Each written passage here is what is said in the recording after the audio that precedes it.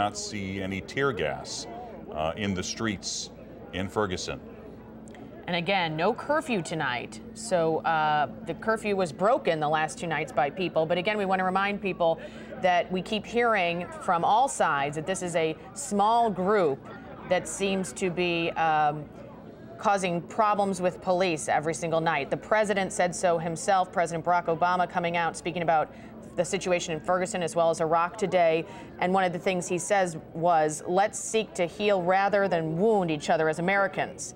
So a message from peace from the president as we watch this line as protesters disperse, and now some concrete, some visible space between the two groups. All right, News Channel 5 Stephanie Diffin is also there tonight. She joins us now in the phone. And Stephanie, bring us up to date from your vantage point. I actually just came into the satellite truck to get somewhere quiet. I understood you all were having maybe a hard time listening because those sirens were so loud. So I'm just a little bit up Ferguson Avenue from where Mike Rush is standing right now. And it was sort of the situation. I was out here last night in this exact same spot, and not quite as severe as last night, but the same situation in that it seemed like everything was pretty peaceful. And then all of a sudden, something changed very quickly.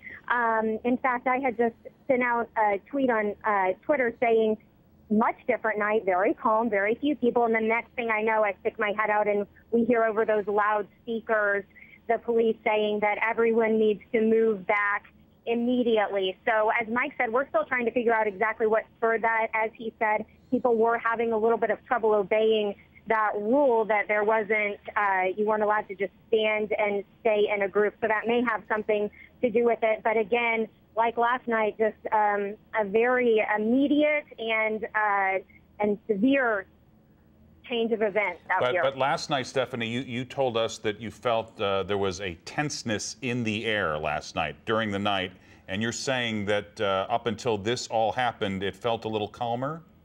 I do think that, yes, it was much calmer tonight than it was last night. When I'm talking about that severe switch in events, it's mainly with the police presence, that it goes from just the normal, police standing and watching to all of a sudden asking protesters to get back and disperse. But you are correct. Last night, tensions, I do think, were much higher, and there were many more people out here last night, at least in this area where we are at West Florissant and Ferguson Avenue. There were hundreds and hundreds of people marching down the street. Tonight, within the past hour, they're just, right in this immediate area were just dozens of people. I mean, there were far fewer people tonight than there were last night. And I talked to a couple of police sources today, and they were telling me that one of the things that's been very tough for them is that there are a lot of people here who are not only not from Ferguson, they're not even from the St. Louis area. They've made the trip here from, in some cases, Chicago, some cases San Diego, that there are a lot of out-of-town license plates, and it's hard for the police to figure out necessarily who these people are, so it's very difficult to infiltrate and try to stop what could turn violent, and that was the problem that they had last night. There's Captain Ron. We're looking, Stephanie, at Captain Ron Johnson, who is right at the front of the line right now with police. And next to him is his boss. That's the colonel of the entire Missouri State Highway Patrol. So both of them on the front lines tonight. Stephanie?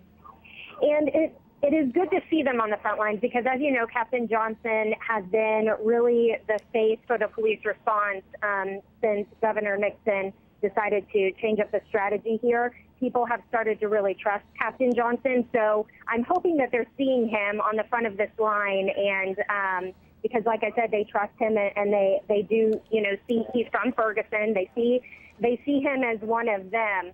So it is good to see him there. But Mike, going back to your point about these out-of-town deaths, that's something that we've been hearing really from day 2 or 3, people coming in from out of town. And I had a conversation with one of my colleagues just about there are people here who they just want to cause trouble, and they for lack of a better term, they like this. They want to be here. They want to cause trouble, and they like these volatile situations. And that is really the big problem here. All right, Stephanie, thank you. Please stand by. Let's go back to News Channel 5's Mike Rush, who is at the scene, right at the scene where all of this is happening. And Mike, behind you is the Feel Beauty Supply, which if memory serves, that was one of the looted stores earlier last week. Yes, it was. In fact, there are still boards on the windows of that establishment as we speak. And then also there's a liquor store here, which was on the corner of the Ferguson Market and Liquor, which was also looted and has the boards up as well. Mike, we saw. I'm not sure. You know, Go ahead, Mike. Sorry. We saw from the satellite truck some pictures of police cars heading your way. So they're strengthening their police presence. But can you tell us what's going on right now? Because earlier it looked like the police may be advancing, and now it looks like they're kind of just holding the line. That's exactly what it looks like they're doing at this point, Mike, is that they're holding the line. Their numbers seem to have increased. And the other side, with the protesters on the other side of the road, they have dispersed a bit. They are, you know, a couple of guys on the bullhorn telling the people to go home, telling them to go home. And does it seem like Malik Shabazz, again, the president of the Black Lawyers for Justice, the man in the yellow polo who's been on the bullhorn encouraging these protesters to go home, he wanted them to go home a couple hours ago. Do you think that he was helpful in quelling this? You know, right now it appears that he is, but I will tell you that that a young man walked up to me just a few minutes ago, asked me if I was a member of the local media, and he said, of Mr. Shabazz, he said, you know, that guy there, he didn't know who he was or what his name was, but he said, that guy there in the yellow shirt with the bullhorn, he is causing more trouble than he is helping. This is the opinion of just a young man who walked up to me, saying that he was leading this group of angry protesters up into the faces of the police. And then once he got there, and according to this young man, once he got there and had all the cameras on him, he turned around and began to tell them that they needed to back up and they needed to go home. That's the account of one of the protesters there. And I do realize that, you know, there are many people who believe that he has done quite a bit to help in the peaceful, you know, to keep the peace out here. We just walked, Mike, we just saw a group of protesters. They were holding up their signs and they were walking, and as we understand it, they're actually walking now away from that police line. And now we see some, they are. And Mike, now it looks like some of the police are advancing. They're advancing into one of the armored vehicles or near the armored vehicle. Okay, I see, we're just gonna have to watch and see what happens here, Mike. I don't know what's going on. Of course, the big the big concern for police, and they've made an arrest. I'm sorry, sorry to interrupt, but they have a gentleman here that they've arrested. I'm not sure if our camera can pick that up, but they've taken down a man. He appears to have a jug. Okay, yeah. Do you guys see this? Yes, we do. This man has a jug. It's in the road. It looks like it has a pink fluid in it, possibly a accelerant of some kind. It's hard to say. I don't want to guess really, but they were.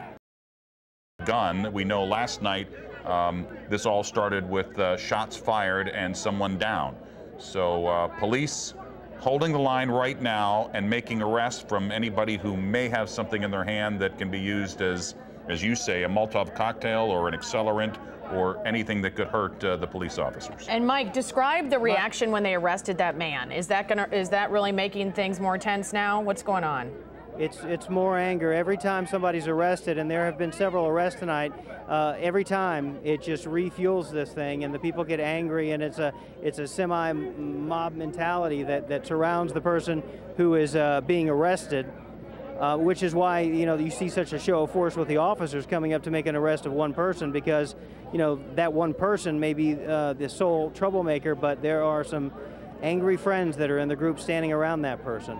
And right now there's a powwow going on with the, I see Chief Belmar from St. Louis County Police out there, standing with a religious leader there. They seem to be talking it over. It's interesting Ron that Johnson was out here himself. It's interesting that you see the leaders. Here you've got Chief Belmar right there, no gas mask. And then you have Captain Johnson and the Colonel of the Missouri State Highway Patrol, and neither of them have gas masks. So the leaders of law enforcement are really making a statement not to have that gear on. Yeah, and there's city police chief standing right there as well. Yeah, I think, you know, I don't know the reason behind that. I get. And there's, we're seeing could, Sam Dotson without it right now. There's Sam Dotson in the vest. Sam Dotson right there in the white shirt. Bulletproof vest and a white shirt. Okay, the officers are advancing again, very quickly. They're yelling at us to stay back, and I'm going to listen to them. That is wise. Please just stay out of the way. We do not want anybody hurt. Mike, can you give us an idea, because everybody was told today that the National Guard was going to be in, and even though they had a limited role, the National Guard was going to be there. Where in relationship to where you are now, where is that National Guard posted? Are they up at the command center just about a mile from there? That's correct, Mike. They are stationed at the command center. They are not here. We have not seen them here. And everybody from the governor on down has made it clear that their task tonight is not to be here. Their task is to guard the command center, so that these officers that you see here don't have to guard it themselves and can be out here to handle this. And Mike, it looks like the police are moving you back. Are they concerned for safety at this point? That's right. We're being pushed back down Ferguson Avenue by a group of state troopers, and then there's other people who are not members of the media who are in this general vicinity too. But they're telling them, you know, back up with the media. Back up with the media. You need to get out of here. Give us our space. And it looks like a lot of people lining the streets are starting to put their hands up, don't shoot, which is obviously one of the mantras of the demonstrators. This is the 9th night of protests. Earlier today, the results of the autopsy done by Dr. Michael Baden, who is a well-respected doctor, and he was hired by the family to do the autopsy, and they discovered that Michael Brown had been shot at least 6 times, all from the front. And of course, they said this is just preliminary and we need more information. But as we understand it, a lot of people were angry to hear that he had been shot so many times. And also, we did just get word in within the last hour, big decision by the Ferguson-Florissant School District. They have canceled classes now for the rest of the week. So classes were supposed to start last Thursday. They delayed them till Monday, today. And then last night, they said, oh, we're not going to have class on Monday. We'll start class on Tuesday. And now we're just getting word they're just not going to have school for the rest of the week. And we've been hearing from little kids when we've interviewed families that kids are really disappointed, obviously. They were excited about starting school. But the statement from the district says, we believe that closing schools for the rest of this week will allow needed time for peace and stability to be restored to our community and allow families to plan ahead for the additional days that children will be out of school. Riverview Gardens and Jennings also canceled classes today, but as of now, we want to let you know both of those plan to be open tomorrow. We have more breaking news. We understand police are rushing to a gas station in Delwood, and News Channel 5's Christina Coleman is on the scene. Christina. Can you hear me, Christina? That's right. We're here at the intersection of Chambers and West Florissant, where I have... Yes, I can hear you. Can you hear me? Yes, can you go guys ahead. Hear me? Hello? Go ahead, Christina. Okay. Okay, all right. So we are at the intersection of West Florissant and Chambers, where I have seen a number of officers drive their vehicles into this gas station. They have shut off the lights, and they have been here for at least 30 minutes like this, with the officers just gathered in there. Now, they had their lights on a little while ago. There were protesters marching down the street. Some of them were taunting the officers. But as I've observed, and Mike Rush has too, this new strategy tonight where the officers are urging the crowd to keep moving. They're urging them to keep going, to not stop in the road, like we've seen the past few nights, where you have these massive groups of people just in the street gathering, shouting, and that seems to be where trouble is starting. It seems that they've kept people moving here. Now, here at this intersection, a lot of businesses are closed down. We got out here around 7 o'clock this evening, and these businesses, they are boarded up either because they've been vandalized, and some of these businesses were boarded up just as a precaution because they didn't want anyone breaking glass and coming in. We spoke with the mayor today, and he says a lot of these businesses, it wasn't that they had things stolen. People would just break into the businesses, ransack it, loot it, and run out and leave these business owners to wake up to a mess, and school children, having to get up to something like this, which is, as you guys have mentioned, why Ferguson Florissant did not open for school today. So here at this intersection, you have a lot of these police officers gathered.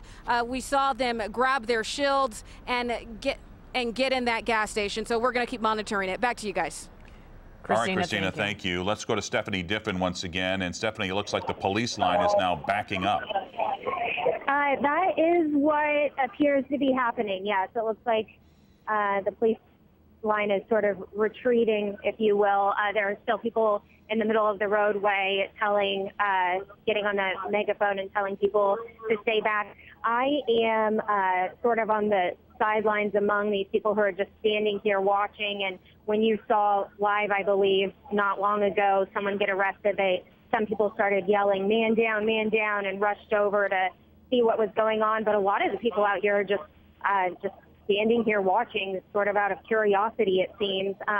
The good news is that I haven't really seen anybody very angry or seeming like they're going to get very violent. It seems like most people are just kind of standing here, not saying much, and just sort of watching this unfold here. And then again, I know I said this earlier, but I just want to express how much smaller this crowd is than it was last night. As you were talking about earlier, some of the police officers do have gas masks on. They have not obviously deployed any tear gas or smoke bombs. And I don't know if that maybe has something to do with the size of the crowd. And hopefully you can see on our live feed, the crowd just is not very large. And it seems like people really are staying out of the street right now at this point. And again, just sort of standing on the sideline, just watching what's happening. Stephanie, I know, first of all, give us an idea, because we can't really tell on the camera, how many people you're talking about. And two, we know members of the new Black Panther Party have been on the ground as part of the demonstrations. Have you seen members of the new Black Panther Party, and how have they been acting, and what has been their message? I haven't seen, I'm looking around now to see if I see anyone that I can tell is a member of the new Black Panthers.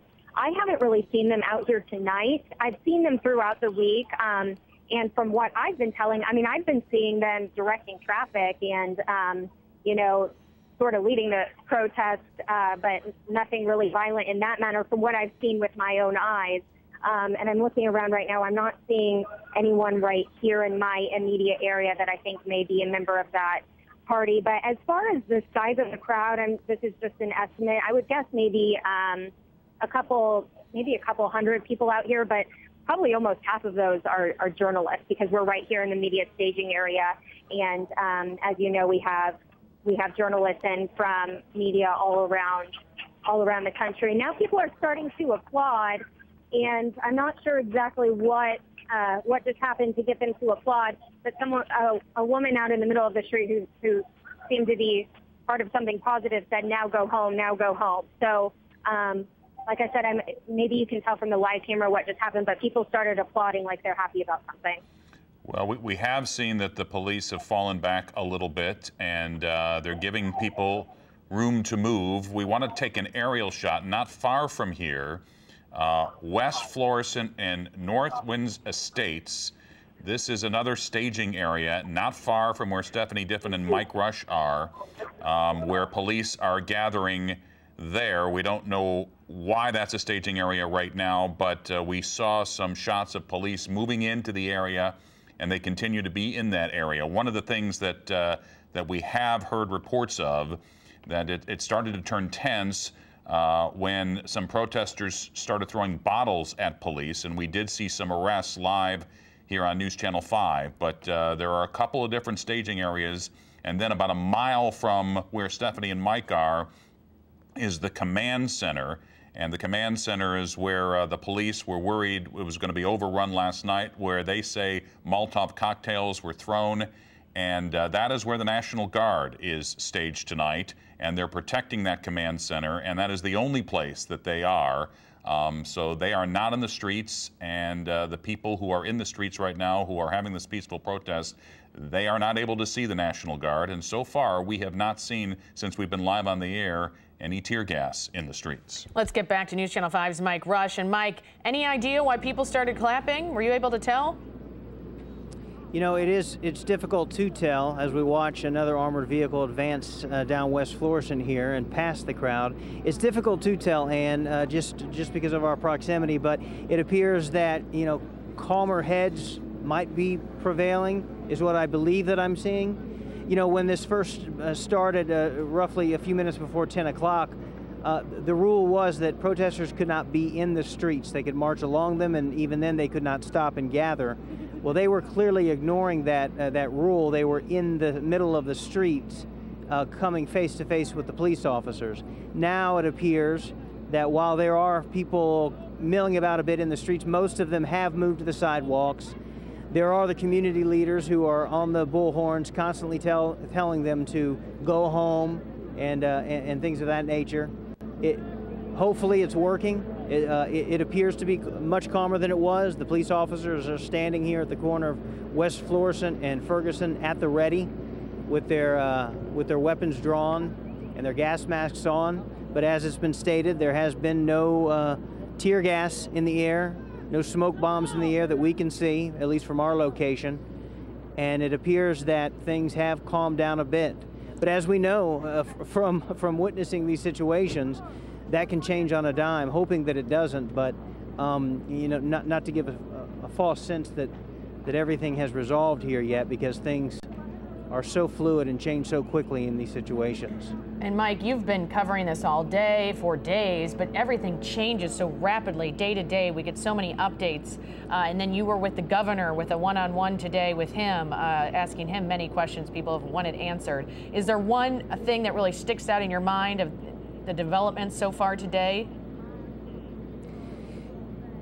You know what really sticks out in my mind is that when I was listening to this evening, when I was listening to Captain Ron Johnson speak to the media, and he would gather in West Florissant, and we were talking. You know, media was all over him, and citizens were there too. And we're not talking about the troublemakers. We're talking about, you know, people who clearly you could tell were here for the cause, protesters, and they were very angry, so angry that at two different points the captain had to walk back, and then at one point he just said, okay, media only at this point, and then he began to talk and talk about how he hoped that we were turning a corner, and how you know, the situation didn't seem as tense. Frankly, I didn't witness that myself. From what I had heard people saying, they were angry. They were angry about all these things that have developed today with the restrictions and with the autopsy, and sure enough, in the middle of a question is when this started to happen, and so it just turned so quickly. And I don't know if that, you know, if maybe he was misreading what was going on in the community and the people he was talking to.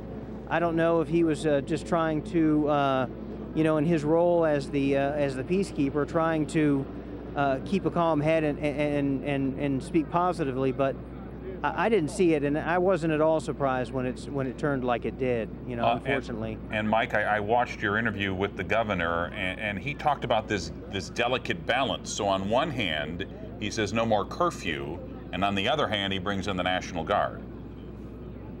Right. It is such a delicate balance, and you know, the justification for that, as far as I could get out of him, was that, well, if we have these resources here from the National Guard and we have them guarding the command center, then all of the officers from so many different agencies in our region who are guarding the streets can focus solely on that, and so that there's no need to have the curfew, because the people who aren't causing trouble are going to abide by it anyway and are going to go home and get about their lives and maybe come back tomorrow. So the troublemakers don't pay attention to the curfew, is what the governor was saying. And now that we have these additional resources, it really won't matter. It won't make a difference. And Mike, President Obama was saying that he's going to watch tonight and make sure that the National Guard is used in a limited and appropriate way. I know you were at the command center where they're based out of. What was it like there once they arrived? How many are we talking? how many soldiers showed up? They would not give us a clear answer on how many National Guard members they had there, as part of their strategy, and that is understandable that they don't want to give all of that information out. But we did ask, we just never got an answer. When I got there and I started to count National Guard members, I counted a dozen. Now, that's not saying that that's all that was there. That's all that I was able to see from that vantage point. And I guess when I drove up, I was expecting to see this huge show of force. That was not the case. I saw about a dozen National Guard members, a couple of vehicles, and it was very low key, I would say, in relation to what average people like us might expect when they hear the National Guard is coming in. You think of them storming the streets or something like that. Nothing like that. And indeed, they are not out in these streets.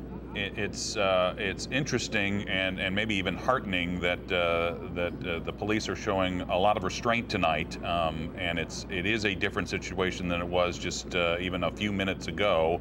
We did find out today from the president that Attorney General Eric Holder will be in St. Louis on Wednesday. He will be joined by Missouri Senators Claire McCaskill and Roy Blunt. And he's going to get an update that he can bring back to the president on what's going on here in Ferguson and what's going on with the investigation. We have a two-track investigation, the investigation being done by St. Louis County and the federal investigation. Let's go now, Mike, stand by. Let's go to Stephanie Diffin. And Stephanie, it seems pretty calm right now. Is that what you're seeing? I'm sorry, Mike. I had my phone away from my ear. What was the question? I'm just wondering, just kind of describe the scene right now compared to what it was maybe 15 minutes ago. Well, I think that it probably is the tension's lessened a little bit than from just about 15 minutes ago, but not by much. People are still just standing here, and they don't seem to be, advancing on police, but they also are not leaving. They're just, as you can see, just kind of standing here, waiting to see what happens, it looks like. And same goes for police. They're just holding that line there. Now, as I've been telling you, the crowd here is significantly smaller than it was yesterday.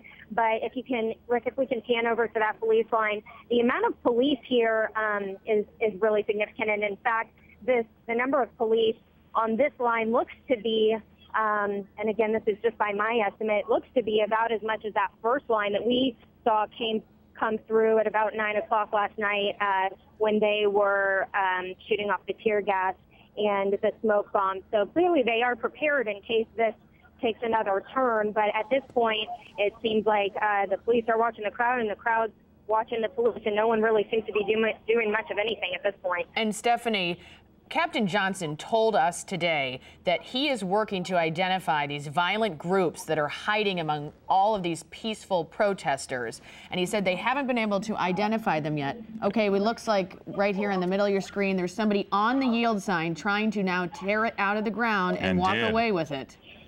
Someone has destruction of Ferguson city property there, ripping down that yield sign right in front of two armored police vehicles. As we take an aerial look here.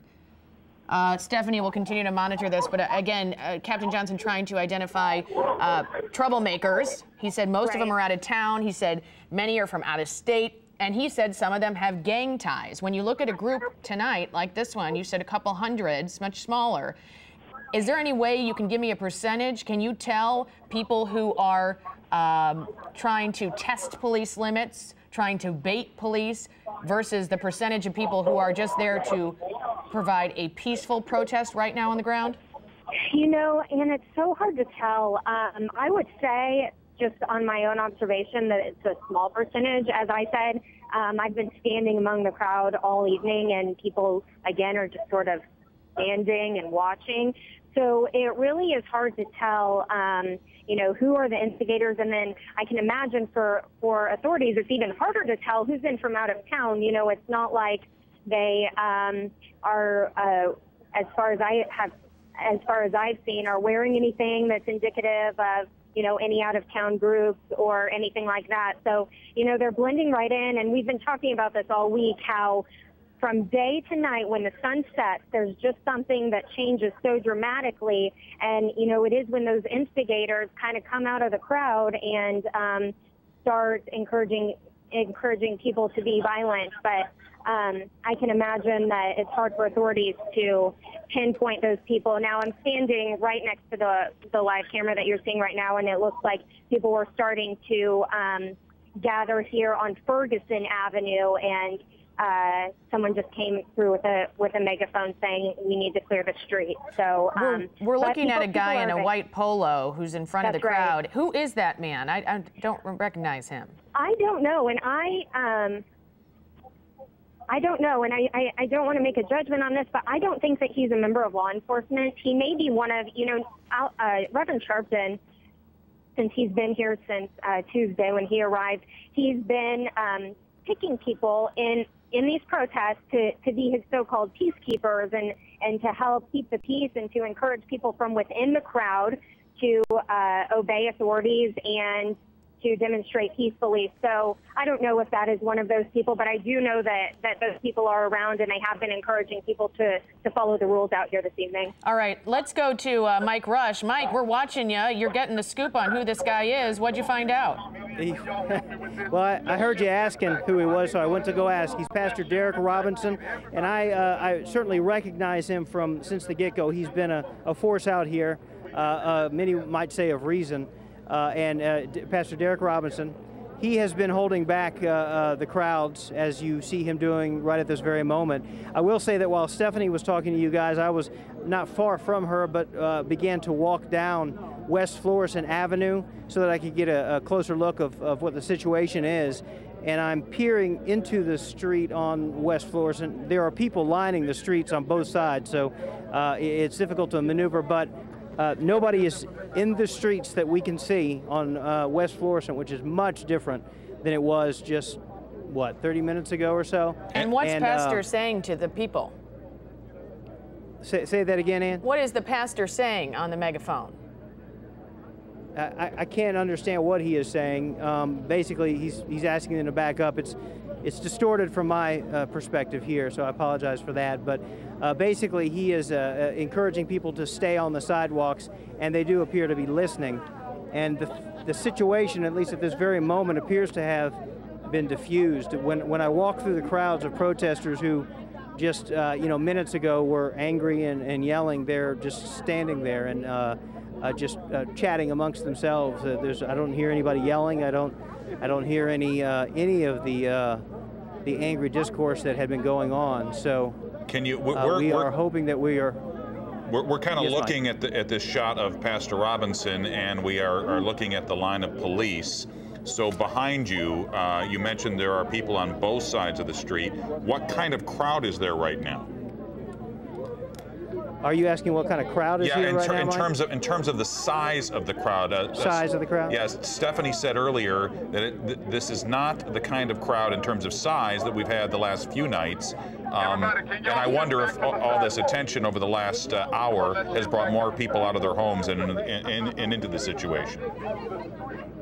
You know, this crowd is not that large compared to what we were talking about last night. Tony Chambers, who was in the thick of this last night for all of the night, whispered in my ear just a minute ago, this is minuscule as compared to what was going on last night. So he's saying that that this is nothing like that. It is a healthy crowd on nonetheless of. I'm trying to get a look here, so pardon me while I stop to look. But, you know, I want to say it actually looks like the crowd is dispersing a bit. There aren't as many people here as were, say, at about 10 o'clock. Let's listen in to him talk to these people. We represent our community. We police our own community. And I need every person out here to make sure that we are representing this community well. We don't need an army, we don't need the National Guard, we don't need them, we just need them just to look at. Okay, so I wanted to be quiet so that you could hear a little bit about what he was saying. He is not, not everybody's happy to hear his message, but by and large it seems to be working.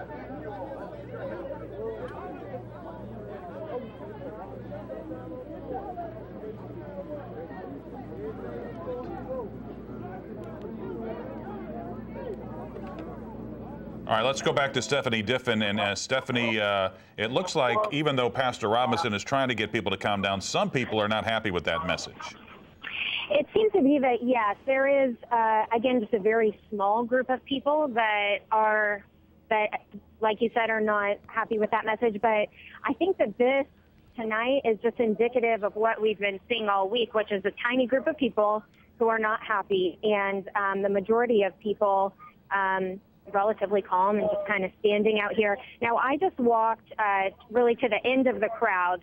They're kind of all concentrated here near the police line at West Florissant and Ferguson. I walked to the very end of where this crowd is gathered, and I did not have to walk far. I probably walked about maybe 100 yards even and reached the end. And this is a thin group, and like Mike Rush said, I believe that it even seems to be dispersing. I'm watching people walk away right now. So this is a very different, as Tony said and Mike Rush said, this is a very different situation from last night. Besides that very small group of people that's really right there where our live camera is. Besides that, people are just kind of standing here and chatting. And again, I think maybe that also has something to do with the fact that a good portion of the people here are journalists. Out of this crowd on this side of the street where we are, I would say maybe half of the people here are journalists. So a lot of these people are not even protesters.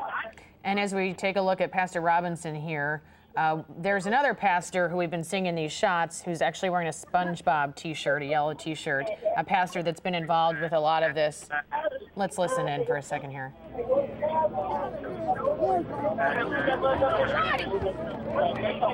Okay, here come police, and they are going to arrest somebody.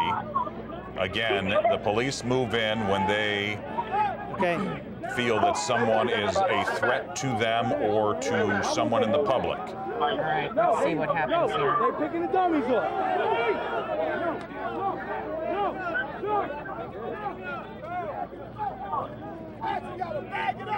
All right, now that man was just on the front lines with the protesters talking to some of the other people. He was talking to Pastor Robinson, and we don't know what happened. But all of a sudden, we saw that. What just happened? Do you guys know what happened? No, why don't you tell us? I'm asking. Oh my gosh, I'm out of breath a little bit. I was standing again at the other end of this crowd, and all of a sudden, I have no idea what happened. People just started sprinting, so I sprinted with them. I ran into the media area here. I was just asking some of the people who were running alongside me if they knew what happened. They said they don't know. They think someone threw something, but they're not exactly sure.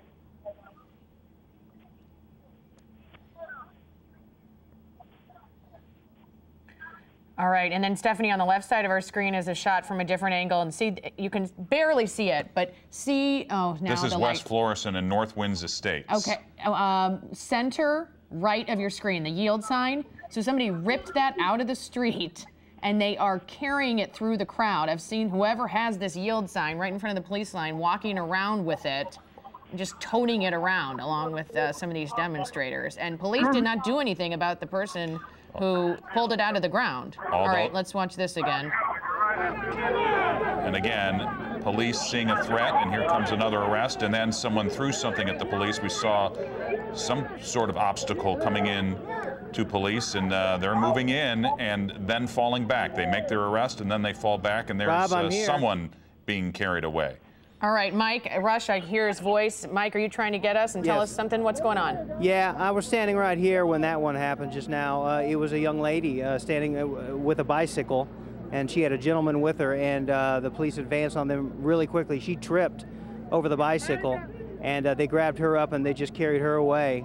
Now the police officers are retreating. I can tell you that when they advance, it doesn't matter who you are, and if you're in their way, you're getting out of their way. So what happened? And they have. What did she do? Something? You know, I really can't tell. I really can't tell. And I think that what I'm hearing from the pastor is that people are throwing things at the officers. And the minute that happens, I was standing when Stephanie was talking about the one just prior to this. I was down West Florissant walking back, and all of a sudden there was a stampede of people running my way. I had to run into the street to get out of their way because I felt like I was going to be trampled. And the the police officers were right on their heels. When one item is thrown, they advance, and they find that person, and they advance in full force, and they get that person. Have you seen any of the objects that have been thrown? What are they? I've seen water bottles in the street. Earlier, there was a paper ball that I picked up to show you guys a little earlier. I haven't seen anything. Any more substantial than a water bottle. There was that object the one man that was arrested had in his hand, and it appeared to be Mike, hang on some fluid. Mike, hang on just a second, because we are watching another police staging area. Again, we mentioned this earlier. This is the scene at West Florissant in North Winds Estates. More police are coming to this scene. This is where more protesters walked to. They walked away from where Mike Rush and Stephanie Diffin are at West Florissant and Ferguson, and they walked here to West Florissant and North Winds Estates. And on the right side of the screen, there was a yield sign that someone pulled straight out of the ground. Police, they said if property is damaged, and that could be, Ferguson property, they were going to arrest people. It's hard to see because it is so dark over there what is exactly happening, but we do know that more police are now on that scene as well as here at Ferguson and West Florissant. Okay, here at that intersection, please. Can everybody come follow me? Can all of y'all come on? Okay, the pastor is asking everybody to follow him away from the intersection, and let's see if it's happening. We've got Pastor Robinson in the white shirt, and then there is another pastor right there in the yellow shirt with so him. It looks like Pastor Robinson is encouraging everybody to walk with him, and people seem reluctant. It's hard to say how many are. It seems like they're not. I see members of the media gathering with him, but I don't see many intersections. So, Mike, take us back to earlier tonight, because one of the things that we had heard was that it was kind of a police strategy tonight to keep people moving, that in the past days and nights, we've seen people congregate at the QT and some other areas, but tonight the goal was to keep them moving, that protests were fine as long as they didn't congregate, and that created what the police thought was a threatening situation. So were people cooperating with that, and how has that changed as we now approach 10:44 p.m.? I would say people were reluctantly cooperating with that, Mike. Everyone I talked to, was angry that it was set up that way. Captain Ron Johnson said the theory was that, when they congregate in and along the streets, that gives the seedy element the opportunity to blend in with the legitimate protesters, and they were trying to prevent that from happening. So yes, you're right. They were told that they could march up and down West Florissant, and there were no limits on where they could walk. They just had to keep walking, could not stop. And they had one place where they could congregate, which was a credit union at the corner of West Florissant and Ferguson. But people weren't liking that. Everyone I talked to, I could tell, wasn't liking that, and I was getting the sense myself that, this is happening now, but it's not going to last for long. And it didn't. One of the rules was to stay out of the street. Well, they slowly began to get in the street, began to stop along the way, and it was right around that time when the captain was addressing the media that these group of protesters walked in the middle of the street and were walking towards the police officers, and that's when we knew that things were changing for this night. People are gathering in the street right now here on the corner. The pastor with the bullhorn had been trying to get them to back off, but, people aren't biting. They're standing their ground. It does not appear that they want to leave. And have you been able to talk to any of the police officers or get any word on the situation at Ground Zero or the QT? I did ask about the QT and what the status of it was. Honestly, we have not been there tonight because we've been focusing on this designated area where the protesters are. But the impression I got from the highway patrol was that the QT was off limits tonight. That they were putting a fence around around the parking lot You know, in days past when we were there, you could gather on the parking lot where the gas pumps were and all. They just had some minor fencing going on. Now I'm told that if it's not already there, that they're putting it up there, and people are told that they cannot go on that property. So it appears that most of the people, knowing that this was the gathering point, showed up in strong force over here. And we hear someone else on the loudspeaker mic. If you're wrong, I'm going to say you're wrong. I need everybody that's not pressed. Let's go home and lay our bodies down. She's saying, let's go home and lay our bodies down. A woman's voice, it sounds like. Yeah, there's a lady with a bullhorn who's talking, saying, let's go home and lay our bodies down. Anyone who's not a member of the press, let's go. I'm coming back with you. But I'm asking you, I am pleading with you, please. Let's go forward. Lay your head down and rest and come back for another day of battle. Battle of your right. Trying to angle the camera, guys, for you so you can see her, but unfortunately we are tethered with a cord that can only go so far. So while I'm wandering and can provide some of the audio, my camera operator Rick cannot go with me that far. And Stephanie Diffin, who is also on the phone, you know, one of the things that we've heard over the last few nights is that people keep asking, when will this be over? When will these protests stop? And obviously, the answer to that is, A, we don't know, but B, when people discuss this, they say, well, they want justice, so they're hoping for an arrest of Officer Darren Wilson. We don't know if the shooting was justified was justified or not yet, because that investigation continues on 2 tracks right now. And so some of these protesters also, you know, they say the wheels of justice are turning a little bit too slow. But Bob McCullough will tell you, and he will tell us, that he's going to try to get it right. We do understand that he is supposed to present some evidence to the grand jury later this week. So that is a step in the right direction as far as some of these protesters would be concerned. And there's been many calls from different groups that Bob McCullough step down and recuse himself from this investigation. There's a petition going around asking that a special prosecutor take his place. Obviously, St. Louis County Prosecutor Bob McCullough in charge of the investigation, the criminal investigation into Michael Brown's death. But we did some checking today, and it turns out no one can remove him as the lead prosecutor on this case. He can recuse himself, voluntarily leave the case, if he feels that there's reason to. If he does that, he'll file a motion with the presiding judge of the court, and then the judge would appoint a special prosecutor. But Governor Nixon, President Obama, no one, this is all according to the Missouri Association of Prosecuting Attorneys, can make him step down, and that includes any petitions from the people. And his whole goal as a prosecutor is to kind of not watch what's going on. Not that he's not paying attention to what's going on, but he has to distance himself from what's going on right now because he's got an investigation to worry about, and his focus needs to be on the investigation, and that means interviewing witnesses, that means gathering forensic evidence, that means coming up with a case to decide to give to the grand jury, and once the grand jury hears the case, then the grand jury will decide whether or not there will be an indictment.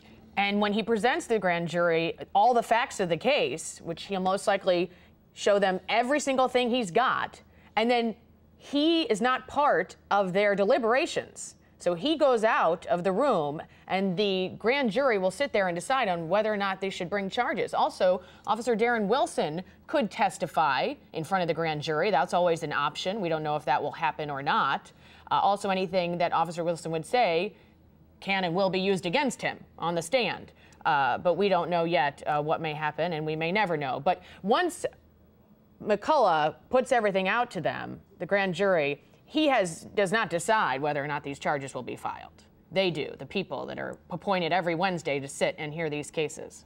And the grand jury will hear from witnesses. That is part of this case. They will hear from the witnesses, and then you talk about the wheels of justice moving. In some cases, some people feel too slowly. Others say this is how long it takes. You know, they've got to get those witnesses together. They've got to get them in front of the grand jury. They've got to hear what the witnesses have to say. They've got to present the evidence.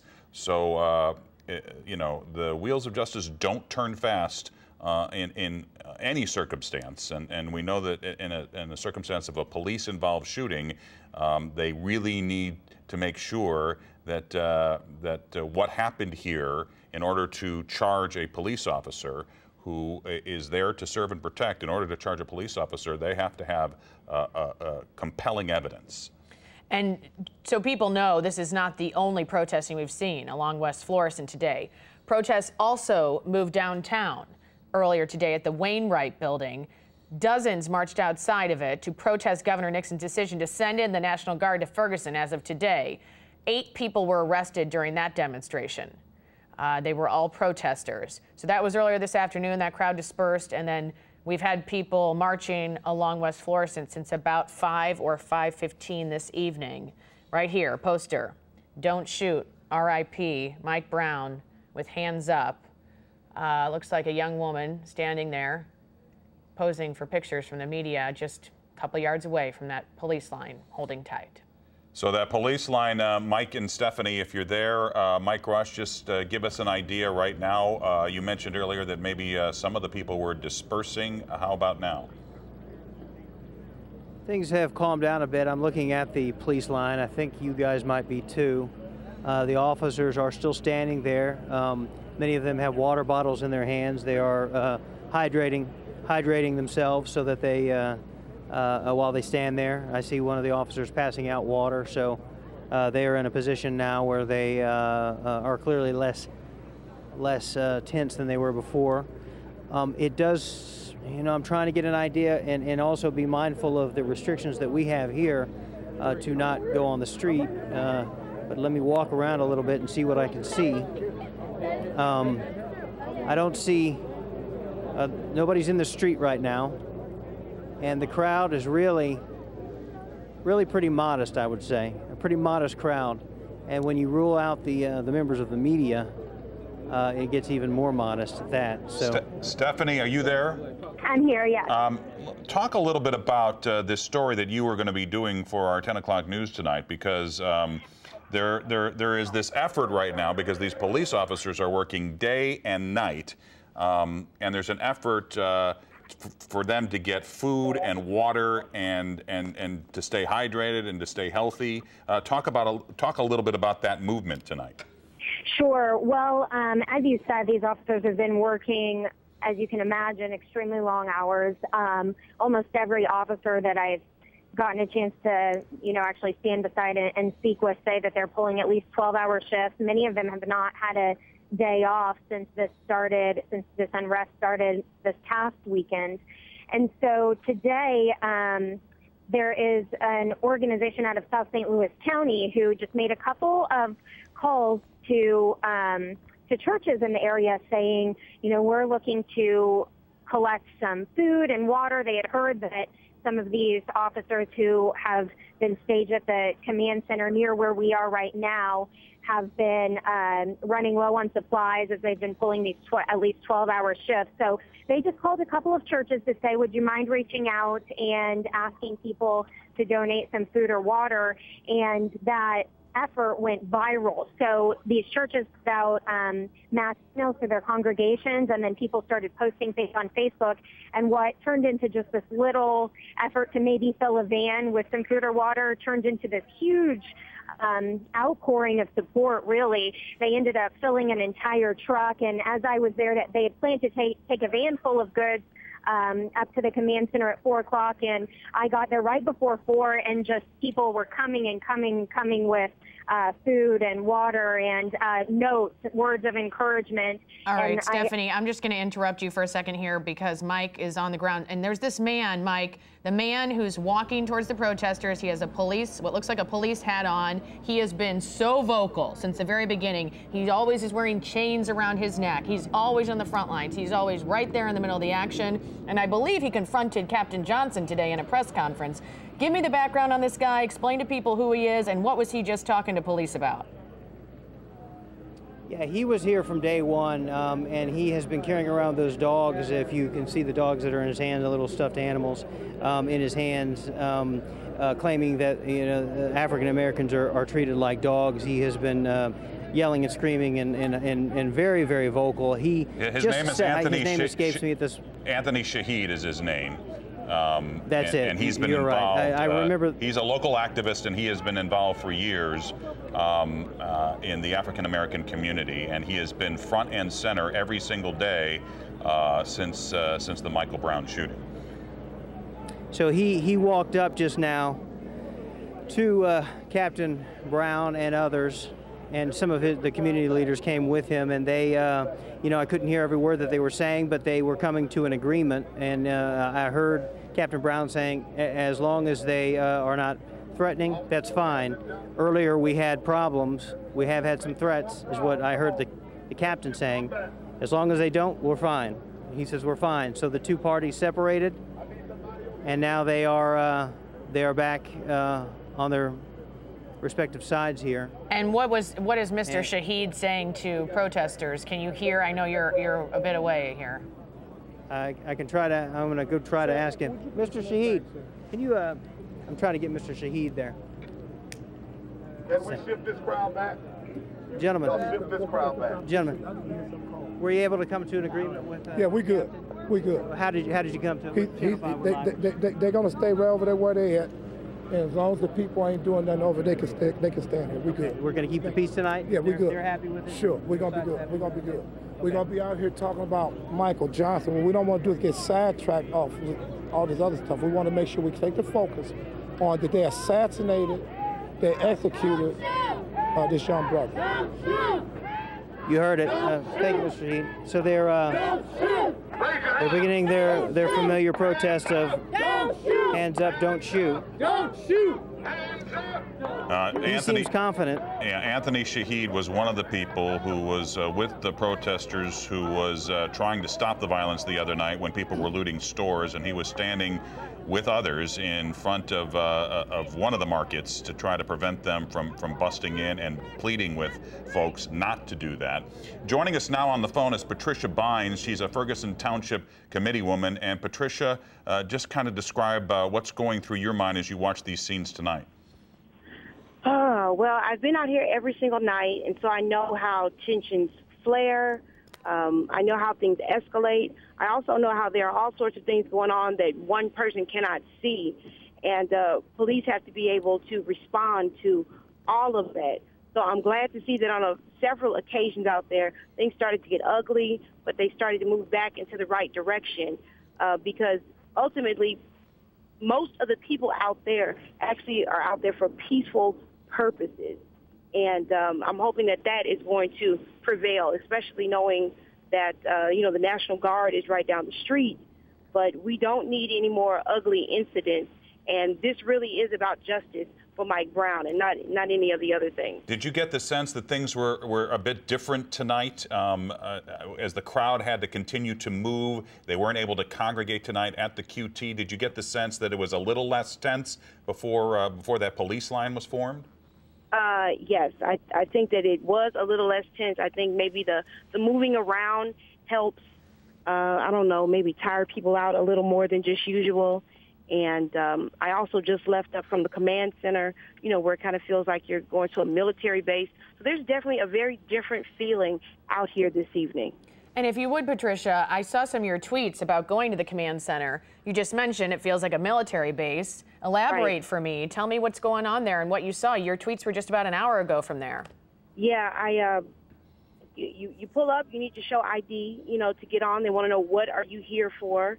I was there for an interview for something, and a media person had to come get me, had to, step aside. It's very official. There is a tanky-looking armored car thing there, so it's a very different feel. Different soldiers are out throughout the what I would think is just like Target, and it's not. It feels very different. Patricia, Ferguson is your home, and you have seen what has played out internationally and about your home throughout the last 9 days. So right. I'm just curious as to when you see these scenes and when you see how Ferguson is being portrayed, what goes through your mind? Well, one, I think that first we're seeing the best and the worst of people. I have seen some fantastic things happen out here under these incredible pressures. I've seen, citizens stand up and try to stop the looters themselves. I've seen other people, step in and try to calm things down. So everything is not bad, and I think in moments like this is when we really get to see what type of community we are and who's leading those kinds of efforts for peace and be able to do stuff like this. So I don't think it's all bad, and I think that we have had some really great moments, but this is tense, and the world needs to know, and not only the world, but St. Louis needs to know, we need to deal with these underlying issues. So the issues that are driving this, the police brutality, police harassment, racism, racial profiling, making sure that officers are not above the law, these are things that we need to seriously deal with. All right, Patricia, we're going to just cut you off for a second here. We're watching our live pictures. I know you're on the scene. Looks like we have Captain Johnson is approaching the crowd here. Let's listen in for a second. Y'all too anxious, man. Y'all the wrong. They wrong. Fighting for our Dan and Mike, I'm not sure. This is Mike Rush. I'm not sure if you can hear me. We can. Go ahead. Okay. There, I'm looking down the horizon here on West Florissant, and there is smoke looking like, either tear gas or smoke bombs that they've been firing down the road here. I heard Mike, the bang of one. Yeah, we're hearing some tear gas being thrown here at. This is near the QT in Ferguson right now. Is this near the QT? It does look. It's down West Florissant in that direction. Yeah, so Canfield and West Florissant. Heading there. Correct. And right. You can see those bright yellow lights, bright yellow flashes, almost like firework flashes. And we see people running from the gas in our picture, just so you know, people covering their nose and mouth with their T-shirts. Obviously, a lot of people getting more angry. And so you can see the clouds? I can see the clouds, and I can see the flashes, the orange flashes. And this is quite a ways down from us, but I can still make them out. And Captain Johnson seems to be directing his police officers, and they're pointing at something down the street. Let's take a look at this guy here. Yeah, go ahead. It looks like he might be wounded. The guy in the yellow shirt looks like he might be wounded. He's got Antonio French, alderman, had escorted him to the police. The police have surrounded that man and taking him away, but he had a bandage, it looked like, wrapped around his hand. And I know you're far away, Mike, and we're glad for that, because your safety is the most important thing. You're doing an excellent job, and we appreciate it. But we've seen multiple nights in a row when they deploy the tear gas, people pick it up and throw it back at police. Any evidence of that yet? I can't see any evidence of that, Ann, but this thing is developing quite a ways down the road from us, and I see flashes right now. I heard another. And it could be tear gas, it could be smoke. We don't know which one it is. I guess we shouldn't say tear gas. We're getting reports of tear gas. But they also have been deploying smoke bombs. At this point, from this distance, I see smoke, so we cannot say what it is, but it's quite a ways down. But more police officers, more police officers are arriving on the scene at West Florissant and Canfield, and that is not too far from the scene where Michael Brown was shot a week ago Saturday by Ferguson police. We see people running from the scene, some with their heads covered, some seem to be acting as if they are experiencing tear gas. But again, this scene is playing out a few blocks from where Captain Ron Johnson is and holding that police line, but more police are on that scene right now. We've got a fire. There's a fire in the center of the screen. Looks like somebody lit something on fire in the street, and it's just burning there by itself. Well, this is reminiscent now of some of the scenes we've seen from the last few nights. Our hope was, even just a few minutes ago, that this was not going to happen, that it looked like that maybe we could resolve this evening peacefully, but apparently something happened. The police will not fire that tear gas unless they feel there's some kind of threat, and that threat will either be to police or to the public safety. That police line's still holding there, but you can see the tear gas is being fired at Canfield and West Florissant even still now, right now. All right, let's get back to Stephanie Diffin. Stephanie, what are you seeing and hearing? So I am right by the police line. I'm just feet away from the police line, and I was here just a second ago. And as you can see, it looks like there are a few officers moving forward out of that police line with their weapons drawn, and that is exactly what happened just a few moments ago when it looked like a car pulled up, and I heard Captain Johnson yelling pretty frantically for people to get back and clear out of the way, and then when that car pulled up, for the officers again pretty frantically yelling, tell them to get out of the car, because they weren't quite sure who was in that vehicle. Where we are, again, there hasn't been any tear gas or smoke bombs deployed right in this immediate area. I'm not feeling any effects from the tear gas that's been deployed down the street. As you're seeing, there's another tactical vehicle and another van there rushing down the street. So it seems like the most serious situation as we're watching these cars speed by us is down probably closer to where that quick trip is and where we were seeing that tear gas deployed just moments ago. This police line where we are is still keeping the line here, but they just made an opening for those cars that rushed down the street and then moved back in to maintain their position. So any word on the situation at the QT? I mean, that has been so symbolic for the protesters. It burned to the ground. Shooting. That's real shit. Yes. No, like.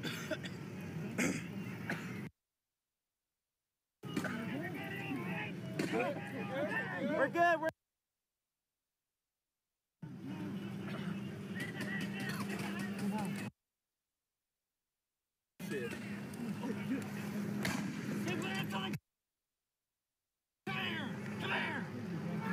We've got live fire. Large successions of live fire.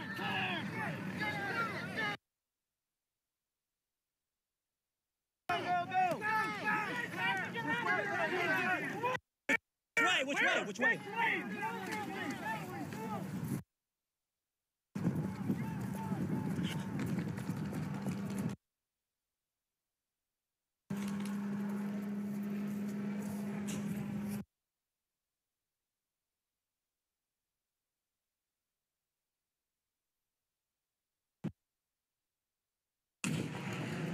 At a church, people go to that rally and then they go right back to that quick trip. So, like I said, they sort of have claimed that area. There's graffiti on the sides of where the gas pumps used to be.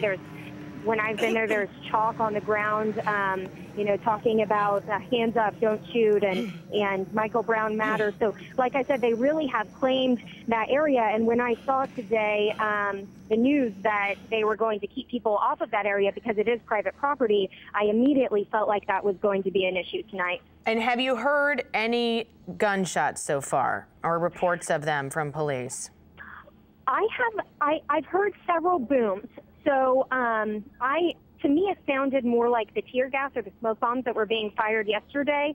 But when I was standing right by this police line and it got very tense very quickly, I did hear one of the policemen yelling, "Shots fired." I don't know if that's confirmed, but I can tell you that I did hear him saying that, yelling that really, I think, at the protesters to urge them to get out of the street. All right, so any more canisters going off, or is it subsided right now?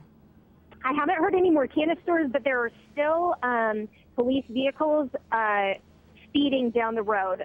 Every once in a while, this police line will break up to allow vehicles to get through, and then those vehicles speed down. Yeah, we are seeing a lot of police vehicles rush down that street. We understand that some porta potties may have been tossed into the street at Canfield and West Florissant, where all this is happening. Last night, some of the protesters were trying to put up roadblocks, makeshift roadblocks, to keep the police from getting through on West Florissant. It didn't work, and I'm not sure porta potties will work, but right now there is a big police response. That police line where Stephanie and Mike is a little different than it was a few minutes ago when there were armored vehicles behind that police line. Now it looks like the armored vehicles have all made their way to West Florissant and Canfield. All right, let's set the table here and orient everyone as to what is going on right now. 11:20 from the protesters, but I'm not entirely sure. It looked like. You're a real bro. Thanks, man. Thank you, little dude. Man. Here, you know you activity right now. Hey, can you crack that open for me, man? Yeah, for sure. We just had a large succession of live ammunition fire. There you go. And we were pinned down behind a transformer, surrounded by tear gas. The police, SWAT police, ran in full gear, said, "There you go. Get down, get out, get out, get out."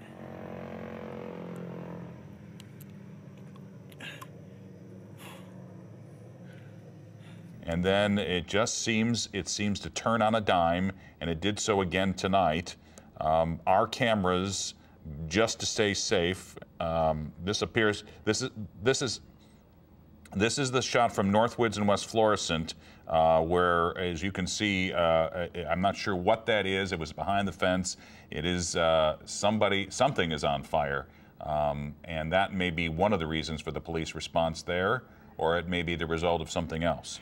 Let's go back to News Channel 5's Mike Rush. We cannot tell what is on fire there.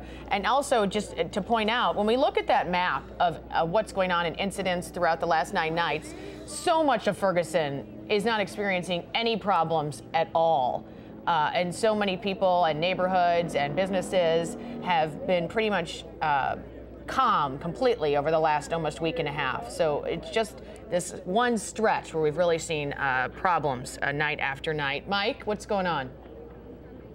Well, I was trying to make my way down West Florissant a little bit to see what I could about the intersection down the road there at Canfield. I just see a bunch of smoke. I see a bunch of police lights, and I see a bunch of the protesters who were here at Ferguson and West Florissant at this intersection making their way over to Canfield, out of curiosity to see what's going on, and then possibly some to take part in it. And so this crowd seems to be dispersing quite a bit. As you guys noted, many of the police vehicles that had been barricaded here at West Florissant and Ferguson are also gone because they've gone down the road over there. So there's a definite shift in activity over to that side.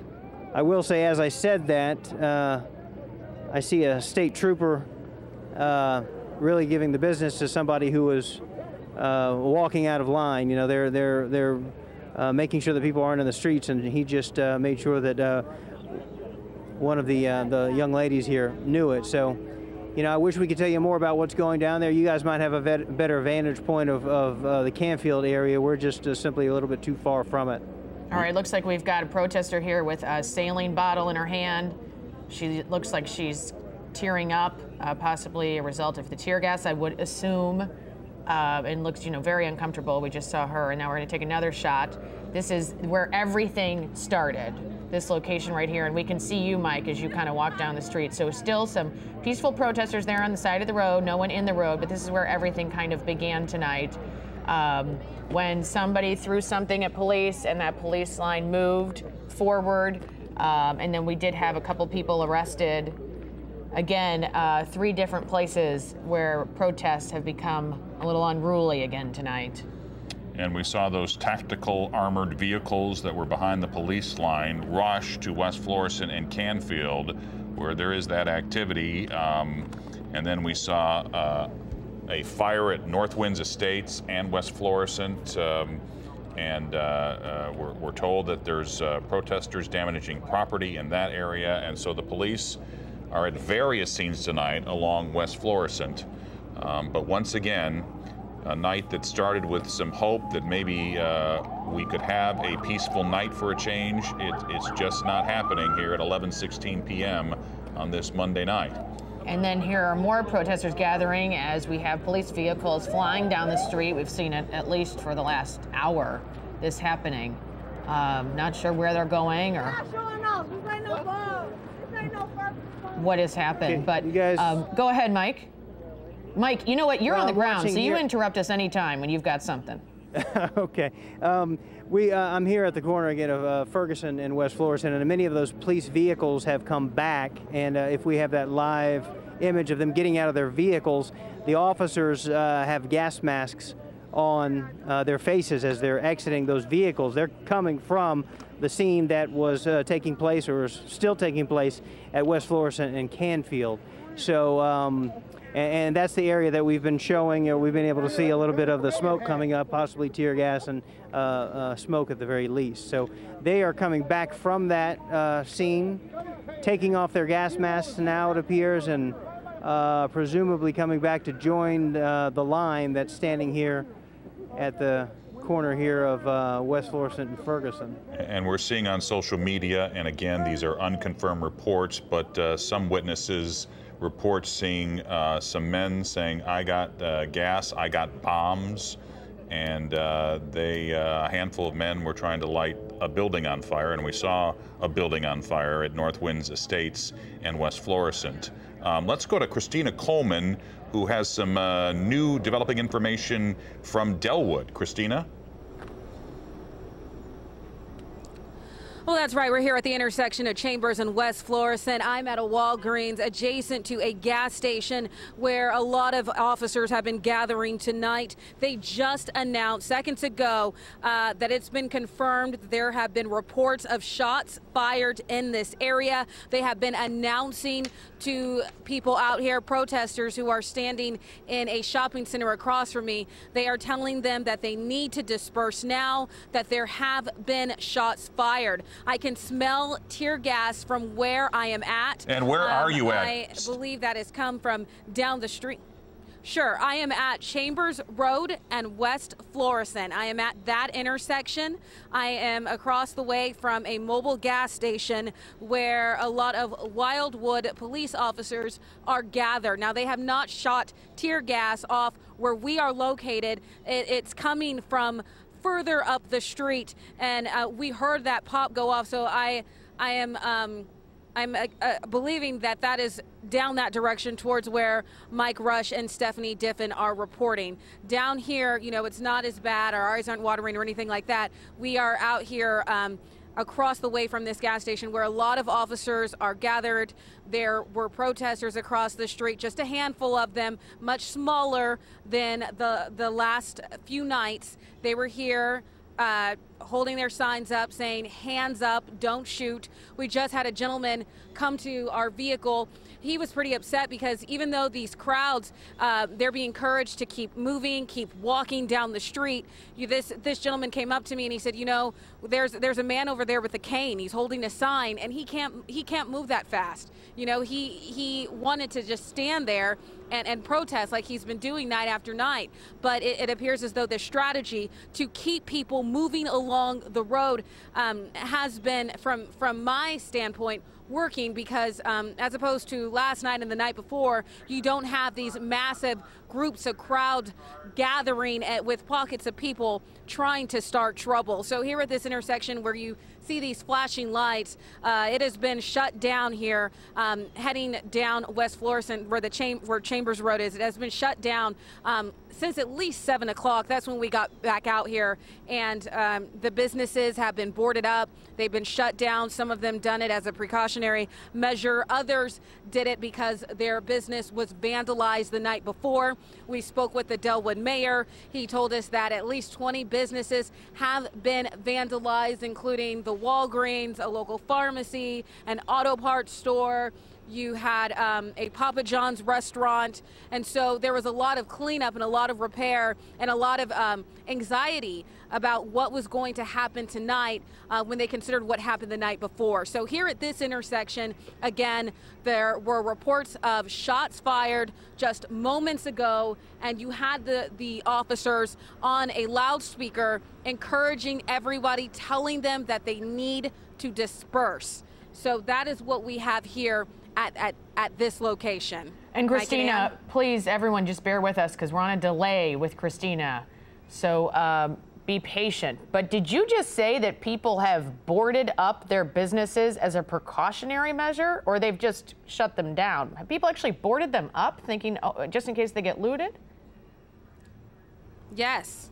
Wow. Yes, yes. We were near City Hall today, and you saw a business, and we were trying to get video of some of the cleanup. And I said, so this business here was looted or ransacked? And he was like, no, they're just boarding up because, and this was the mayor, he was saying that this business, and I wish I could remember the name of this business, it's near City Hall, but he was like, no, they're just boarding up to stay safe. They don't want bricks or bottles or anybody breaking in here. What did you say? Delwood Lounge. Delwood Lounge. My photographer is telling me Delwood Lounge. He's the one who shot it. He remembers. And so, yeah, they were just boarding up to stay safe because they don't, I guess it would cost less than having somebody come in and rip apart your cash register and steal your merchandise. All right, Christina, thank you so much. And we want to remind people as we look at these pictures, a 9th night now of unrest.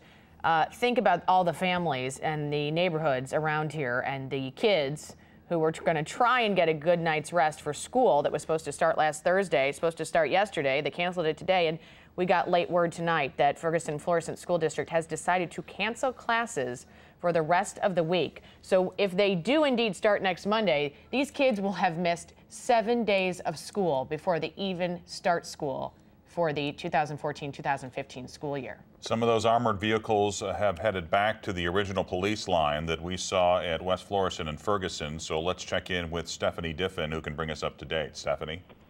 Mike, I just walked down the street a little bit with one of our photojournalists, Tony Chambers, and what seems to be happening is that, as we were telling you, we thought that this crowd up here was dispersing, and my hope, I think everyone's hope, was that people were deciding to go home tonight and that maybe this would end peacefully. But I think what was happening is that they were walking down to that quick trip area that we've been talking about, which is, again, been the epicenter of these protests all along.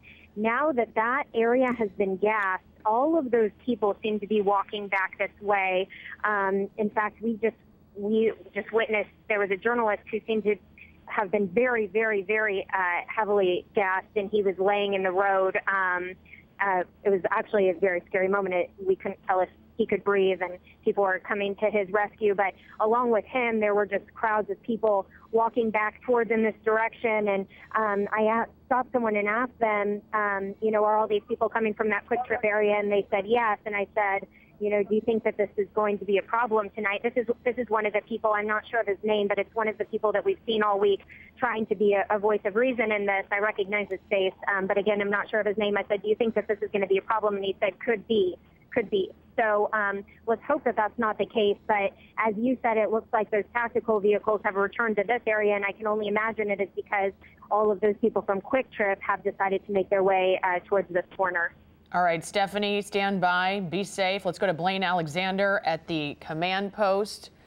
Blaine, that is where the National Guard, deployed today by Governor Nixon, is standing by and supposed to be playing a limited role and just help to protect that command post. Blaine, can you hear us? Go ahead. Yes, I can, and I can hear you guys, and I just want to give you just a few updates of just the last 5 to 10 minutes. Now, again, all I can tell you is what I've observed here at the command post here in the Target parking lot. But just maybe in the past 10 minutes, I saw 4 National Guard vehicles pull out of this parking lot. I want to show you right here. They kind of pulled out around this way, pulled out, and then left the parking lot. Now, I asked several uniformed National Guardsmen exactly where they were going, what they were doing. Were they going to West Florissant Street? Were they being sent someplace else? They wouldn't or couldn't give me any information as to where they were going. Just a few minutes after I saw those 4 vehicles pull out, I saw an ambulance with its lights on pull out of the parking lot. No sirens, just lights. pull out of the lot, and just a few seconds before you came back to us, we saw what appeared to be that same ambulance come back in here. Now, again, we're not getting any specific updates from any sort of individuals, any sort of officials as to what exactly is happening, but I can tell you it had been a pretty quiet evening here at the command center, except for what I just described to you happened in the last 10 minutes or so. So we're standing by. We're going to keep checking with officials to see if they can give us any more information. But again, that is what we did see, those 4 vehicles pull out, an ambulance pull out, and then pull back in here. All right, and Blaine, just give people an idea of where the command center is and where it is in relation to the activity, the 3 different activities we have going on in West Florissant where we've had unrest tonight, so people know. Sure. Sure. We're at the intersection of West Florissant and Lucas and Hunt. And this is what's been set up as the command center for law enforcement. It's really been this way for the past few days. This is actually the parking lot of a Target. There's a Target, a Rainbow store, a Foot Locker. I mean, it's just a normal kind of retail chain store. But again, it's the home of really kind of the nucleus of all the law enforcement that we've seen deployed here in Ferguson over the past few days. And then on the other side, of course, this is really kind of the media campout. You see a number of satellite trucks, media trucks here, standing here in this parking lot. All right, Blaine, and you asked me. Oh, go ahead. I'm sorry. I was going to answer the other part of your question. You asked me how close it is to what we're calling kind of the protest zone, the ground zero. It's very, very close. I'd say less than a mile away from where the protests are taking place. Actually, probably a little bit less than that. Maybe about a half mile. All right. Again, we have 3 basic scenes here. That was Blaine. She's at the command center. But where police are staging right now, West Florissant and Ferguson. We saw the tear gas that was fired at West Florissant and Canfield. And then there were reports of fires and property damage at West Florissant and North Winds Estates. It's almost 11:30 on this Monday night, and the chaos continues in Ferguson tonight. Earlier today, we had this preliminary autopsy revealed. We got some information from the St. Louis County Medical Examiner, but mostly we got information from the family and the family's attorneys about the autopsy and about the 6 shots that were fired to the front of Michael Brown. And that's kind of how this day began. And people were angry about hearing that news. But most of the night tonight, until close to 10 o'clock, it was fairly peaceful. The National Guard at the command center, that is what they are doing. They are not in the streets in Ferguson tonight. The police seem to take a restrained posture for most of the night. And then, just like a dime, it just changed. It just changed around 10 o'clock tonight. And now we have these 3 staging areas. No reports yet of anybody seriously injured, and that's the good news. But tear gas was fired, I would say, about 15, 20 minutes ago, and that was at West Florissant and Canfield near the QT. And we just got word that a Code 2000 has rung out in the streets of Ferguson, an alert to all of the police officers. That means that they have called in an additional 50 officers. We had a Code 2000 last night as well. So all different jurisdictions. There are dozens of jurisdictions playing a role in this enforcement over the last 9 days. On the front lines tonight, we saw Captain Ron Johnson, the new leader of law enforcement as of Thursday from the Missouri State Highway Patrol, and by his side, his boss, the colonel of the entire Missouri State Highway Patrol. Also, we saw Chief Sam Dotson of the St. Louis Metropolitan Police Department on the front lines tonight, all of them together along that line. Also, Chief Belmar of the St. Louis County Police was also there. So they are all on scene tonight. We know that the County Police Department, with over 800 officers, has canceled days off. We understand these guys, these women and men, have not seen their families in days. They're working unbelievable shifts, and no one's allowed a day off until further notice, is what we've been told by the chief. But right now, they're calling in 50 more police officers as they deal with 3 different scenes tonight. And you see some of the people that may not even be aware of what's going on in West Florissant being asked to turn around so that they don't go into that police line. Let's go to Mike Rush, who is right there at that. Well, there's a lot of live beanbags lying all over. Let's not stick around this spot too long, man, because this is where we've had a lot of gunfire. We'll try and get through this section as quick as possible. And the strong line of police presence here at West Florissant and Ferguson yelled at them to turn around, and they just turned into a parking lot there. We're trying to zoom in as much as we can. We're limited as far as where we can go, but many of the people who had vacated this intersection going towards West Florissant and Canfield to see what was going on have started to mill back into this area, as have many of the police officers have come back in their armored vehicles and in their Suburbans, and on the ground. CS smoke projectile. All right, so this. Hey man, hey. We've got a large group of SWAT police here. We've got some locals walking forward. I'm walking with my hands up. I got a large press emblem on my chest. Hopefully I can make it through this section safe.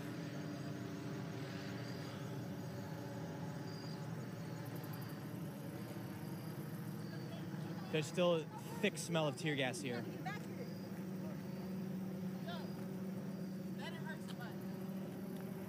Hey, do you guys know what's going on down there?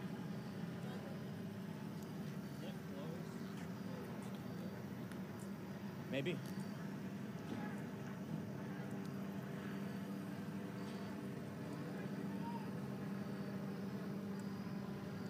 So we've got one of the armored SWAT vehicles. I'm not sure I can hear them.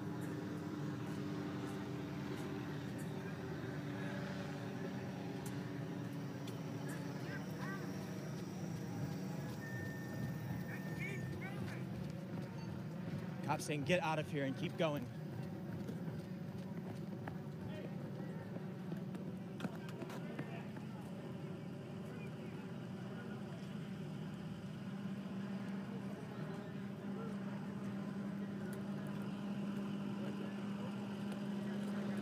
Not sure that, you know, being here is any safer than anywhere else.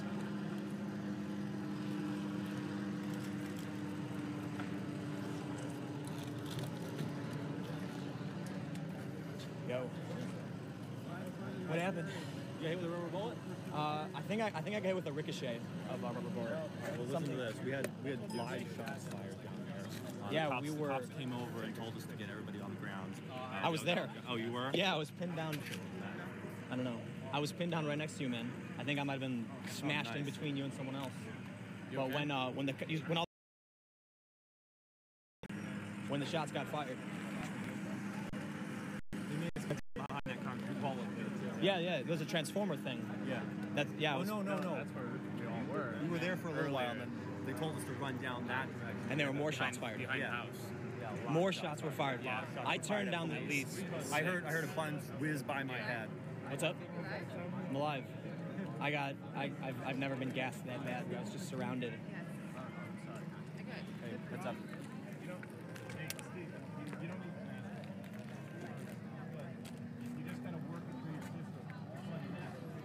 So I heard you guys saw a building get lit on fire. Yeah, no, it's just a few small fires. They put them out. Okay, cool. So for those that are watching, the reports we heard earlier. Over here at the original Red's Barbecue. Yeah. Just two small fires.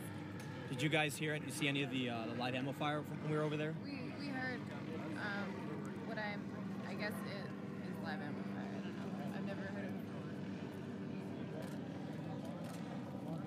it. It had a sound. Yeah.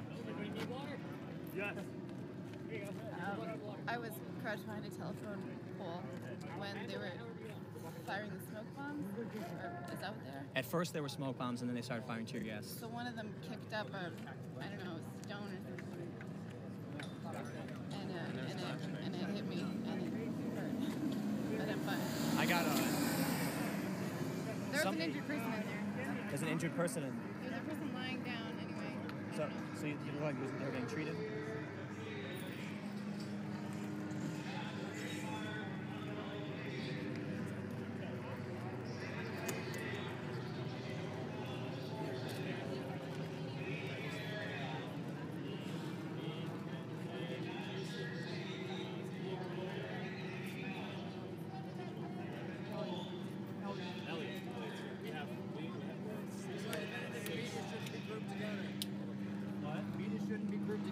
care if you do what he's telling you to do. We shouldn't be cruising. Easy target. Clear a crowd. I didn't see any canisters go off at this particular intersection, but it just appears that the wind. Excuse me. All right, Mike. We'll give you a couple of seconds so that you can recover or at least move away from where you are smelling that tear gas. But obviously the wind is carrying it up from West Florissant and Canfield to where Mike is at West Florissant and Ferguson. There was some good news today in terms of what was happening with the St. Louis County website.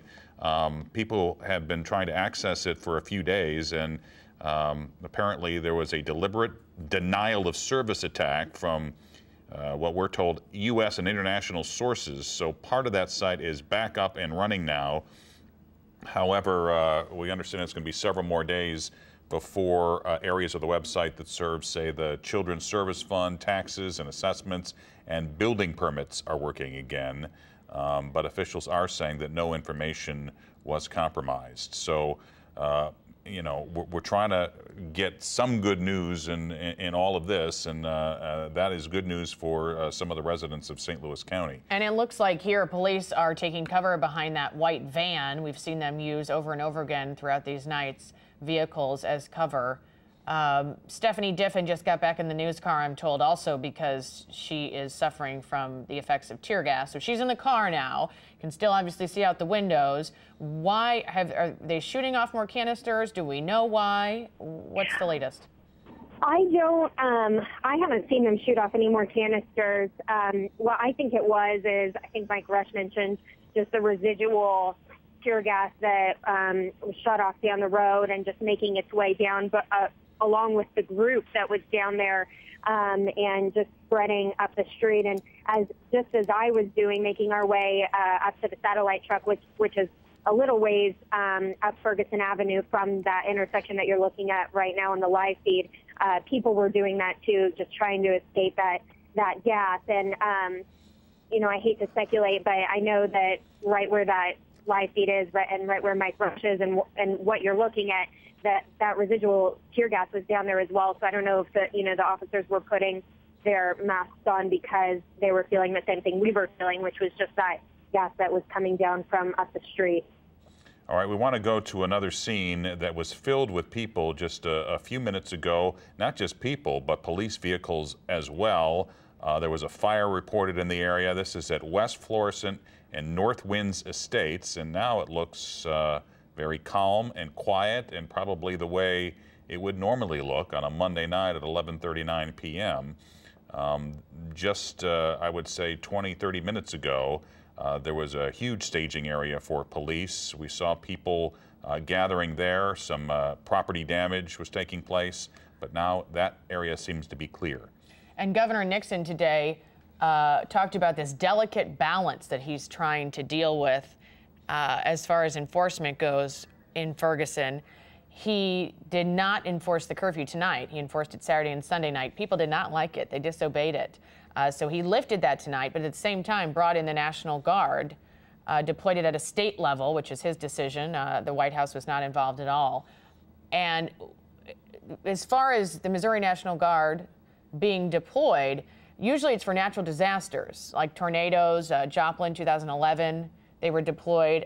The Great Flood of 1993. Major events like the Pope's visit to St. Louis in 1999. But when we checked the National Guard's website, there was no listing of any activation to quell violence in the past 2 decades that we could find. So definitely unusual to have the National Guard in. Again, it's a limited capability as far as they're concerned. They're just supposed to be there to protect this command center at Lucas and Hunt and West Florissant, again, because last night police were fearful and felt threatened that protesters were trying to move into that command center where they have this staging area. It's in a Target parking lot at that intersection.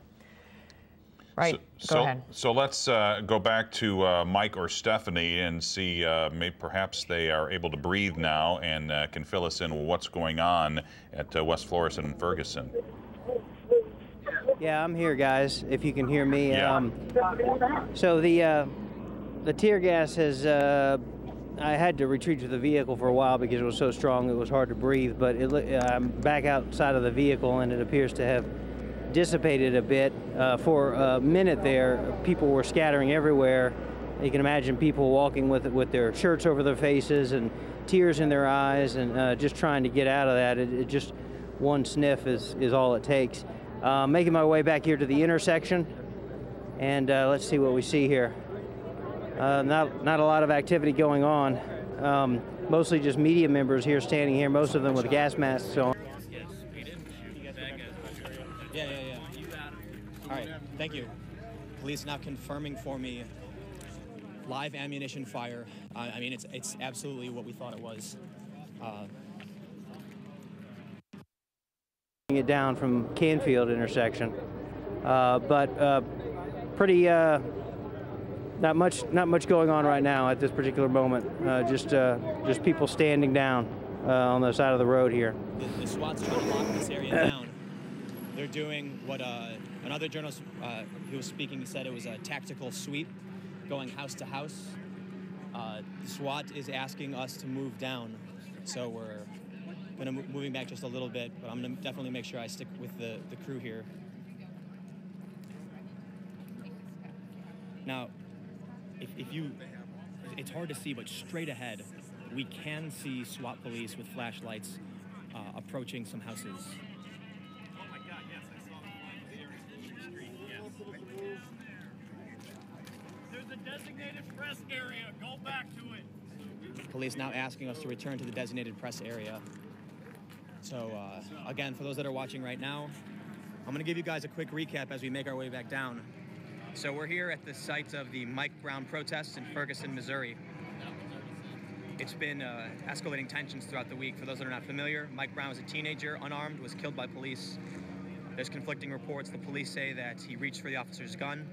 The locals say that he had his hands up and said, "Don't shoot." So this has sparked huge protests within the community that have resulted in, there's been rioting, there's been looting, a gas station was burned down, several businesses were vandalized and looted. But there's also been a lot of peaceful protests that happened throughout the day. But we're seeing just the police coming in and clearing everyone out. So today, I'll back up just a bit. A state of emergency was declared the other day. A curfew was enacted. We heard live ammunition. We heard people had been shot. It's been very, very intense down here. I just want to make sure I don't lose my crew. So I'll stick just a little bit forward for a moment. Today we heard that there would be no curfew, but the National Guard had been called in. So these protests have been escalating. The conflict it seems to just be getting worse.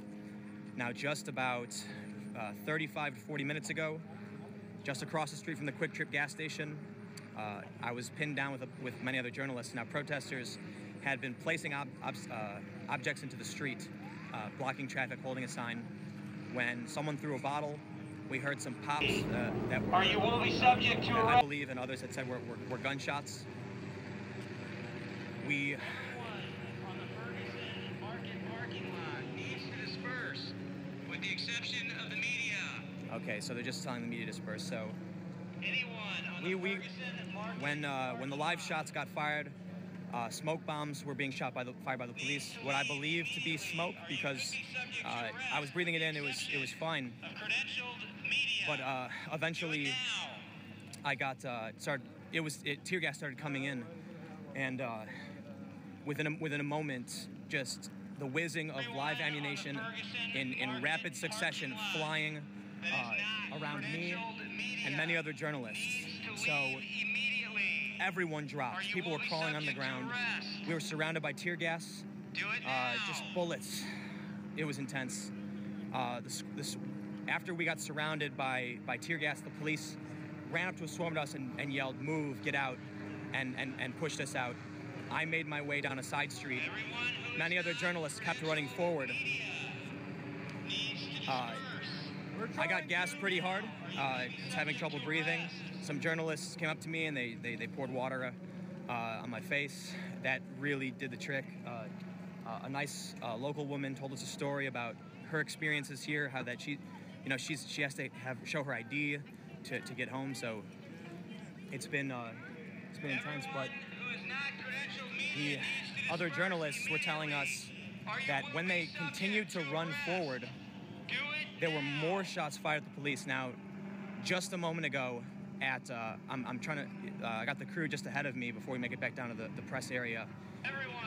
I spoke with a SWAT police officer. He confirmed for me that live ammunition was fired. He also said someone was shot. He said, "We're not shooting, the bad guys are shooting." So it's definitely a tense situation. You can still smell the tear gas. It is intense. If you are not credentialed media, you need to disperse.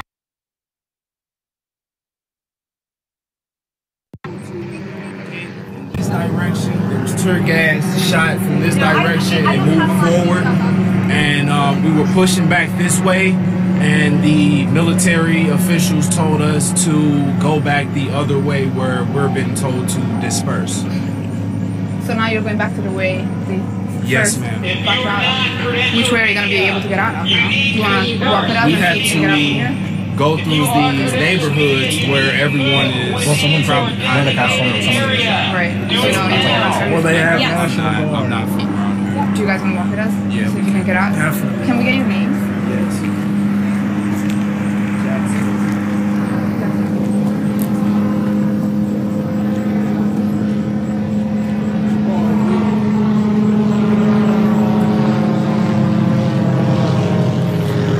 So I'm 2 miles away. Media, you need to disperse immediately. Again, you can hear them telling us to go this way when these guys just told us to go this way. We're stuck. Your designated area. So let's see if we can walk up to them and try to explain something and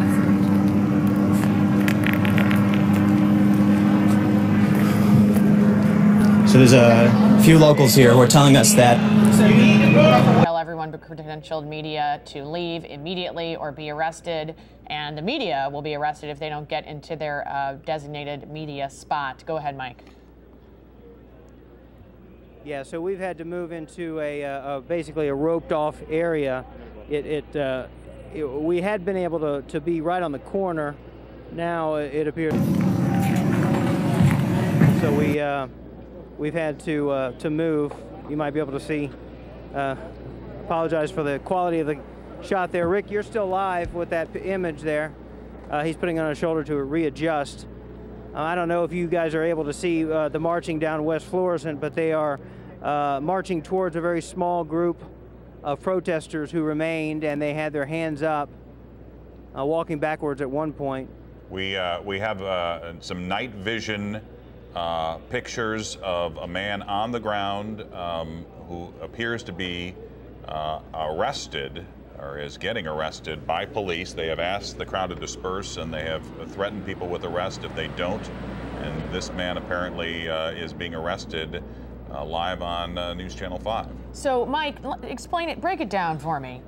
What exactly, we had a lot of people that were being peaceful. We had some that were unruly, but a lot were being peaceful and that seemed to be on the sidewalk, and now they want everybody out of the way or be arrested. So what happened?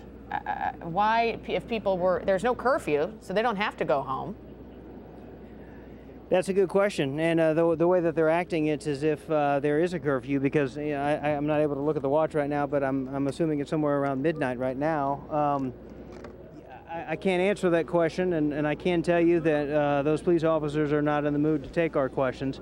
I'm watching a gentleman that you guys referenced being arrested. There are 3 of them now who are being walked past where I'm standing. I'm away from my photographer. Is his image picking that up of the 3 men? Yeah, we escorted back to the police line? We can see those people being arrested, 3 men being taken away by police, and we also see some night vision video of some of the police officers continuing to disperse the crowd. In that is Chief Sam Dotson of the St. Louis City Police. All right, let's go to Stephanie Diffin. She's got a pretty good standby, Mike Rush. Stephanie Diffin, you're right next to where these people are being arrested. How many have you seen arrested? That's right. I was just seeing those 3 as you were talking about, but right before you came to me, I was standing right where the police line came came past me, and one of these men was yelling, "Don't go, don't listen, stand your ground. Don't go, don't listen, stand your ground." So that's what we're talking about, you know, these instigators who are saying, you know, they don't want to follow the rules. This is the exact thing that we've been talking about, and this is the outcome that we've been seeing. And then, as Mike was reporting, they were telling all of the media as well. And I don't know if you guys can get a look from any of our live cameras just about the sheer volume of the media here as well. So once we got back, as Mike was saying, was a very small group. But like I said, I did hear a couple of men yelling, and one of them right now is in the middle of the street. This was one of the people who was yelling, "Don't listen, stand your ground." So, Stephanie, I don't know if you've been able to talk to police tonight, and I'm not sure if this was supposed to happen, but as we mentioned earlier, Governor Jay Nixon did not call for a curfew, and he was going to allow people to peacefully protest tonight. Of course, the key word is peacefully, and the question is, if police thought there was a threat, then, you know, everything, all bets are off and things change, and then the job is to disperse the crowd. I mean, is that the reason that they feel there's some kind of threat to them? Is that why they're dispersing this crowd? Well, as you were seeing earlier on our live camera, and then again when you all took me a little bit earlier, and I was saying that everyone was running, there were people, as I understand, there were people throwing things at the officers. That was quite a while ago. So just within the past few minutes, why they're advancing on this group of people. The only thing that I can guess is that it's something that I didn't see. And again, you know, there are so many people, and this protest has been so widespread that there's a lot that happens, you know, that we don't see with our own eyes. So either something like that happened, or the fact that they weren't obeying that rule of, you know, not gathering, because there were certainly people gathering here on this corner when, as we spoke about earlier, the rule was that they were supposed to keep walking up and down the street. Again, this is a delicate balance between keeping people safe and also giving them their First Amendment rights to peacefully protest.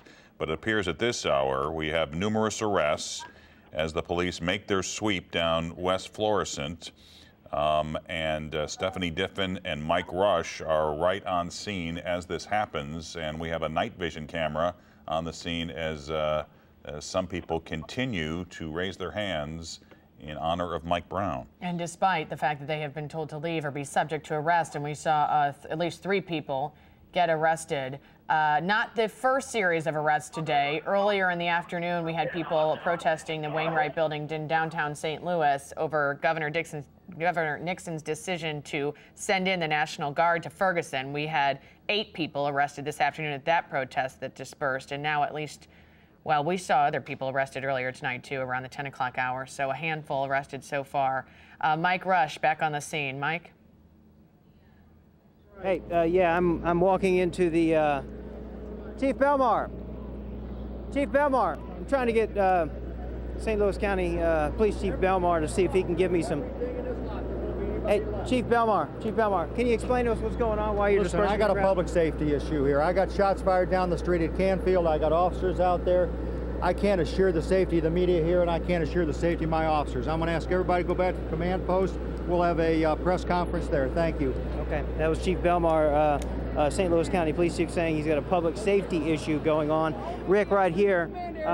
All right, and Mike, we just want to interrupt you. If your safety is not secure, your safety is not definitely guaranteed, we don't want you to be in the area. So you talk. Why don't we let you go talk to your crew? You guys analyze the situation, do what's best. You know what's best. You're the eyes and ears out there, and you let the producer know. We are going to take off and go to the command center. Okay. We'll check back in with you. All right, good. Thank you.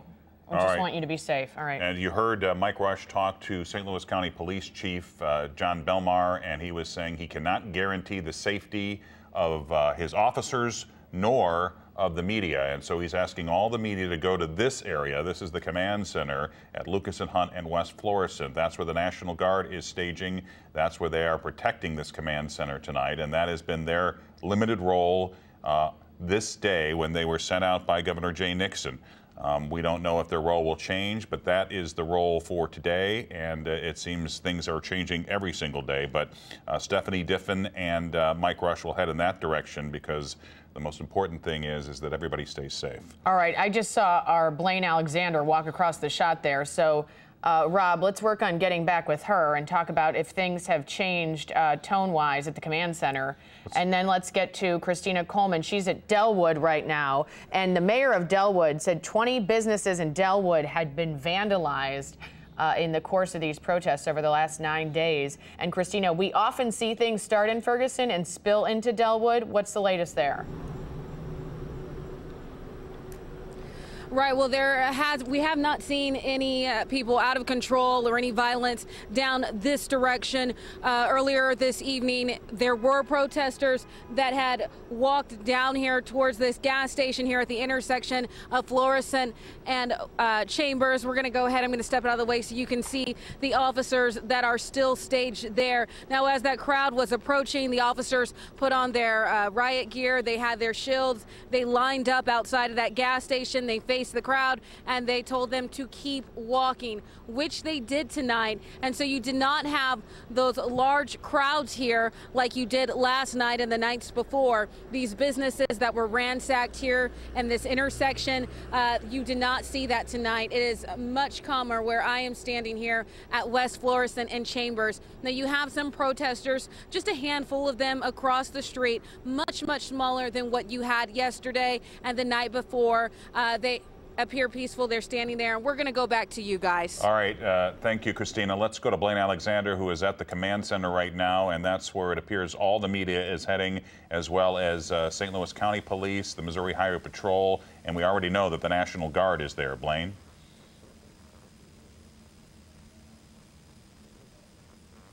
Blaine, can you hear me? All right, we're trying to reestablish contact with our Blaine Alexander, who is there at the command center. She reported earlier that she saw a number of National Guard troops leaving the command center, but it's very possible that they were just changing shifts. But you heard just a few minutes ago St. Louis County Police Chief John Belmar ordering the media to the police staging area. He said, I've got gunfire down there at Canfield. It's not safe. He needs to protect his officers, keep them safe, and it's not safe for the media. And so this is the area that that the media is heading at the command center at West Florissant and Lucas and Hunt. And Chief Belmar saying those shots were fired down by Canfield, so that's why they're all moving there. A lot of people, too, who live in and around Ferguson and in Delwood, they have been complaining that because of this night after night, with the sound of tear gas and fireworks, they're relentless, roads being blocked off by police when things get tense, and they just can't travel around the area. Now that there's no curfew in place, people may be working third shifts, trying to get in and to and from work, get to their homes. And then, of course, school has been canceled. We just want to note that Ferguson Florissant School District canceling school for the rest of the week. But a lot of people have been complaining about this that live in and around the area. As we take a live picture here, and you can still see what's left of tear gas as the police line holds. So the NAACP in St. Louis is aware of this problem, and apparently they've been talking with Governor Nixon and County Executive Charlie Dooley to just try to provide more aid for businesses and residents around West Florissant as they try and just live their daily lives. They've been just complaining about this relentless problem, not only at night, but throughout the day, too, with people marching in the streets and roads blocked off. So it's just been really hard for residents, obviously. And in that area near Canfield, we understand that is where some police vehicles are right now. They are advancing down Canfield. As you heard Chief Belmar say, they have reports of shots fired in that area. We do not know at this time if anybody is injured. But again, just try to keep everybody safe. They're moving people out of that media staging area, which was at West Florissant and Ferguson, and moving them to the command center. Now, this day all began with a news conference by the family attorney, Benjamin Crump, where they revealed this private independent autopsy. This was ordered by the family, and it revealed that Officer Darren Wilson shot Michael Brown, the unarmed 18-year-old, 6 times. Renowned pathologist Dr. Michael Baden, He performed the autopsy, and he told the media that Michael Brown could have survived all of them except a final shot to the head. But of course, he also stressed that these results are preliminary and there's still a lot that's unknown. There were some reports, eyewitness reports, before this autopsy was revealed that Michael Brown had been shot in the back, but all, according to Dr. Michael Baden, all of these shots came from the front. All right, let's get to Blaine Alexander on the ground at the command center at Lucas and Hunt in West Florissant. Your colleagues are headed to you because of shots fired to guarantee their safety, so they've had to move about a mile down the road to you, Blaine. What's the tone right now as the National Guard is around you after being deployed today by Governor Nixon? Well, and I can definitely tell you, since the last time I talked with you guys, there has definitely been an uptick in activity here at the command center. Before that slow trickle of cars I told you about, now we're kind of seeing a steady, constant rolling of vehicles in and out. We've seen a couple of National Guard vehicles leave, but we've seen ambulances, at least 2, leave and then come back. I can't verify that they're the same. We've also seen a number of police cars come in, some of them with flashing lights in and out. Now, again, we are not getting any sort of official information or updates as to exactly what is going on here, but as I can tell you, a lot of movement. I'm just observing that there is a lot of movement, a lot of vehicles moving in and out here. Now, again, of course, this is kind of the nucleus, the main place for all of law enforcement. This is where they're planning their operations, where they're moving out from, and where they're coming back to. So, of course, one could assume by looking at the activity here and by what you said, the fact that they're sending all of their colleagues and all of the media back here to the place where this is safe, you can tell that there is some sort of, heightened activity. Of course, this is also the place where for the past 2 nights we've been getting the official updates, we've been having those press conferences, so we're going to continue to stand by here. We're going to hope that that trend will continue at some point later and we'll get some sort of concrete information out of this area. And Blaine, it seems like the National Guard all night long has taken I guess you could call it a relaxed posture. 3103, the reason they were there is because there was a concern last night that a group might try to actually overrun the police that were staged there, and that they were throwing, according to police, Molotov cocktails at the police officers, and that's when Governor Nixon today, this morning, made the decision to put the National Guard there. But it doesn't appear that there has been any threat to that command center tonight, and so am I right in assuming they've had a rather relaxed posture tonight? Well, I can definitely say that we haven't witnessed any sort of heightened activity here. We've not seen any threats, but can you advise, will the fire truck be able to go northbound on West Florissant and they were, of course, as you mentioned, they were very clear as to what the role of the National Guard would be. They're coming in, and they are simply the support. They're not taking over this effort. Again, the Missouri State Highway Patrol is still in charge of this whole operation, but they are coming in basically to make sure that the command center, the nucleus of law enforcement, stays safe. So, as I mentioned, up until maybe about now 30 minutes ago, I really hadn't seen any activity coming out of here. We hadn't seen any vehicles coming in or out. It had really been a pretty quiet night here. So, I think we can make room for it. Just a few minutes ago, we really didn't see them. So I think it is accurate to say that as far as we can tell, unless there was something going on out of our eyesight, as far as we can tell, it was a pretty relaxed posture until just recently here. All right, and we have been trying to relentlessly get someone from law enforcement either on the phone, here in the newsroom. We have producers working on it, and we have been unsuccessful. Obviously, they have a public safety issue, they said, on their hands. We respect that, we understand that, but very limited information coming in. So we just want the viewers to know we have been working on it tirelessly here at the station and with no luck. So we're going to keep working on that. And it sounds like, Blaine, no one's given you the word on when we might get this press conference. We haven't been getting any sort of information. Right, everyone I ask, I've asked a couple of... It looks like they appear to be arresting some people in the back. Blaine, hang on one second. We are looking at video right now of what appears to be a pickup truck being stopped by police. And they just took out a can of something, put it on the ground. And they have everybody in the back of this pickup truck with their hands up, and police appear to be, trying to figure out what's going on in this pickup truck. We don't, at least one person on the left side of your screen is being arrested, and they've stopped, and we don't know. One of the concerns has been, these groups of people that come late at night, like it is 12:05 a.m., and tried to instigate and cause trouble. And so perhaps that's the situation here, but we see at least 2 people on the side of the street and a whole group of people in this pickup truck. All right. Now we have even more police coming in. Stephanie Diffin, last we heard you were off of West Florissant. We're going to stay with these pictures because we want to see what develops. But do we have Stephanie on the phone? Okay. Stephanie, we're going to stay with these pictures of this pickup truck, but we want to talk to you. You were evacuated pretty much, as another person was just arrested and hauled off there. And we got another person coming out of the truck. Hold on, Stephanie, stand by. And so I don't know, it looks like they might be arresting everyone in the bed of this pickup truck. And right before the arrest, you saw them remove something from either somebody's hand or from the back of that pickup truck, and we don't know if it was one of those devices that might be that might be an incendiary device that could be used as a Molotov cocktail or something along those lines. But all the people in the back of the pickup truck appear to be headed for jail at this hour.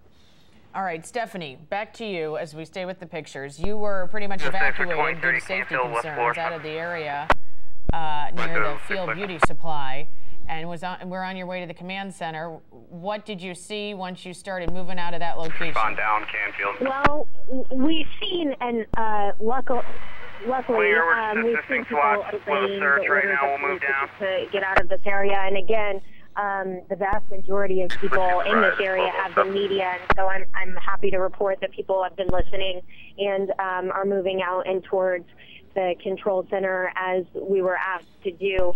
I heard you mention that we're trying desperately to get the details of tonight from the people in charge here, and I can tell you that the people who generally give us this information are actually on these police lines. I just saw as the police line went past me, and I was talking to you about how I was seeing people saying, stand your ground, don't listen to the police. One of the officers that passed right by me was St. Louis Police Chief Sam Dawson, and he was, hard at work helping direct his officers. So I think that the situation here is that it's just all hands on deck, and this is a developing situation. And as you heard Chief Belmar say, they want us to all go to the control center, I think, so that they can get a control over the situation and then sort of give us the overhaul of what happened this evening. And Stephanie, we've heard that the police are planning a briefing on tonight's events sometime in the very near future. Have you heard anything about that? Yes, I have heard that they're going to make a public information officer available at the control center, but again, they really wanted us to get out of that area and just wait for someone to speak with us at the command center instead of staying there. So there were some officers who were walking actually through the media staging area, encouraging people to move out of the way, and they were telling us, and again, I can't report this seeing or hearing it on my own, but they were saying, fired, you need to leave this area, and I don't know if that means shots fired from earlier in the night or if there was something recently, but they certainly did want us to leave and head towards that command center. All right, for people that may just be coming back and tuning in to see the latest situation, we have 7 people that have been arrested in just the last few minutes. They were all in the bed of a pickup truck. We do not know why it was pulled over. Now here's an 8th person they're putting on the sidewalk.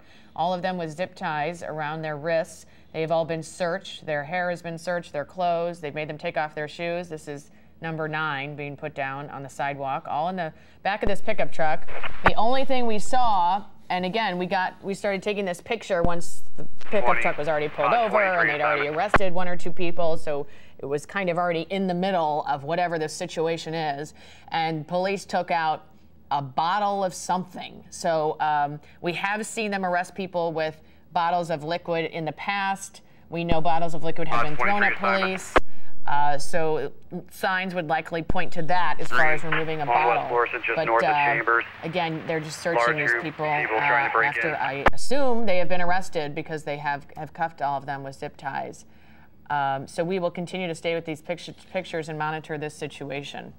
One of the things that as we talk to police, and we've been talking to them, obviously every hour, trying to figure out, you know, what is going on in Ferguson, what the plans are, and one of the biggest concerns night after night are what they call instigators. They say instigators that are not from the Ferguson area.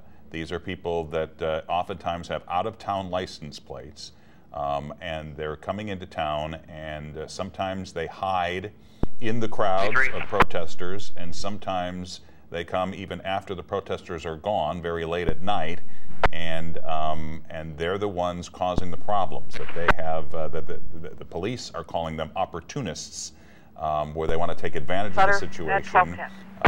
And we saw last night that we had more looting.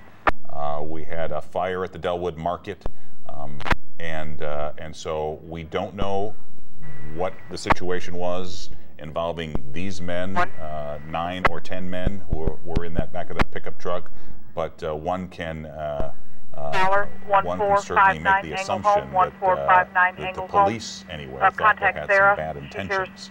Someone on the left side of our every house. single night, at least most of the nights, when we've had 5 people arrested, 7 people, and we had 9 people one night, we've checked with the St. Louis County Police, and almost every time, the majority, if not all, of the arrests are of people who are not from Ferguson, often not from North County. They are from other areas, sometimes even out of state.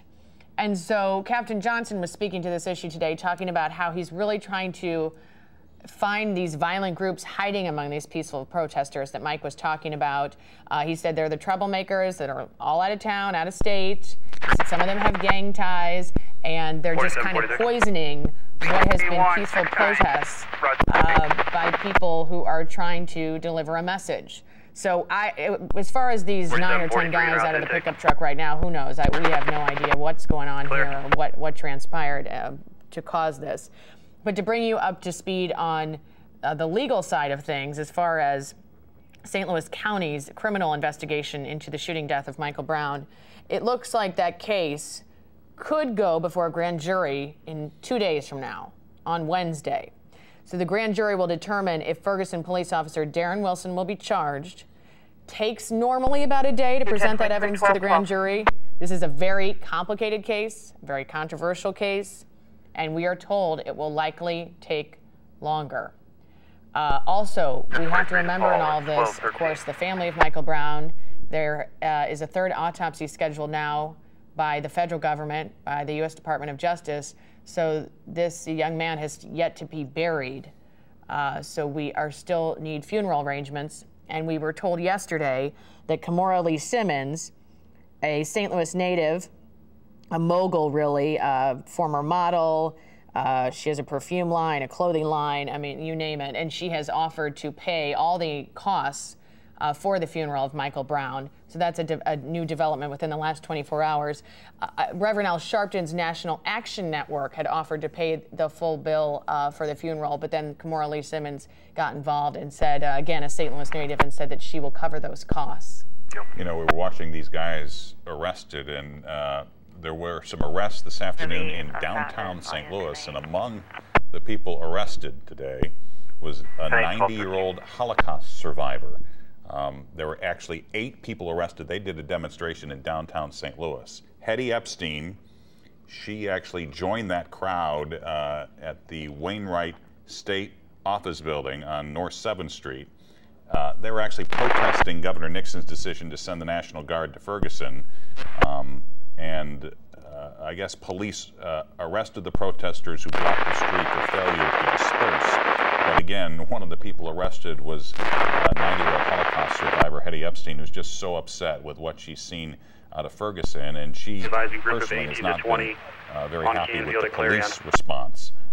And so she was part of the protest today, very unhappy with Governor Nixon's decision to call in the National Guard. And we've seen protests start to pop up that are defending and are behind Officer Wilson, people who are defending him, of course. And we had one yesterday here outside of our KSDK studios. Probably more than 100 people showed up. Across the street, there were 12 people protesting their protest. who were protesting for justice for Michael Brown. So we had kind of both sides going on either side of the street right outside of our studios. But we've seen the other side of protesters as well, and the other side of this case and this controversy that has really plagued our city and our region for the last 9 days. And I know it's really permeated things. And a lot of people are saying, you know, this is just really hard for people that have nothing to do with this, who live miles from this, but just to watch this and watch the nation watch our city and all that's happened and the reputation of our city has been very hard for people. And people are struggling with that. And I think everybody's kind of holding their families and loved ones a little tighter because it's a very stressful, very intense time. We do want to let you know, if you have been out of pocket, if you have not gotten all the information that you needed, we do have a timeline of events on our website at ksdk.com/Michael Brown timeline. Our web team has really devoted a lot of time to this. It starts 9 days ago at noon when Michael Brown was shot in Ferguson up to the present moment, present day. So really, it's fascinating. And you can go back and really just to see how the events have unfolded and how the nation has watched these unfold as everyone's eyes turn towards Ferguson, Missouri. Again, President Obama coming out for a second time, and in the same breath talking about the situation in Iraq and the situation here in Ferguson, both press conferences when he's talked about this situation. And again today, he was calling for peace, also saying that he would be watching tonight, hoping that Governor Nixon was using the National Guard in a limited and appropriate way. He talked about this is a small minority of people that are using the unrest as kind of this excuse to engage in criminal behavior. But he talked about, you know, let's seek healing. Let's not wound each other. And he really said, let's use this moment to seek out our shared humanity, he said, that has been laid bare by this moment. So he actually left his vacation in Martha's Vineyard, his working vacation, because of the situation, and was briefed by his staff in the Oval Office this morning about what was going on in Ferguson. And he said the deployment of the National Guard, because it was at a state level, Governor Nixon has every right to do that, even though we hear National Guard, and we may think the White House has to be involved. That's not the case. It's just at a state level, so it is Governor Nixon's choice. And they had a phone conversation about that, Governor Nixon and the president as well. We are waiting for a briefing at the command center. We are going to be briefed by police on the events of tonight. So let's go back to the command center and check in with Blaine Alexander. Blaine, can you bring us up to date? Main 10-6.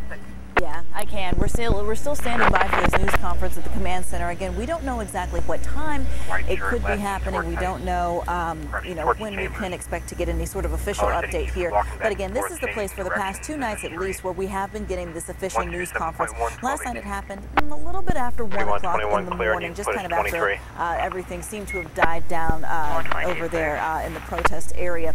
But I will tell you, in just the past few minutes, we have seen more news crews start coming into the Target parking lot. That's because, of course, they're being evacuated, moved out of the area down there where the protests are happening. So we do know that we can hopefully expect to get some updates in a few minutes. And I'll tell you that I mean, really, since I've been out here for the past at least hour, I've been trying to talk to people, they have a water main break in front of 419. Police officers, just trying to see if they can give me any sort of information. People, again, either cannot or will not give us any sort of information. They say it has to come from the top if we are to get any sort of update. Fan at Chambers and West Florida to come over to stabilize. All right, Blaine, let's get to Stephanie Diffin. And Stephanie Diffin has been trying to make her way also to the command center. Stephanie, what can you tell us? Well, we are still actually on our way. It's been a little bit difficult to get there because there are blockades, you know, periodically along the way. So right now we're sitting at Lucas and Hunt, and we're on an overpass over I-70. And at Chambers and West Florissant to go to the Save-A-Lot. Police line here.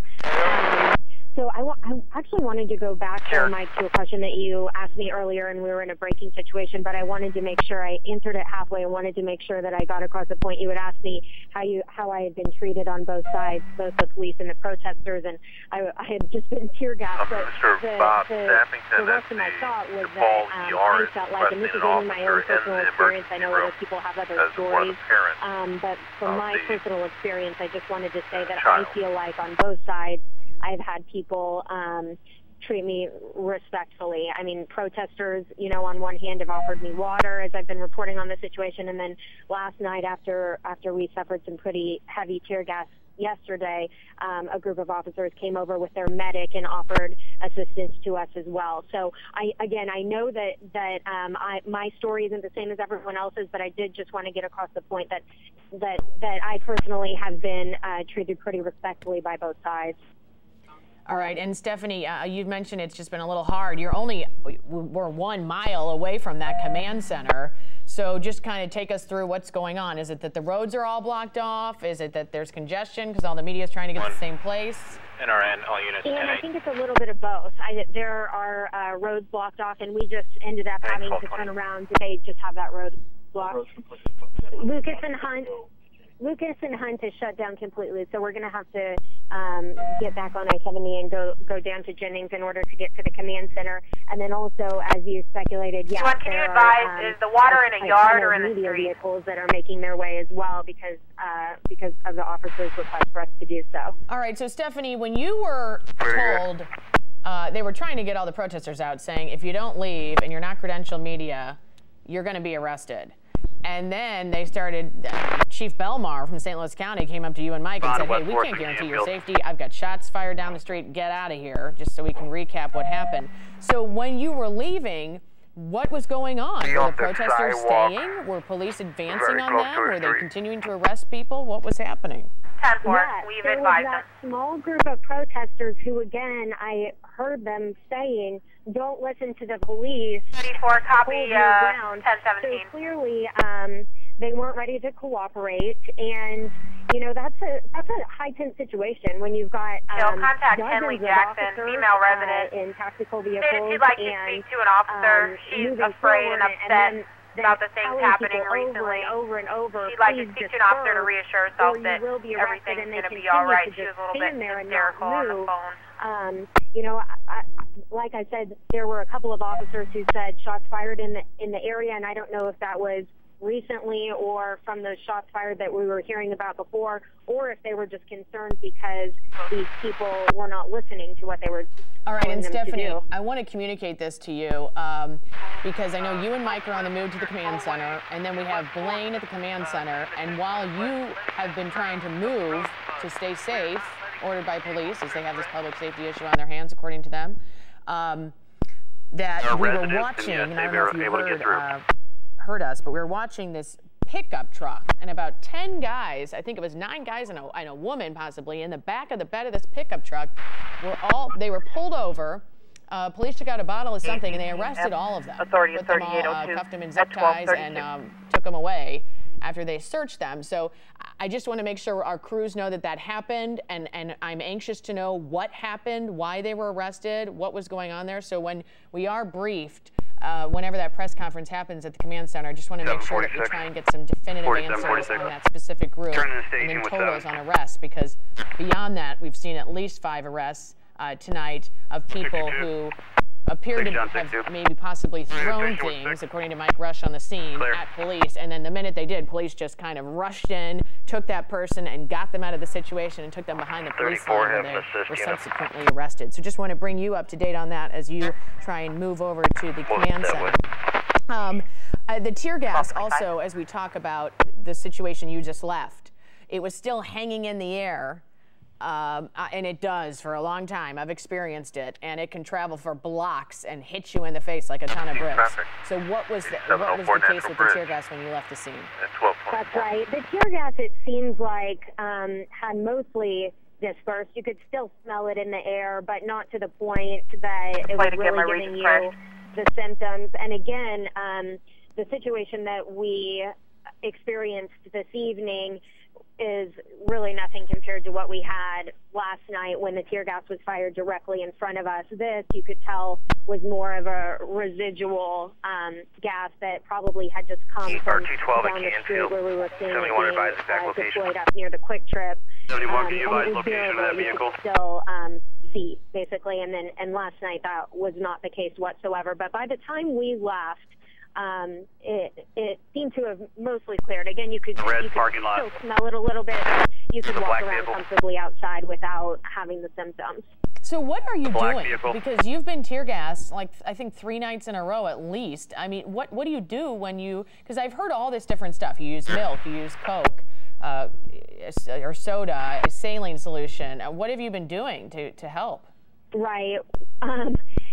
It's funny that you ask because I personally have found that not a whole lot helps with it. Certainly drinking water helps to ease it on your throat, and then you know, I immediately those times have gone straight back to the satellite truck to get some sort of towel because you certainly want to wipe it away from your eyes. Any car break away for a heart attack on college. Watering profusely. So those are the only 2 things that I've done. We do have saline solution in the cars, and people have been using that and have been saying that is working for them as well.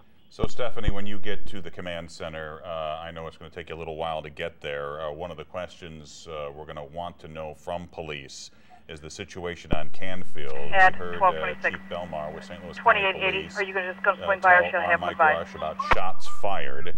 And we do know that Alderman Antonio French, who has been out every single day College, and has been live tweeting from that situation, he breathing. said that the police are battling right now on Canfield with what he calls fighters.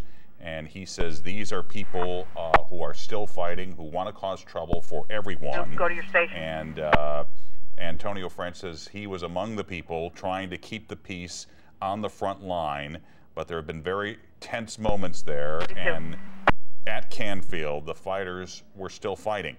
So that is a situation that hopefully we'll learn more from police. But we do know that shots were fired in that area, according to St. Louis County Police Chief John Belmar. So once again, it has been a tense situation tonight, a dangerous situation for police.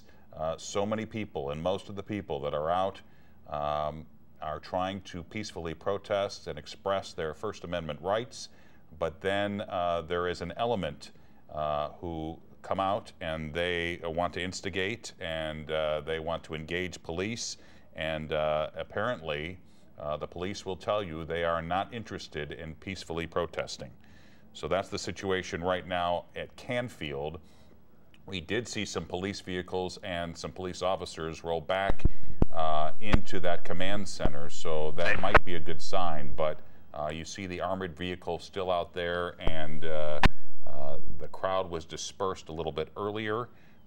There were really 3 situations tonight: West Florissant and Ferguson, West Florissant and Canfield, and that's the one we're talking about where they may have heard shots fired, and then West Florissant and Northwinds Estates. Now it appears most of the crowd for the evening has dispersed. It is 12:28 a.m., but there in the distance, Rob, I thought you were getting a black Chrysler 300. Protesters in the street. They gave us gold pickup truck instead. And apparently, so it's a very small number, but there are still people that are out there and are not ready to go home. All right, and let me just ask the control room, do we have Blaine at the command center at the ready? Okay, we do. Great. Let's head back out to Blaine as the media converges on the command center as they were removed from West Florissant after shots were fired. They want us to stand by. Blaine, and we're talking. We can hear you, Blaine. We're talking to you now. Give us an update on media coming to the command center. Have we heard any word on an update from police? Well, that's almost $1 million question, and honestly, it's kind of become a question that now us media folks are starting to ask each other if we heard anything. And again, no, we don't have any sort of estimated time for when this snoozer will begin. We just know that we're just kind of ever standing by. And honestly, that's been the way it's kind of operated for the past 2 nights. We've never really been given a concrete time. Usually people down on West Florissant would tell us, okay, within the next hour or hour and a half or before 3 a.m. We'll get kind of vague timestamps like that. But again, tonight we really haven't had that much guidance, but I can tell you that everybody really is standing by. You're starting to see a couple of cameras move closer to the place where the newser has been over the past 2 nights. I will say that we haven't seen any of the people that we know to be in charge. We haven't seen certainly Captain Johnson. We haven't seen kind of any of the heads of Highway Patrol coming through here. So I do know that no updates will be given until any of those people are here. So that's certainly something that we're standing by now. As I'm speaking, you see Missouri State Highway Patrol car pull in. But again, no concrete time on when the snoozer will begin. We do know that more folks are showing up, though. All right, and we do know that every time we've heard from law enforcement recently, at least since Thursday, Captain Ron Johnson of the Missouri State Highway Patrol has been the one front and center at those press conferences. Whether they're short or long and he takes questions, it's always him. So you make a good point, Blaine. If he's dealing with his troops and getting everything quieted down, it's probably going to be a while until he gets back to the command center to update the media. A lot of people lending their voices to the protests in Ferguson, also people commenting and coming out and speaking out about the situation. Nelly, the rapper Nelly, was in Ferguson for the first time today, and he was walking and marching with the crowd on West Florissant. He had a T-shirt on that said hashtag Mike Brown. He got on the bullhorn and said a few words to some of the protesters, and he was just inundated with fans and media. I mean, he could barely walk down the street because obviously of his popularity, and people were just mobbing him the whole time that he was down there this afternoon. Probably around dinner time is when he was down there tonight. Also, a letter from Archbishop Carlson. He says that he has been to the shooting site of Michael Brown and to Ferguson. He's been down there as well, and he has offered his prayers. He's asking that people join him at the Cathedral Basilica Wednesday at 5 p.m. for a mass to pray for peace. We also know on Wednesday we will expect Attorney General Eric Holder to hit the ground in St. Louis and talk with federal officials that are involved with the criminal investigation and the civil rights investigation here in St. Louis. Yesterday we had Martin Luther King III fly into town. He was here for about 24 hours. He said he left this morning, but said he will return for the funeral of Michael Brown, depending on when that is, unless it's after the 27th, and at which he will be out of the country, but he has every intention of coming back. The Reverend Jesse Jackson is on the ground in St. Louis. The Reverend Al Sharpton is here. Also, just for people to know, Ferguson Florissant, the school district, they have canceled class now for the rest of the week. So that's 7 days that kids are not able to go to school and start the 2014-2015 school year. And obviously with snow days and everything else, that's going to be an issue pushing things forward for that district. Want to read you part of their statement as to why they think it's important to do this, so you hear their reasoning.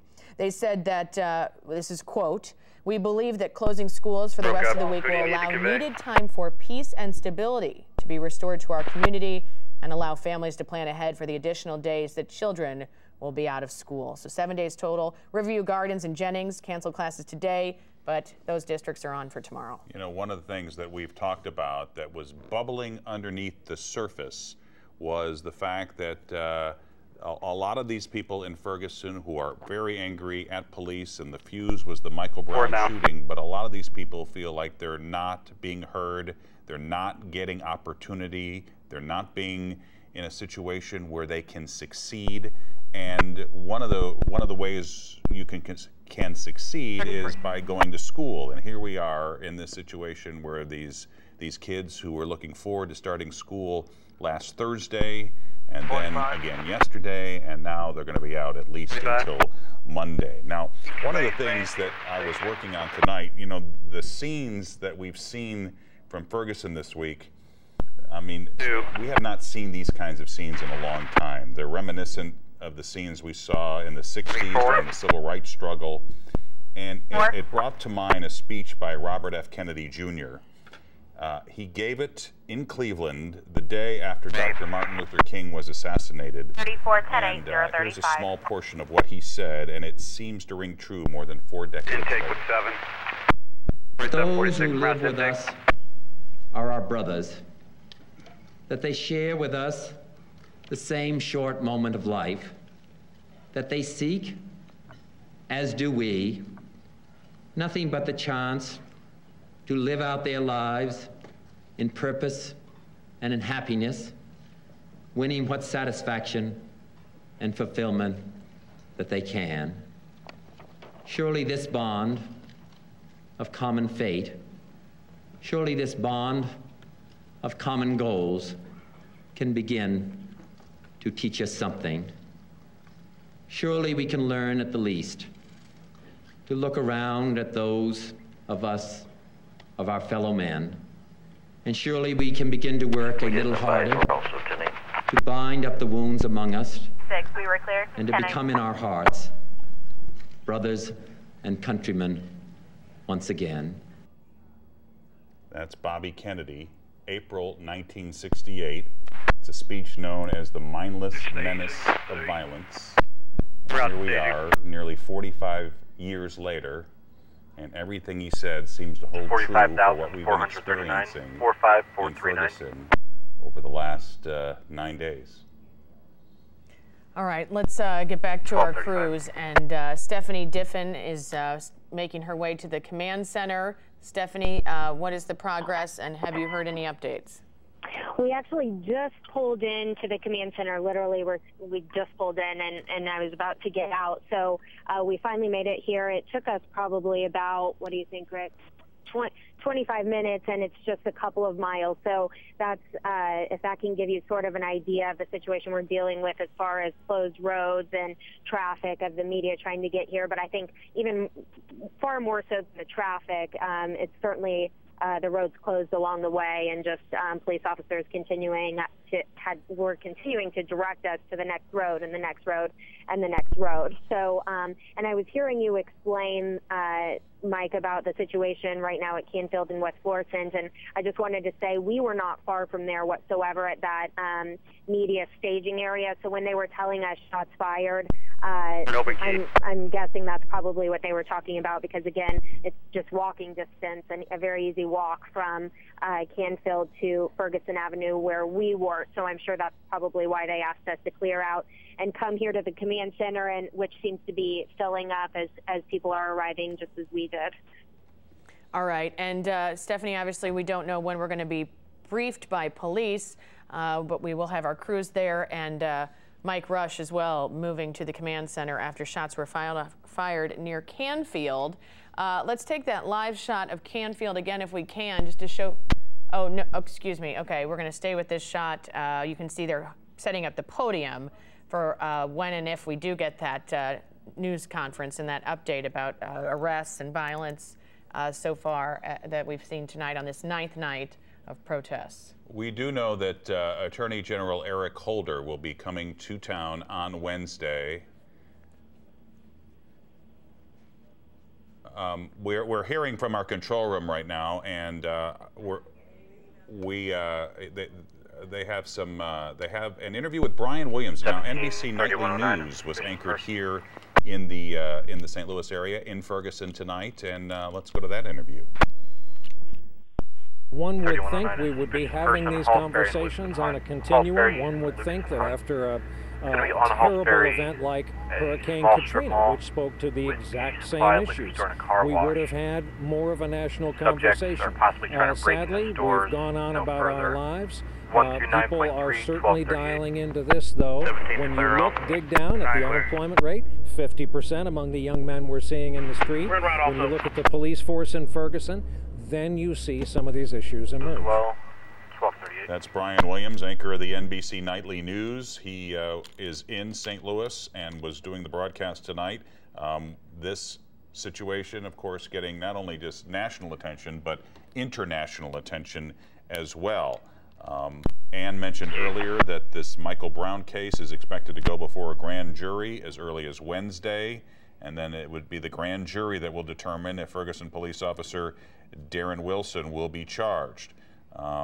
It normally takes a day to present evidence to a grand jury. However, because this case is so complicated and controversial, we're told 3109, 3108, be advised. And we also want to get to a very important story and a shining light, a beacon of hope in all of this. There has been a growing movement to help the officers pulling long hours in Ferguson. We're seeing that firsthand right here.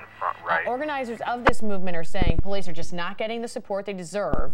News Channel 5 Stephanie Diffin has that story from Ferguson. 23, 1239. Thank you, guys.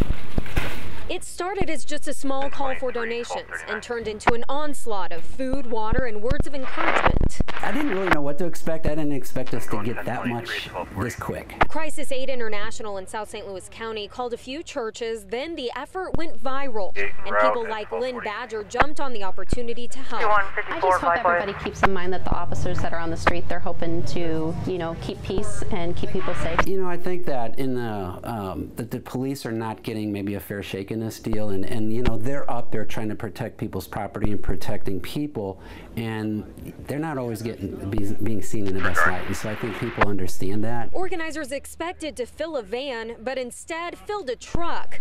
Officers passing by just happened to see volunteers loading donations and pulled in to help.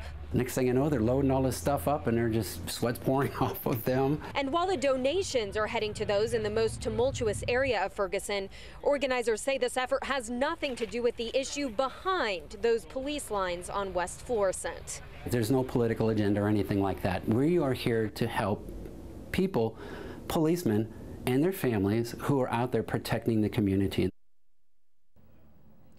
All right, that's Stephanie Diffin reporting, and we're trying to have some positive news come out of this, and that's the thing that we are hearing out of Ferguson. We talked to Patricia Bynes, who is a township committee woman in Ferguson, and she was saying tonight, obviously, we're getting a lot of negative press out of Ferguson, but she's also seen the really good side of things at Ferguson, how people are coming together to help other people, whether it's a situation where perhaps a media person is tear gassed, some of the residents are coming to their rescue, or we had a story earlier today in the newscast where some residents of Ferguson said, this is not our town.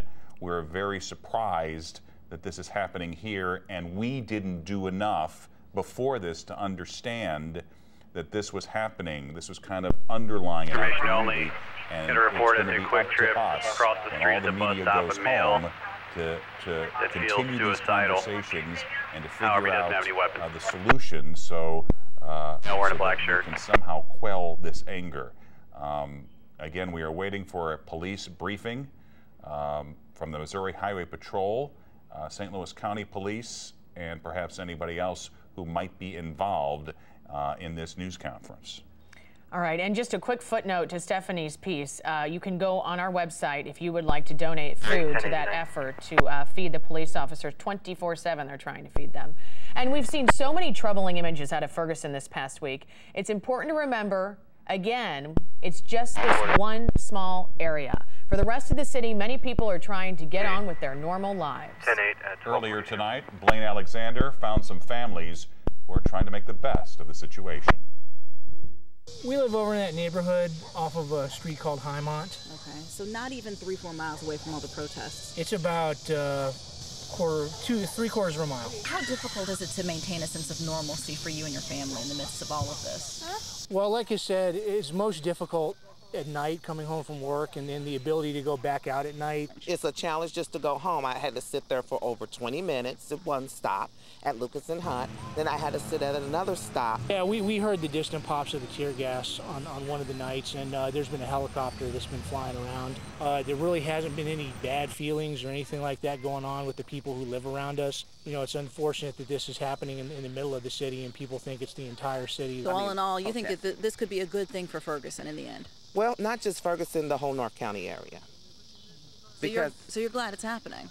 Yeah, I am glad that it's happening because something needs to change. And, even though this was a sad occasion for Mike Brown and his family, there needs to be some change now. It really does. This has been a long time coming. News Channel 5's Blaine Alexander reporting. We're going to have the producer touch base with the crews at the command center because it looks like over on the left side of your screen, there's a St. Louis County police officer that may be giving people an update. Oh, I'm just getting word. It's still going to be a while until we hear the latest from the police and from Missouri Highway Patrol, Captain Ron Johnson. We're waiting for him to probably get back to the scene because he is always front and center in these press briefings. Twice now in the past few days, President Obama has addressed the developing situation in Ferguson, and it is not often the leader of the country talks about events happening in St. Louis. And here's more of his message to the nation today. We have all seen images of protesters and law enforcement in the streets. It's clear that the vast majority of people are peacefully protesting. What's also clear is that a small minority of individuals are not. While I understand the passions and the anger that arise over the death of Michael Brown, giving into that anger by looting or carrying guns and even attacking the police only serves to raise tensions and stir chaos. It undermines rather than advancing justice. Let me also be clear that our constitutional rights to speak freely, to assemble, and to report in the press must be vigilantly safeguarded, especially in moments like these. There's no excuse for excessive force by police or any action that denies people the right to protest peacefully. So, to a community in Ferguson that is rightly hurting and looking for answers, let me call once again for us to seek some understanding rather than simply holler at each other. Let's seek to heal rather than to wound each other. As Americans, we've got to use this moment to seek out our shared humanity that's been laid bare by this moment. The potential of a young man and the sorrows of parents, the frustrations of a community, the ideals that we hold as one united American family. That's President Obama in the briefing room at the West Wing of the White House today, coming back off vacation to talk about Iraq and more about Ferguson. 21, go ahead. And it's the second time that he has talked about Ferguson in a news conference. And so he is sending Eric Holder, the Attorney General, here on Wednesday, and he will be joined by Claire McCaskill and Roy Blunt, the senators from Missouri, and they're going to try to get more information on what's going on in terms of the investigation. Now, we do have word it might be about an hour until this press conference happens at the command center, and we get the latest on arrests, shots fired, tear gas deployed, and all the unrest on this 9th day of protests. So we are going to return to regularly scheduled programming. As soon as there is any update whatsoever, our teams are still in the field. We are monitoring everything. We will bring it to you as soon as there are any developments, or we start this press conference with the Missouri State Highway Patrol. 1247.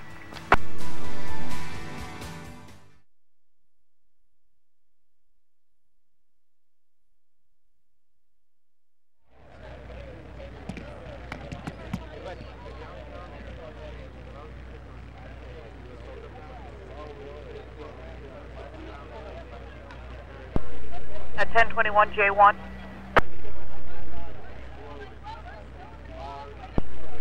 In communications, J1.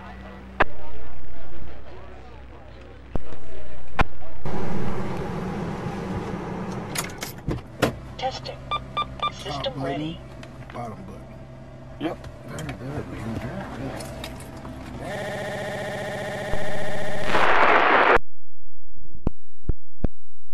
Team 215, 23.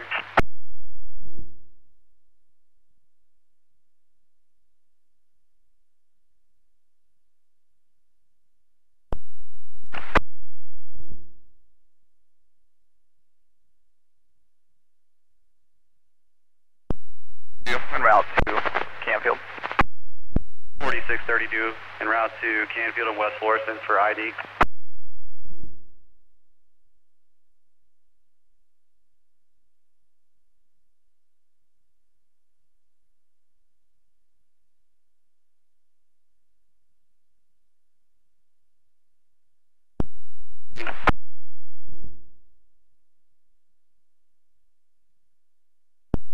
West Florissant, Solway.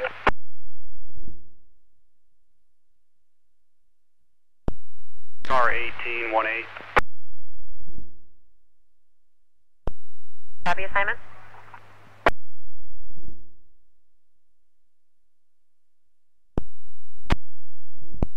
Respond to 318 Plaza, 318 Plaza for harassment. Female caller advises 2 black females and 1 black male, approximately 15 years in age. One was on a bike and the other 2 were walking.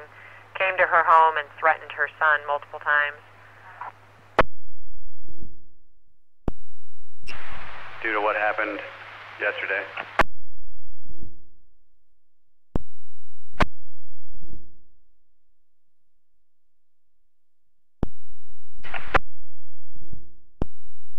other options, I'll let you know.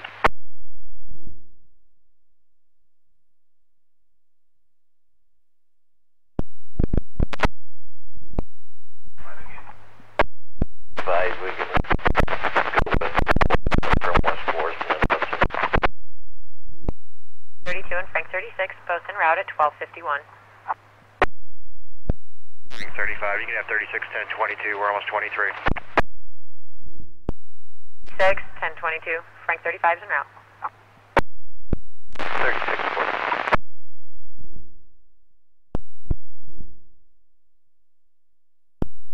Phillips 66, Jennings and Lewis and Clark, Jennings and Lewis and Clark. Two white females intoxicated, throwing bottles and fighting. Blue jean dress over a gray top and blue jean pants. It's behind the bank and the gas station. 112.3, 1250.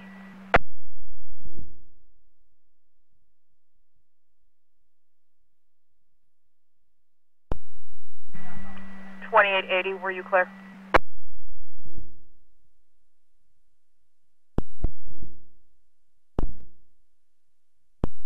Out, ma'am.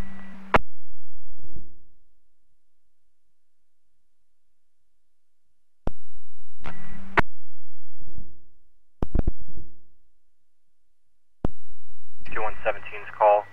If you get canvas for a black male wearing a black mask, white tank top, and blue jeans, accompanied by a second subject wearing all black.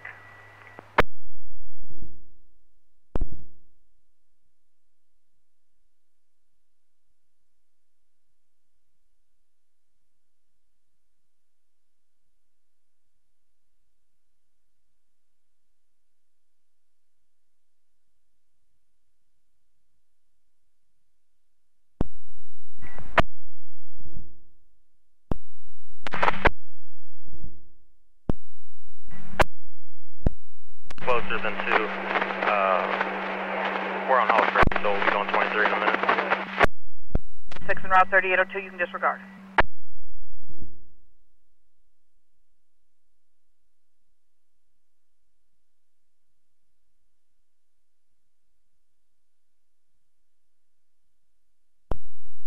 Were you clear?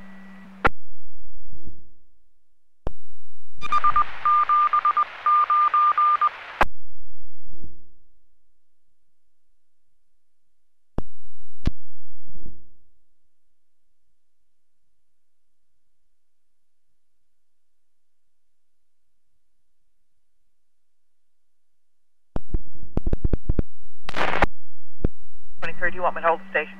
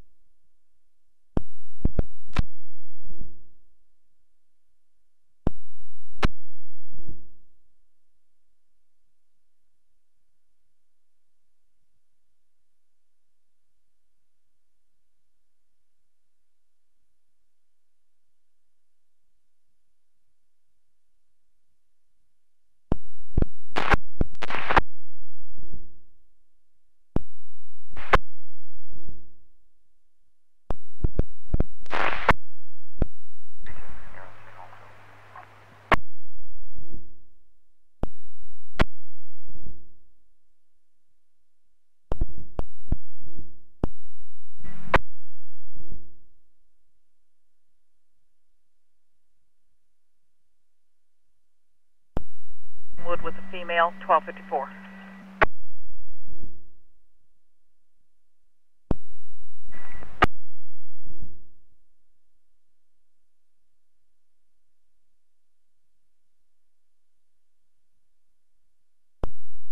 Chambers and Hallsbury on a business check, 1254.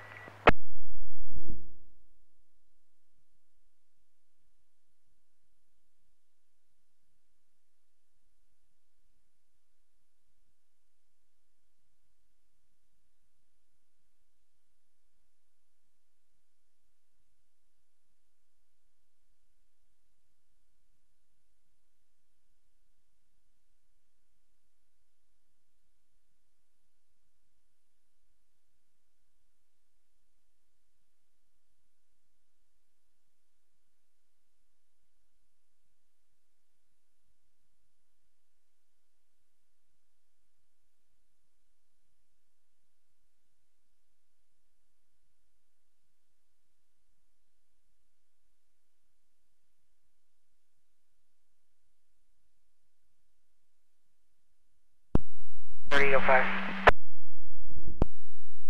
Aim back on Muni North. North, 1255.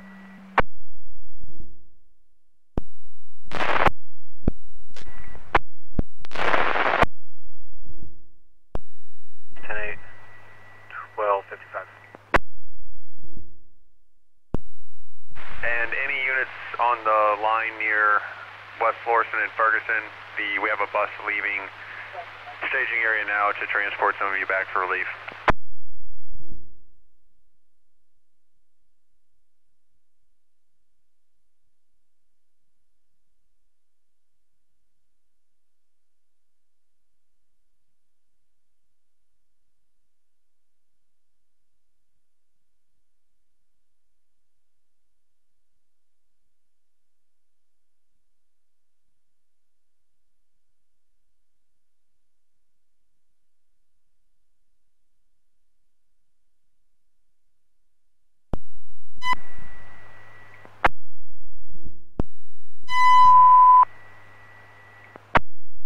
Attention, First Precinct, burglary in progress, Halls Ferry Chambers, 6116 if you're available, can you check on that? Any car to assist, burglary in progress, Halls Ferry Chambers. At the A1 liquor store, caller advised subjects broke the glass. They were there and then they left, but the caller states they're now on their way back to this location, 112.1, 1257. They will be around.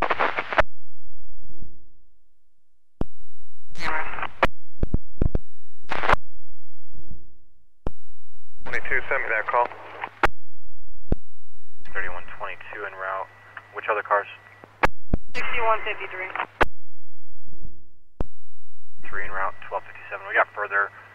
The caller states they're going to be driving a red Grand Am, a silver Escort, a red minivan, and a silver Grand Prix. They also robbed a gas station, per the reportee.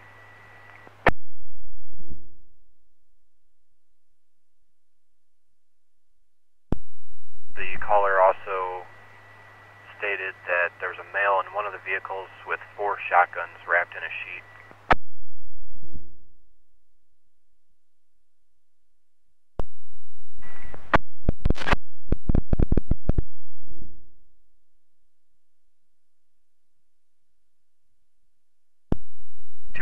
That's possibly going to be at the Wedge.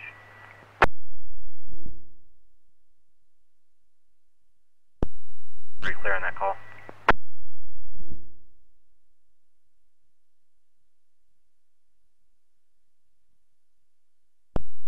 And we could get a couple cars to check the Wedge and then a couple to check Halls Ferry Chambers. 3182 relative. Are you in the area of the Wedge or Halls Ferry Chambers?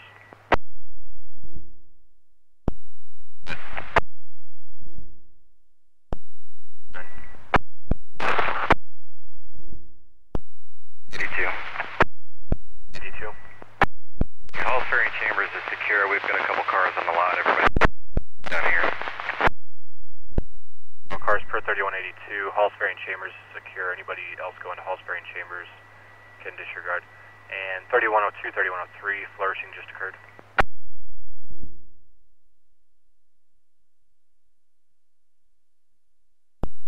3103, flourishing just occurred. Kingsford and Shackleford, Shackleford. 5 or 6 males dressed in all black, wearing hoods, walking on Kingsford, coming out of Pleasant Hollow, and then they crossed Shackleford. Continued walking on Kingsford, all carrying guns. 3 to 4 of them have rifles and handguns on the other 2. No further. 140.0, 1259.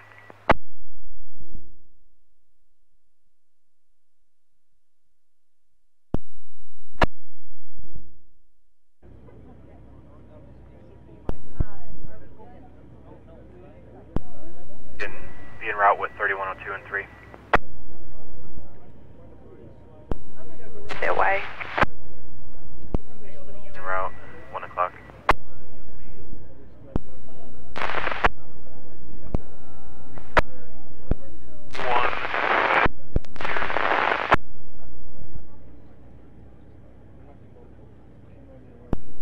One at the wedge secure per 3107, car standby. At the intersection of Kingsford and Shackleford. Kingsford and Shackleford near Florissant. It's a report of 5 or 6 males dressed in all black clothing walking around the area carrying rifles and handguns. They're all dressed in black clothing and wearing hoods.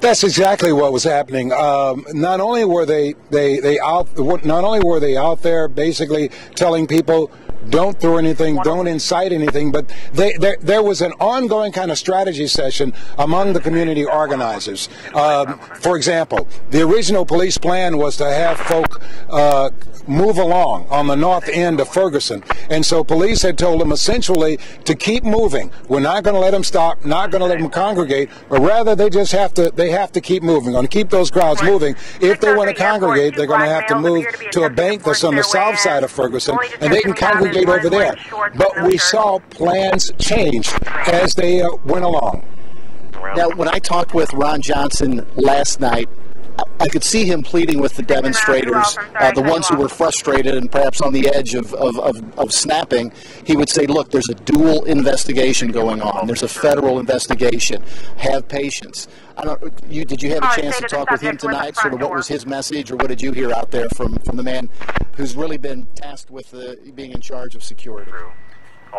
Yeah, I did get a chance to talk to Ron Johnson earlier as he moved down the street with a large contingent of officers, not to necessarily try to be intimidating, but to try to just tell people that, look, I want justice just like you. So I think he made an effort, he was making an effort to identify him to the extent that he wants justice done in this situation, but he wants justice done in a peaceful way. So I asked him basically, what message are you sending to the people who would come here to cause trouble? And he said the message is that you're not going to come to our community and create these problems. We're just not going to have it. Ron Johnson, I asked him earlier a little bit, maybe around 8:30 or so, how confident was he that he was going to be able to maintain peace throughout the evening. He told me that he was very confident that he would be able to do it. But, obviously, you can never be 100% sure in a situation like that. That's car 3106, 3107 that's been one of his main drives as he spoke to community gatherings and everyone, telling people, look, we want to get justice, but we want peace also. Because we want to be fair to the people who live in Ferguson that are really suffering in this whole thing. It will be interesting to hear what he has to say when this news conference happens. And again, we are set up. We are ready to bring that to you. It'll be interesting to hear his assessment. Clearly things went better tonight than they did last night. But we'll see where things go from here and what those security plans are moving forward. So we'll continue to keep an eye on things here for Elliot Davis, who was out there on the front line. Back to you, Sandy. 3 is 104.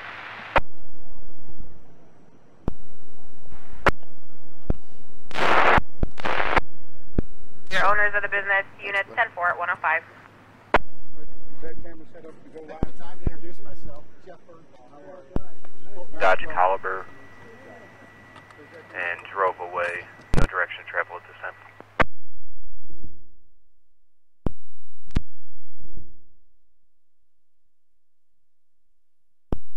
The location we had was West Florissant Solway.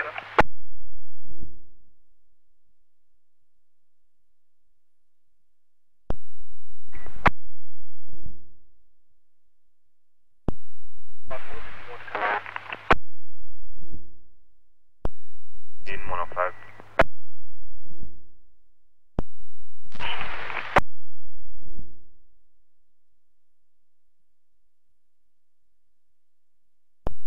On West Florissant, Ferguson Avenue. 3. 630. 32.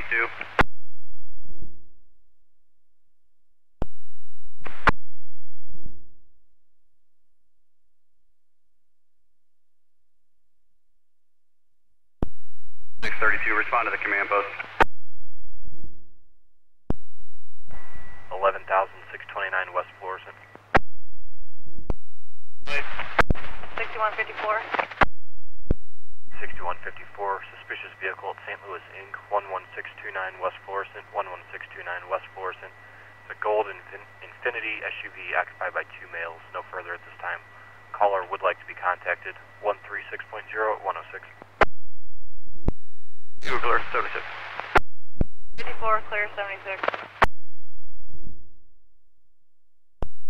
At 106.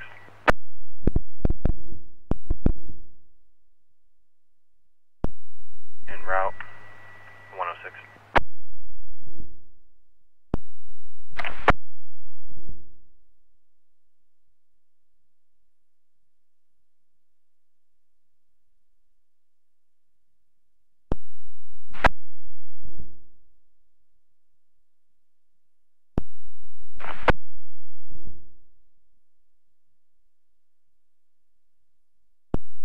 Staging.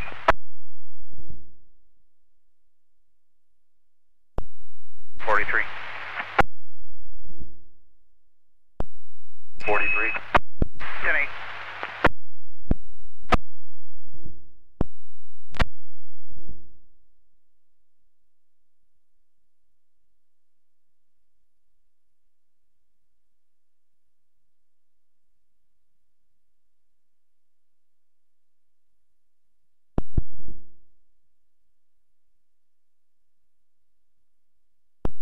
Stop.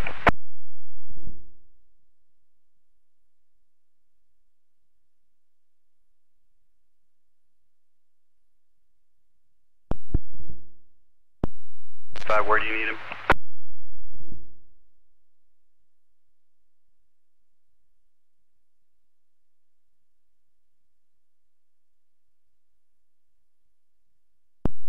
Eight 1023 at 108.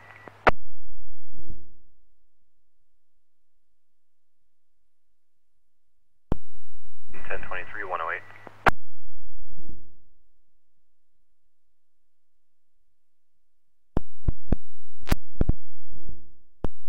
It's the vehicles on the side of the building.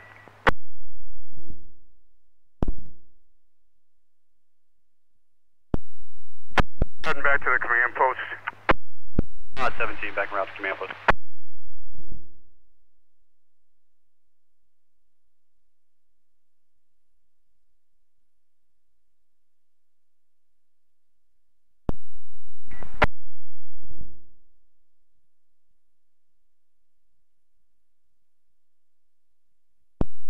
En route to the suspicious vehicle on West Florissant. Can disregard. We got enough cars up there per 3182. 108, 10-8. 6154, 10-8. 6154, 10-8 at 109. Car 6117, any car to assist a suspicious person on the Winkler. 3109, a suspicious person, 10,056 Winkler, 10056 Winkler. There are 6 black males standing in front of this address. Caller says that none of them live there. 127.0 at 109.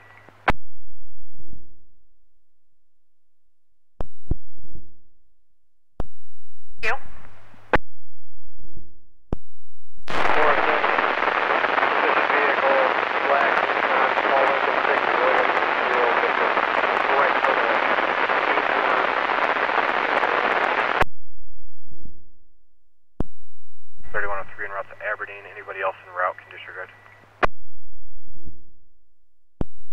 Of Nuger materials, 111. What's the call in Winkler? 3121, we're close. 121 en route to Winkler at 110. Please, we only copy the first 3.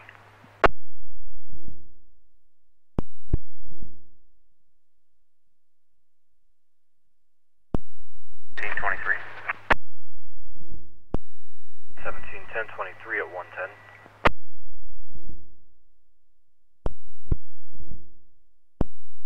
Assist 10-8, 110.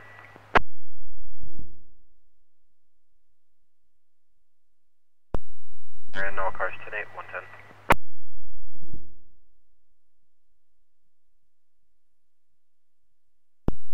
On 1023. 21, 1023 and Winkler at 111. Seeing 531.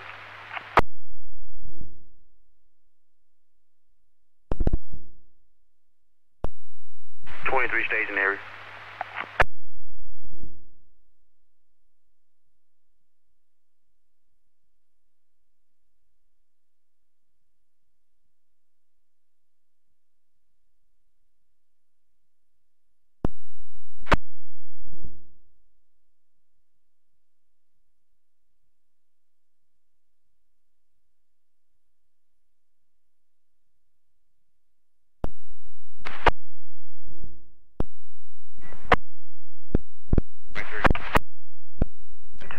On Winkler at 111.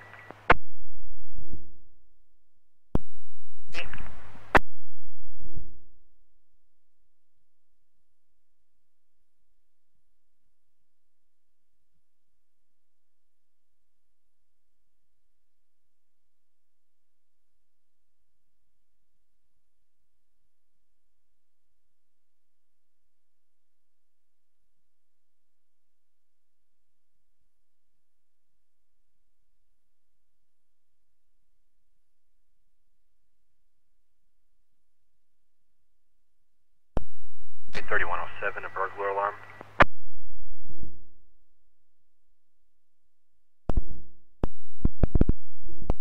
3107, a burglar alarm.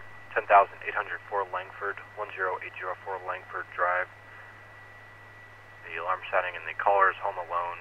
It's called in by the resident. 113.1 at 112.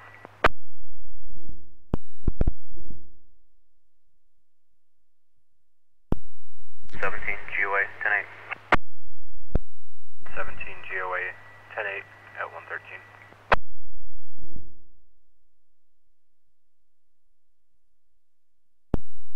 Founded all cars 10-8 at 113.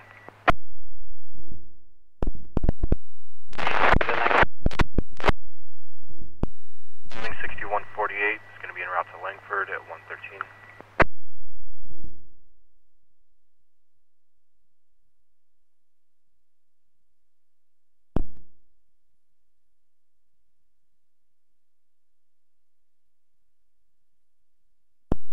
Aberdeen at 113. That flourishing was unfounded.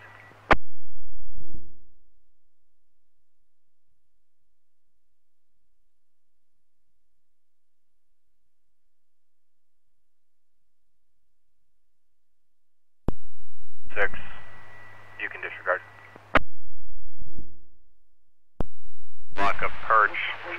It's 2 blocks east of West Florissant, north of Nesbitt.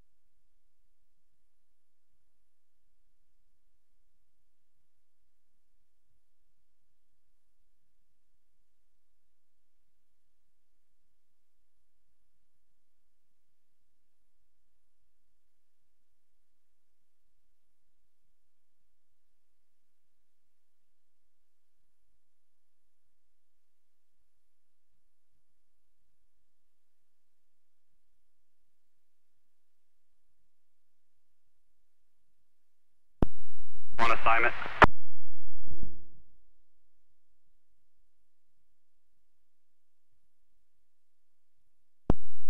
Three 115.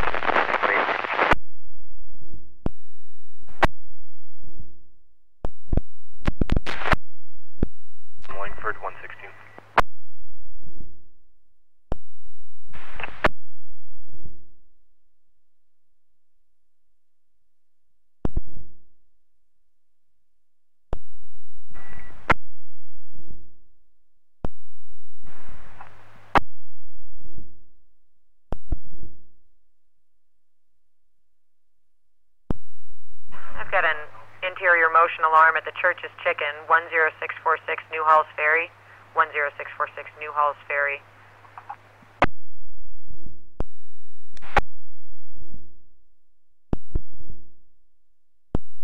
And 1023 Chambers and Dennis, 3122 can disregard.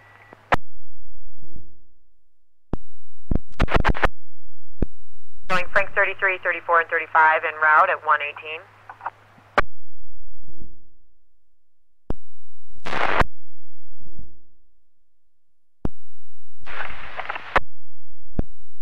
Three 118. This is 21.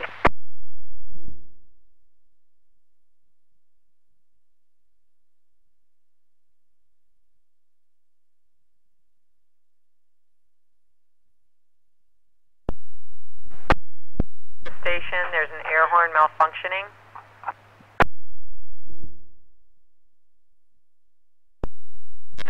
West Western Ferguson. 23. Team 202, the command. Team 202. We are 1023 at West Ferguson and Florissant to relieve existing units. Clear.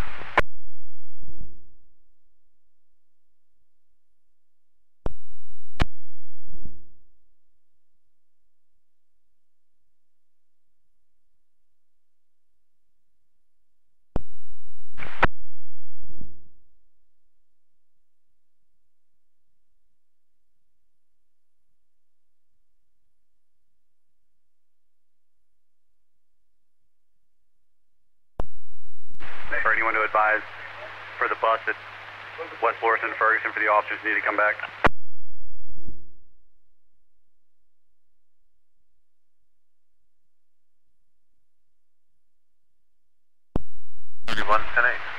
at 118.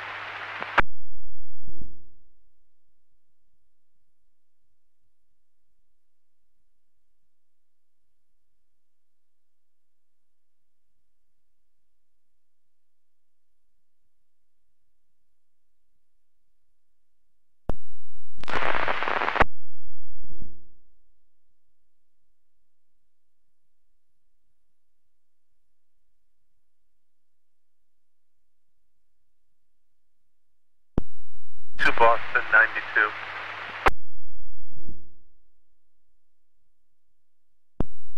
You have a domestic pending. It's for report only at this time. One subject has already left the area.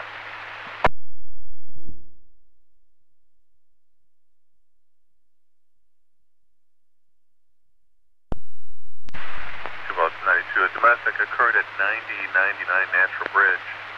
Quick Trip. Reportee Jocelyn Cooper standing by there in a white Impala. Child's father, reportee, got into a fight with Devontae Jones, her child's father. He left the area in a black Nissan Altima. That this original domestic occurred in the Springwood apartment, but now she is waiting at the Quick Trip at 119.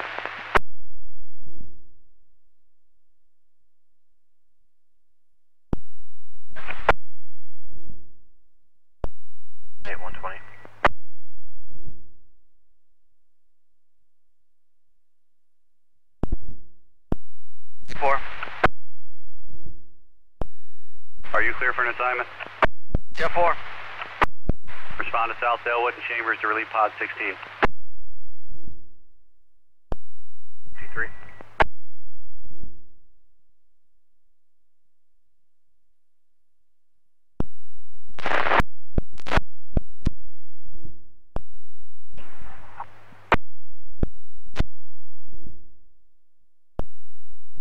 With a mail for warrants.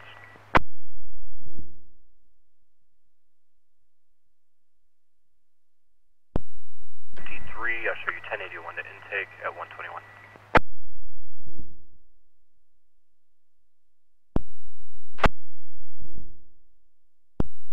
Get it, let me know, I'll send it again.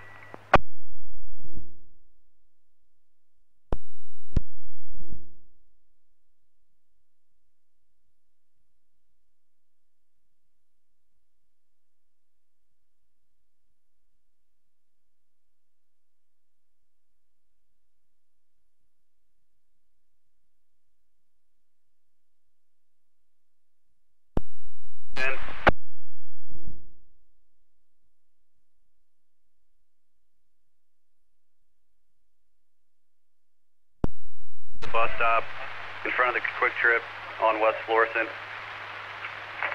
Attempt to contact black male, black shirt. The sick case.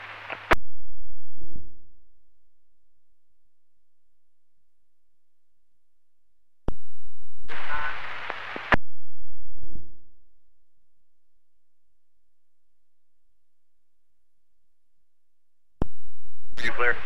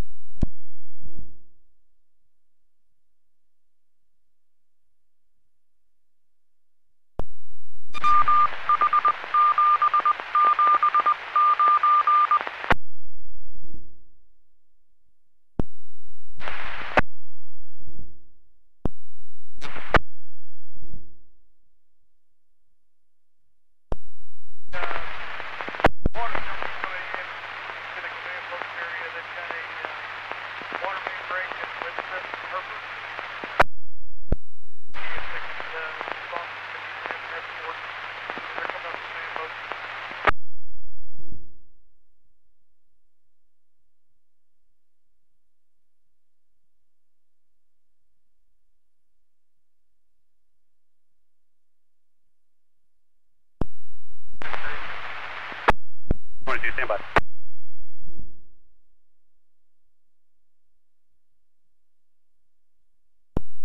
123. 2. The location of that call is outside of the hot zone. We don't need to provide them an escort. If you're pressed, what you can do is you can go Jennings Station is the very next exit. If they still need someone, see if they can call Ferguson PD. Sounds good. All right. After this card, Yeah. go ahead and make a U. Be safe out there, okay? Yeah, they detained me up there, man. All right, sir. Go ahead. All right, thanks.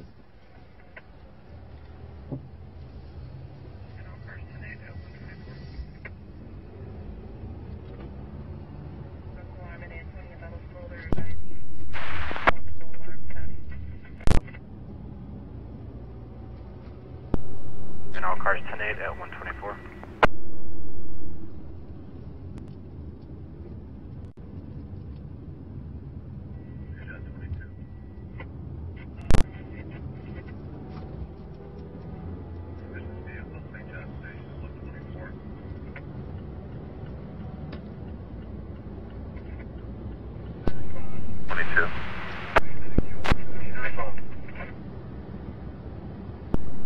Vehicle, St. John Station, 124.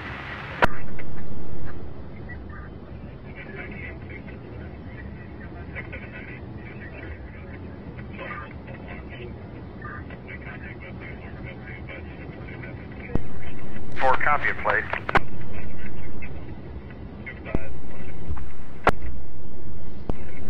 Union John 1, Sam 8 King.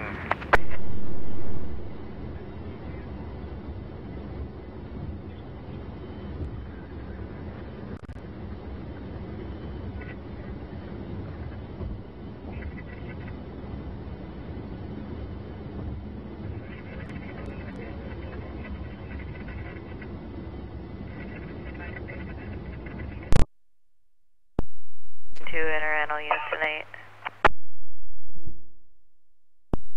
Turn cars 10-8, 125.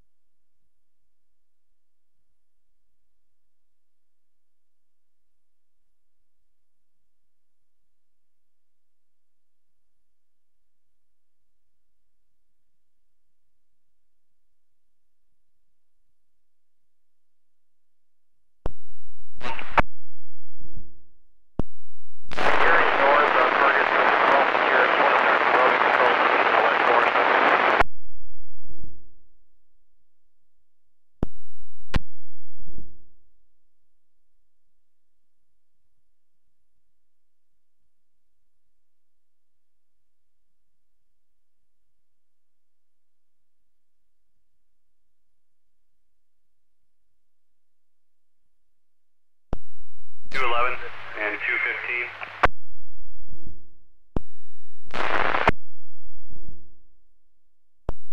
215.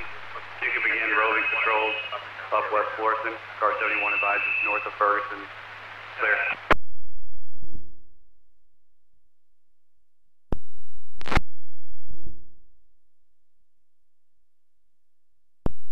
Point 3 staging.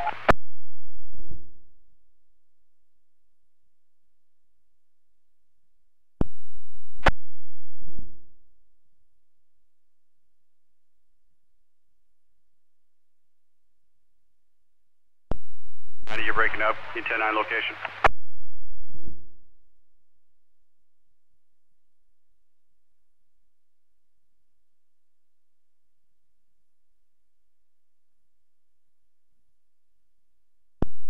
We were unable to copy location for that bus.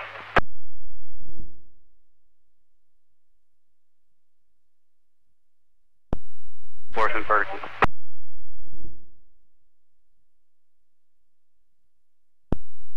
206 back at staging, 10-8. Staging.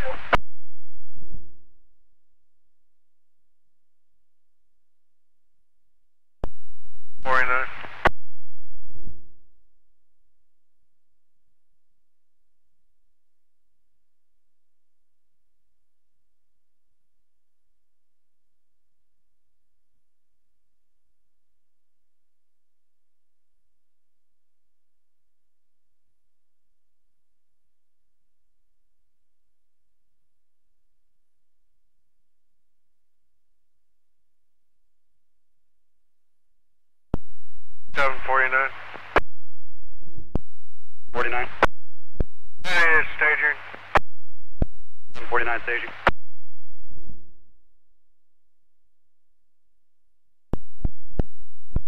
21.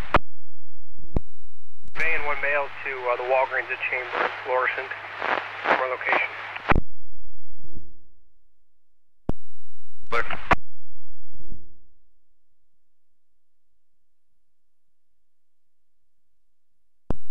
He's 23 staging.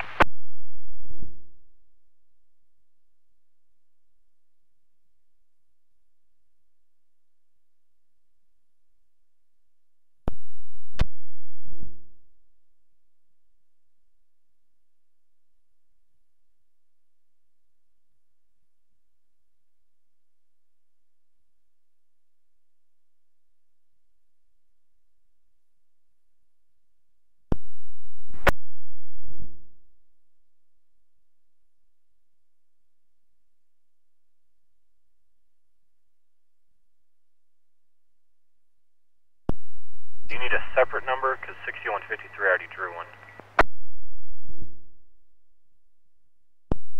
153 drew is 45441. That's 45441.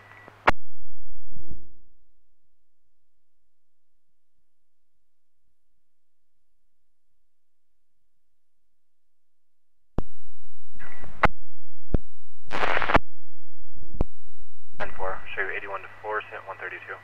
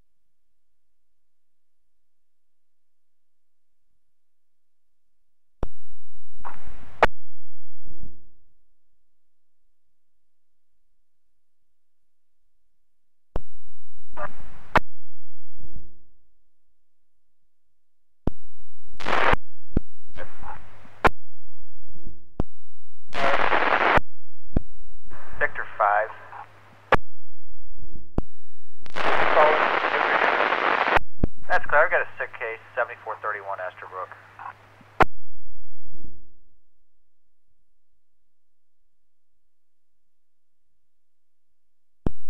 Be en route to 7431 Esterbrook. Be for a pregnancy. EMS is en route.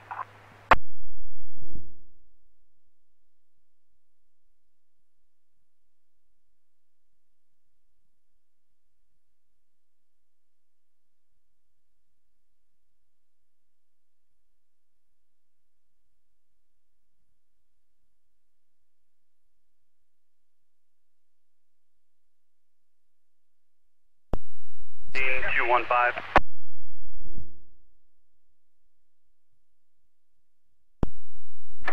You call? Affirmative.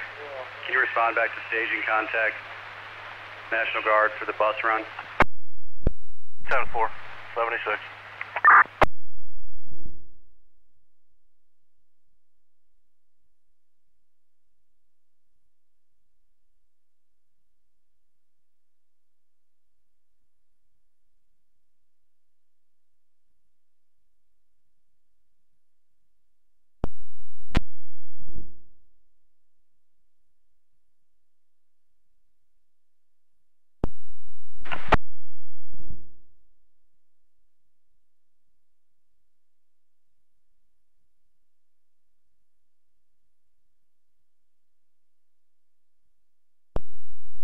All cars be advised at Ferguson near the park. Approximately 20 individuals carrying gas cans walking down the street on Ferguson Avenue.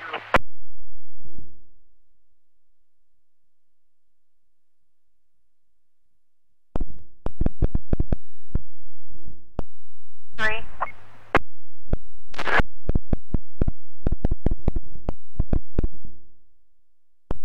33, that's affirmative. We were just about to advise all units, be advised, per county riot, there are approximately 15 subjects on Ferguson Avenue near the park, carrying gas cans.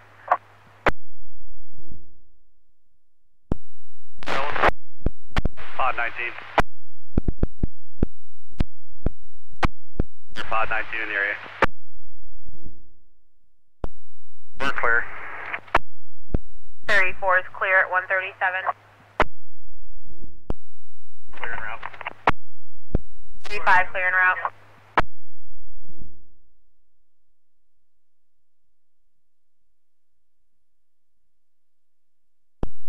Is there anywhere in particular to go to contact for this bus run? They're on the northeast corner of the lot. It's a large white bus.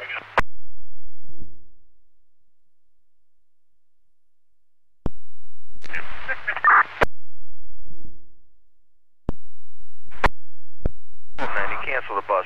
We're getting our people out of here other ways. It was just about to roll out of here. You want me to disregard it? Disregard it. We got our people out. Clear. 215. You can disregard that assignment. 215 is clear. We're going back mobile.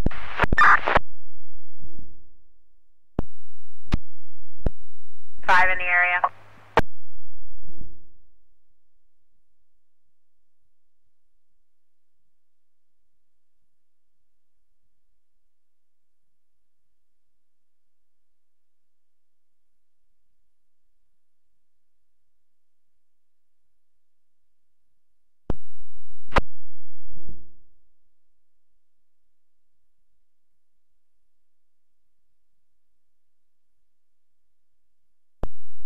Back around to staging.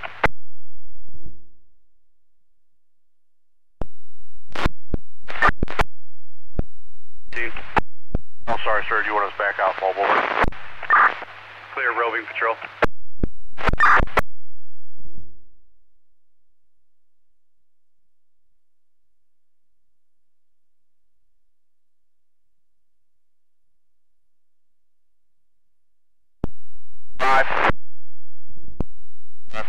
Pod 25, we're at Chambers in West Florissant in front of the Cricket store. We have a truck that's full of probably about 10 individuals we're taking into custody. 25 West Florissant Chambers with 10 in custody.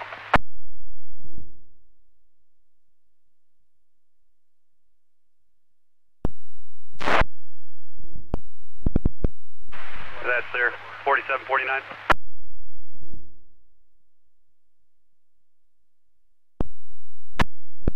Florissant and Chambers in front of the Cricket store.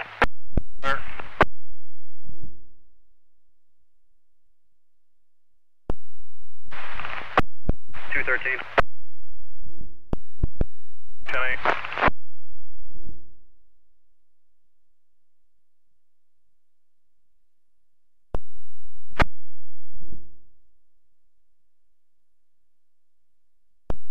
One 10-8. 10-23 and 10-8.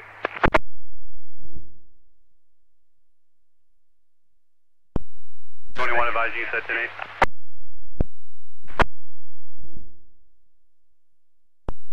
Six, 10-8 staging. Who's out of staging? 216. 216 is staging.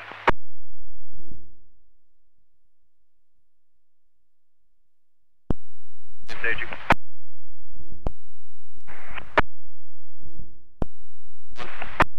That was a suspicious auto occupied 4 times Ultima behind Walgreens. 21 behind Walgreens, suspicious vehicle.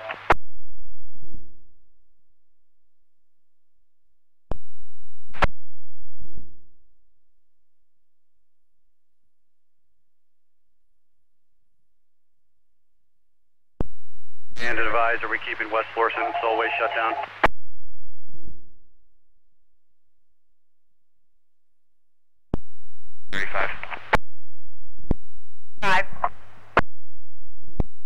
Check with Highway Patrol. They've checked everything from 901 to West Florissant. It's clear. Yeah, that was everything. Everything westbound's been cleared. 10-8. Everything's been cleared. 10-8, 141.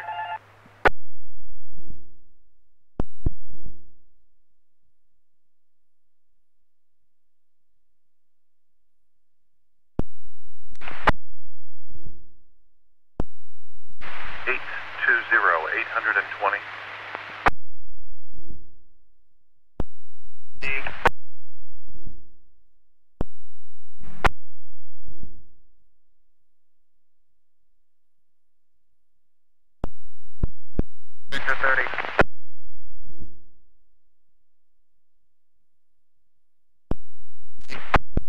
West Florissant, North Winds Estates, 6 individuals trying to set a dumpster on fire in the middle of West Florissant. Clear. 209 and 210, assignment.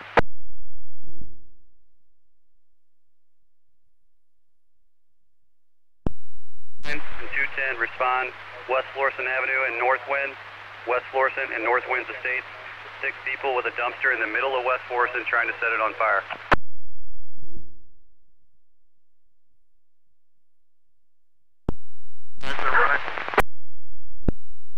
Two Victor 32 location.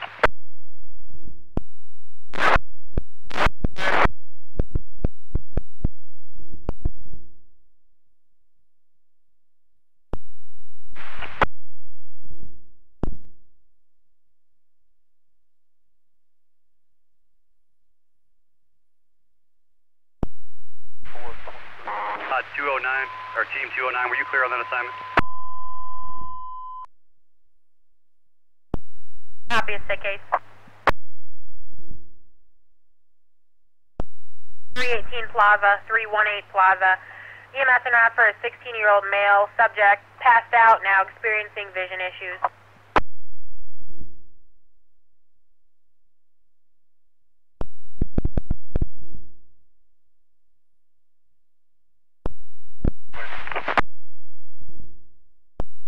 Also en route.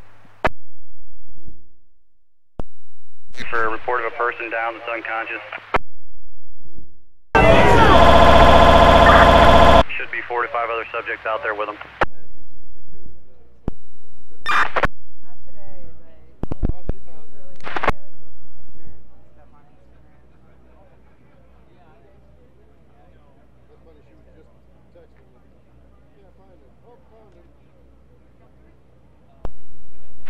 Which car called out West Florissant, Ferguson?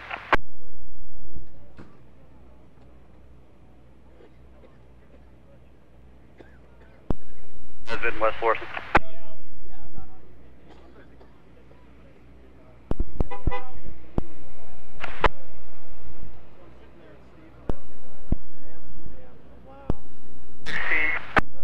Not 16. West Florissant. West Florissant, Nesbitt.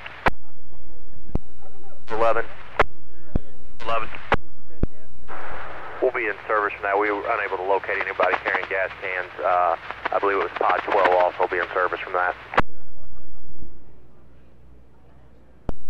Clear, Pod 12 back in service. Pod 19 also back in service.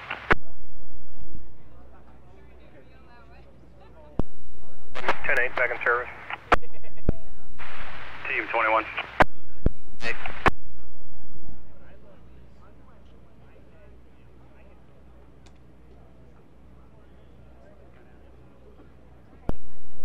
Clear.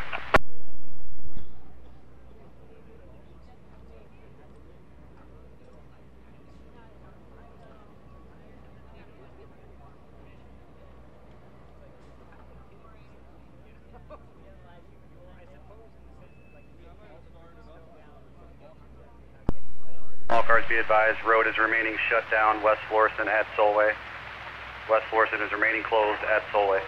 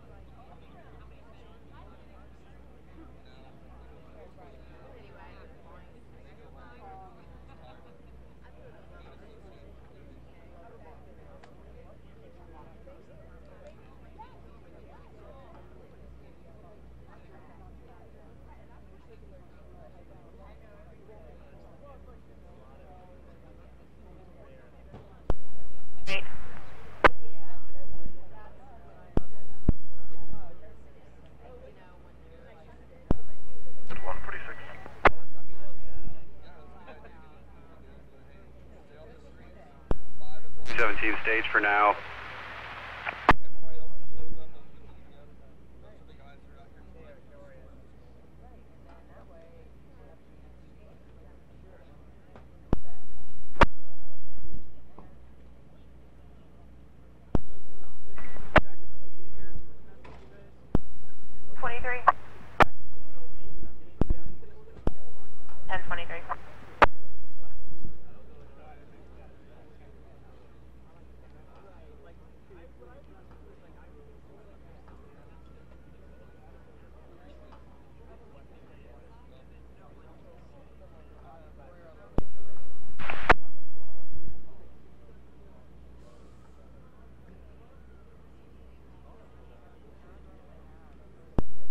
Bring him back to staging.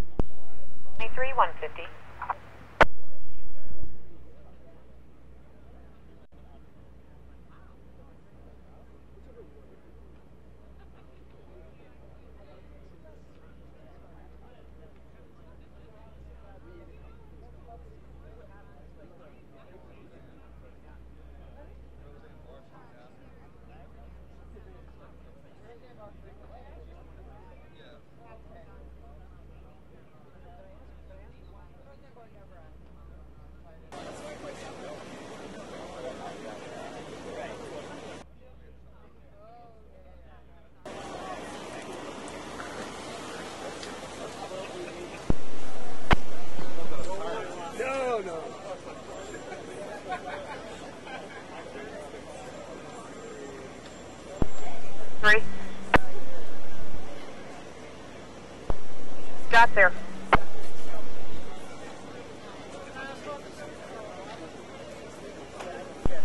Okay.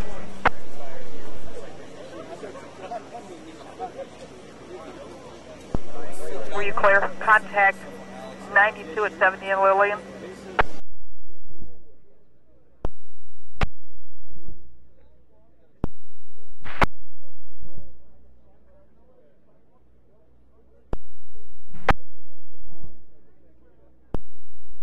I'm back route to Torch Road Walk at 150.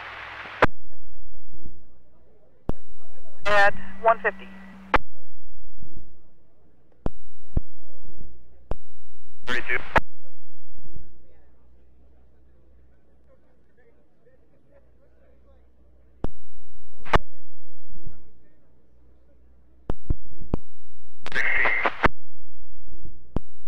Six 32.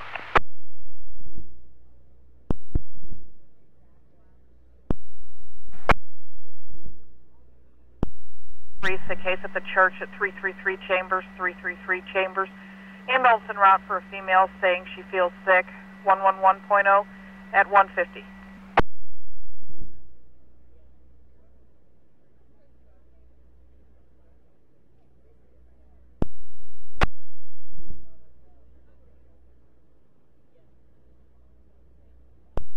N23 Robert 62, you can disregard.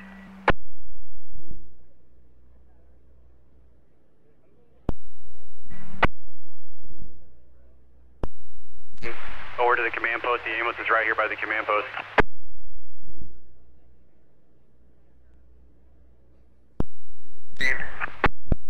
Pod 16. Back on roving patrol. 16 roving.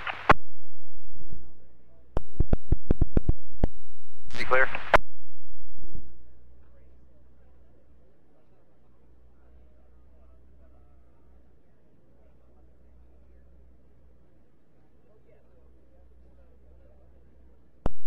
D110 a disturbance.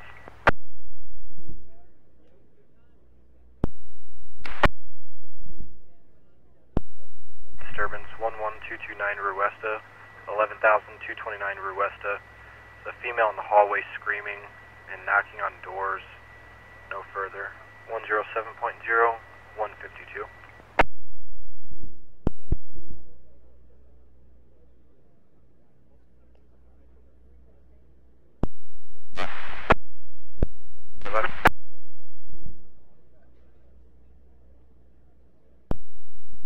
Can you start a wrecker to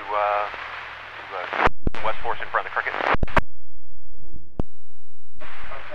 Pod 25, that's clear.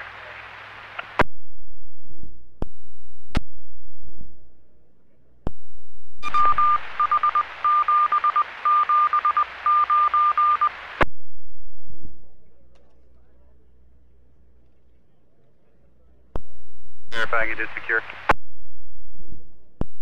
Pod 25, everything is 10.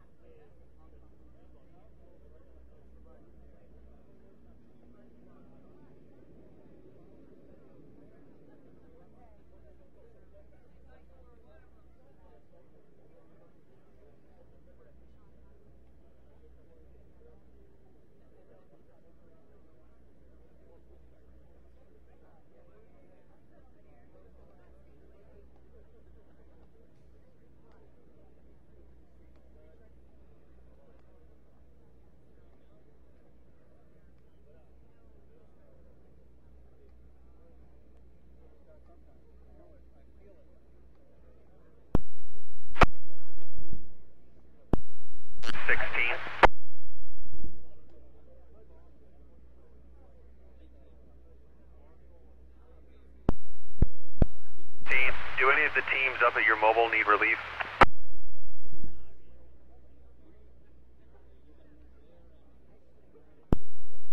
relief.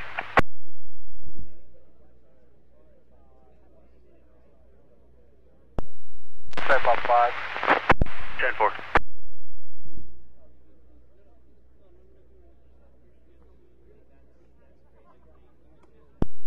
8, 209, 213, and 216. 208, 209, 213, and 216. Respond to the mobile station, West Florissant and Chambers, to provide relief.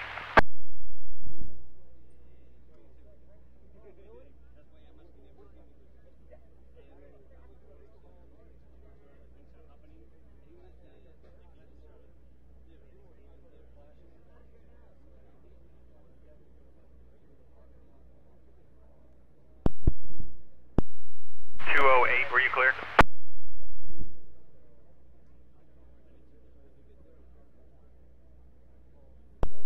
We're going to route to the mobile to relieve units.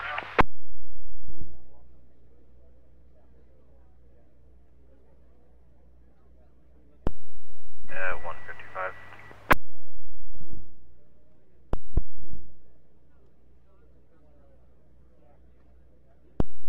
Five.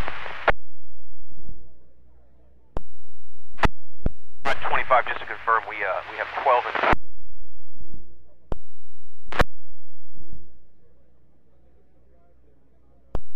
I think they're 23. 10-4, so they should be arriving any second. 4, thank you. 49. 49. 23 at the cricket store. That's clear. 1023 for 12 subjects.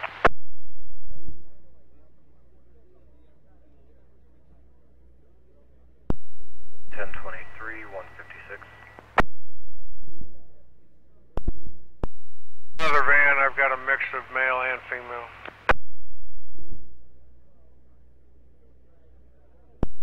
$43.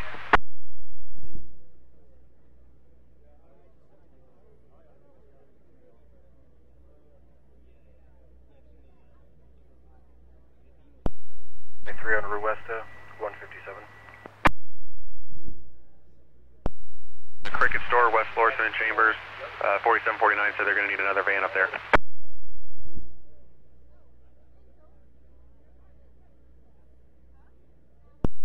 Gun 50, 1042, and 157. 3, you can disregard.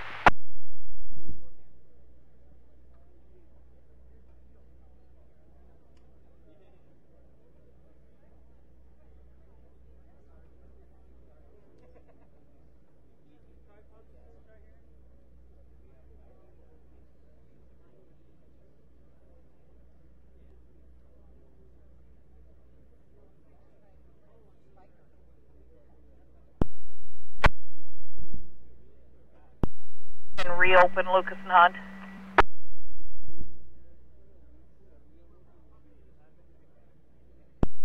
Yay. 157.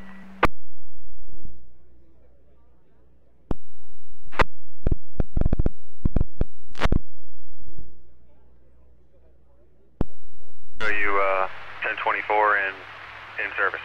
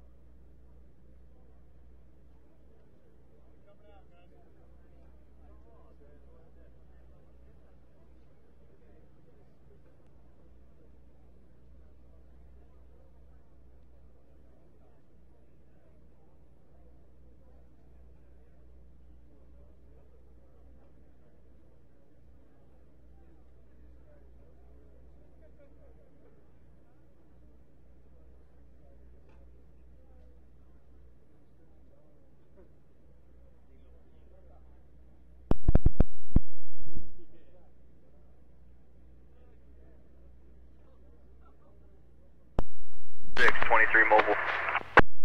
216, 1023.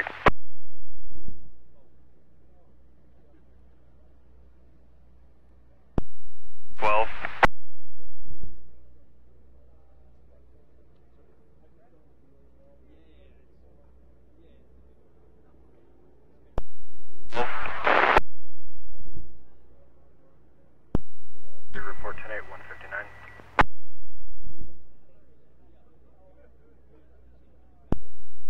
16.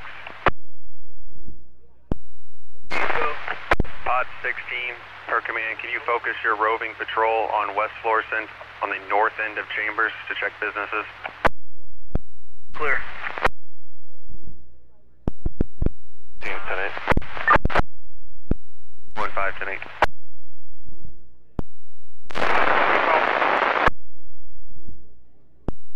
Pod 16 is going to handle it. Pod 12, just continue roving and in service.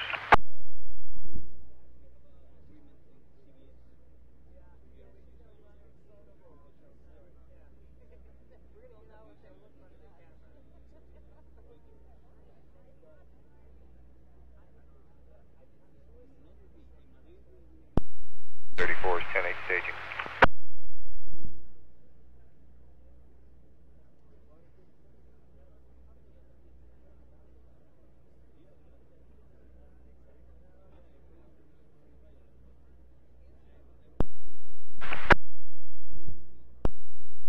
Assignment.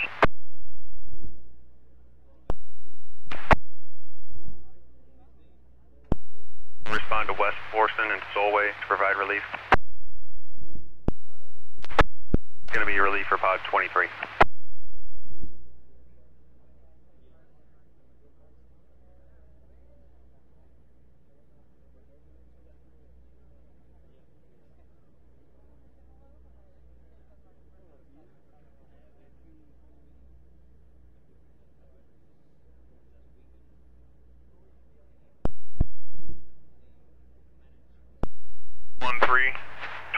Chambers in West Florissant. Team 213, 1023 mobile.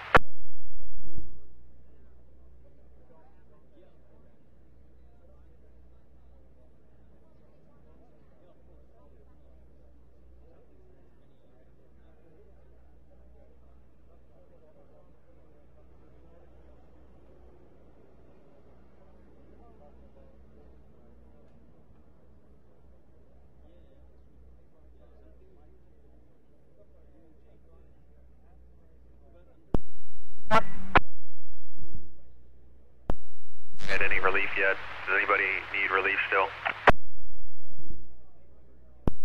Alarm 202.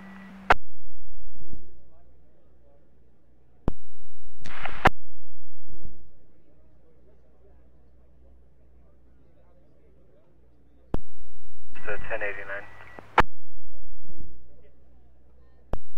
Remaining out at 203.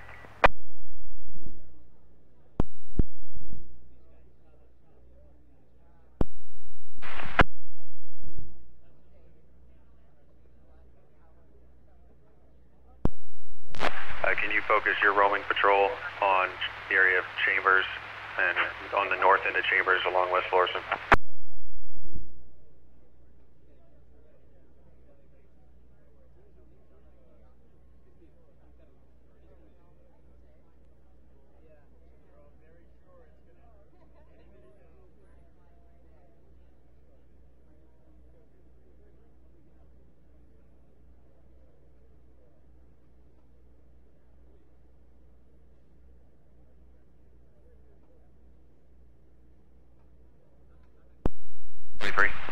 Is there any other pods or teams that have not had relief yet?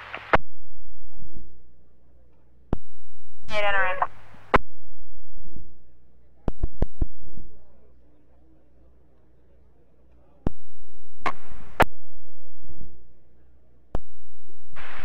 Pod 34, 1023.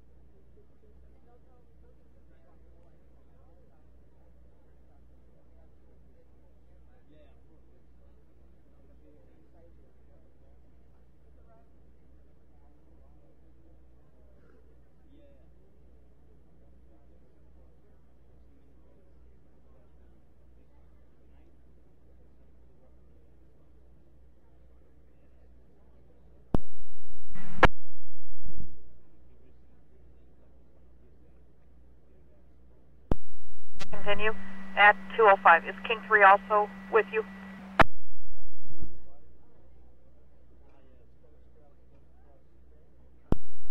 Sir?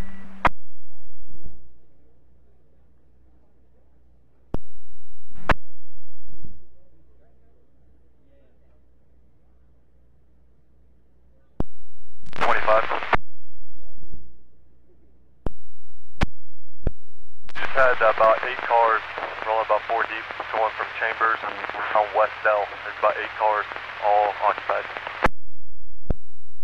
Clear, several occupied vehicles just pulled onto West Dell.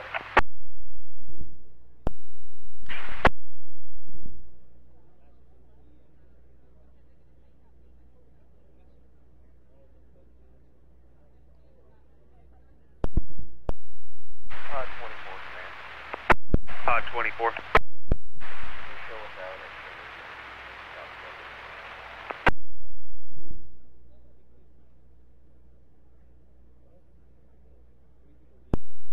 Chambers and South Delwood.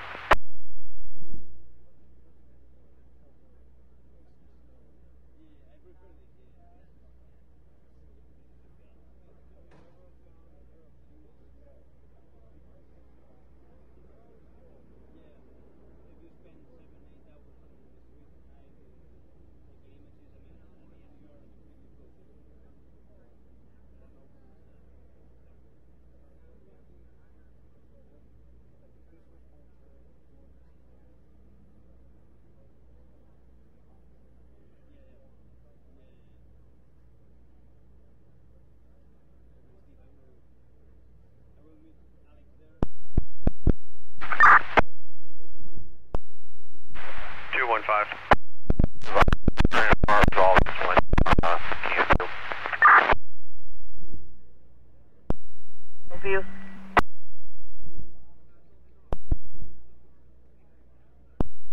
Bell Fountain 10159, Bell Fountain. Contact Terry. She'll direct you to where there's a dog that's been abandoned and with no food for 3 days.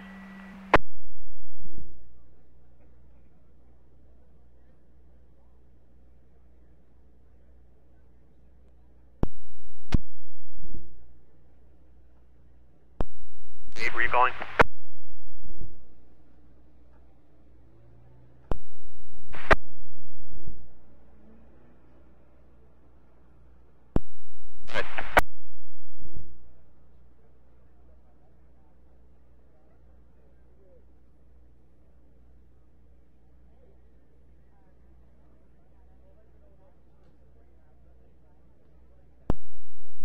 Involved in 1050, no injuries.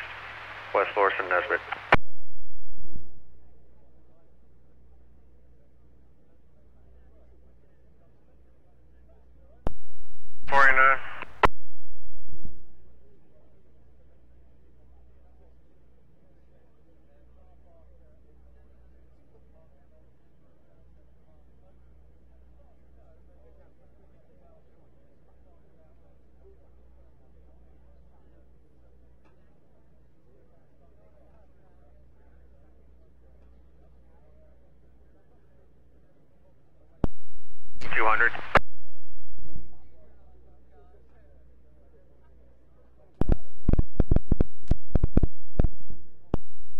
$209.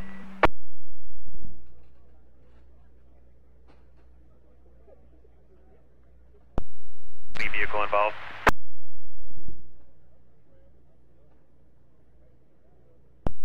The vehicle number or which precinct?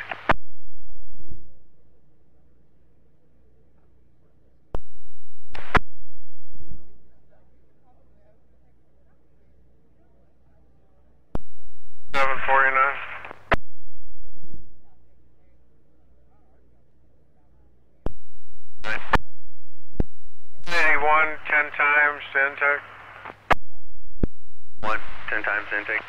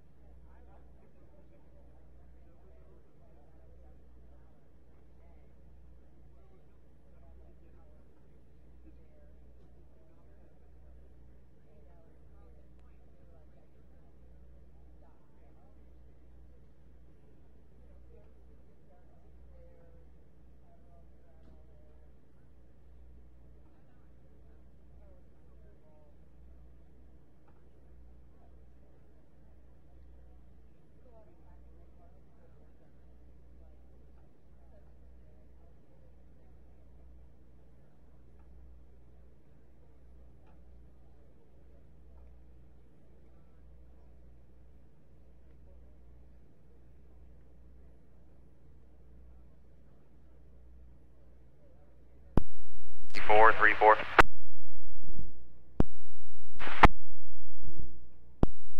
Secure your position at West Florissant and Solway and do roaming patrols along Solway Avenue in Ferguson, east to west.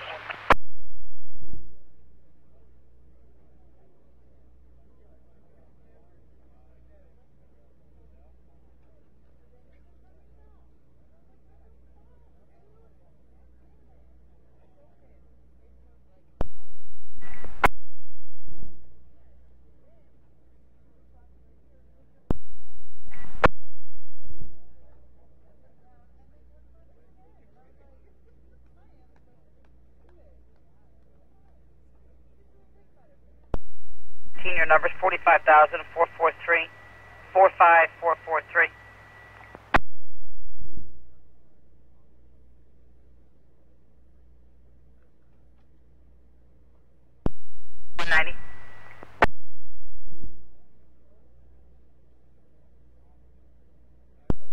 Sorry, 1081 to intake.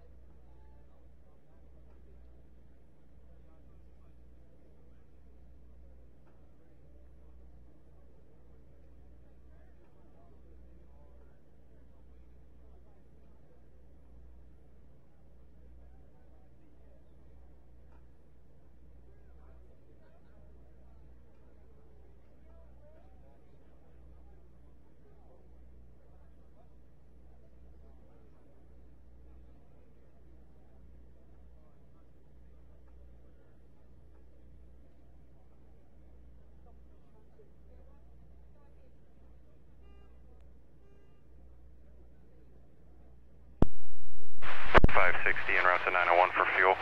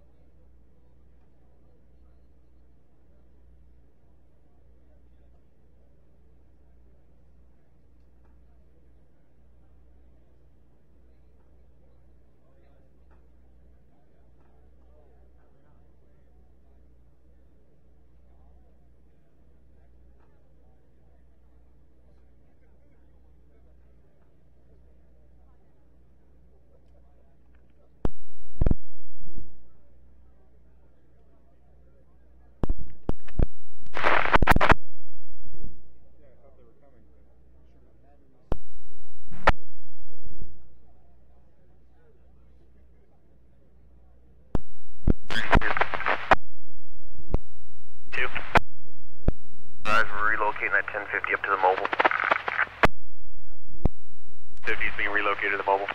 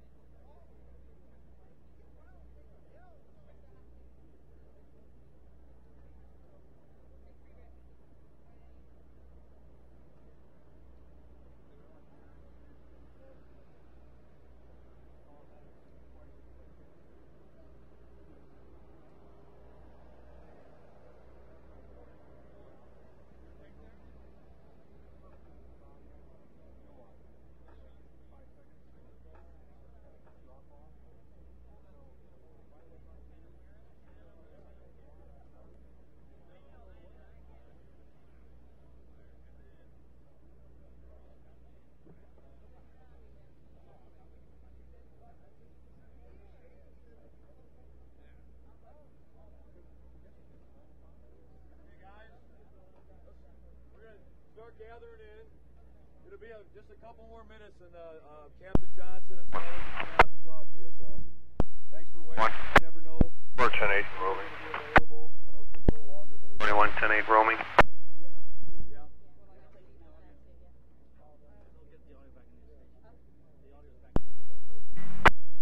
Okay, is everybody set up and ready to go? We are going to move that back pretty far. What's that? This podium here, we're going to back it up. It's yeah, that's no problem.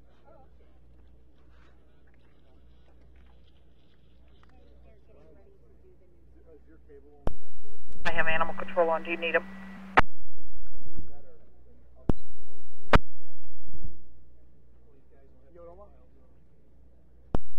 Birchgate 1110, Birchgate, Central County's en route.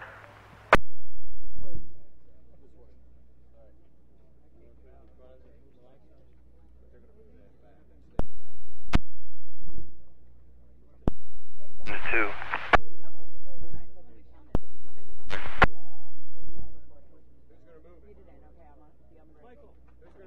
Where the news comes first.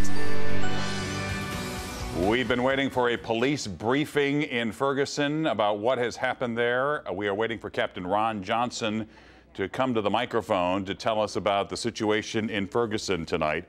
If you're just joining us here at 2:20 in the morning, it was another night of chaos in Ferguson where police confronted more protesters, although I hesitate to use the word protesters because there is a group of people that the police say are instigators, and they're causing a whole lot of trouble, and they did again tonight. We understand from Captain Ron Johnson that there were at least 2 people hit by gunfire tonight near West Florissant and Canfield. And so when that happened, the police set up a line, they moved it down West Florissant, and they tried to disperse the crowd. And now we're trying to find out a little bit more about what happened tonight.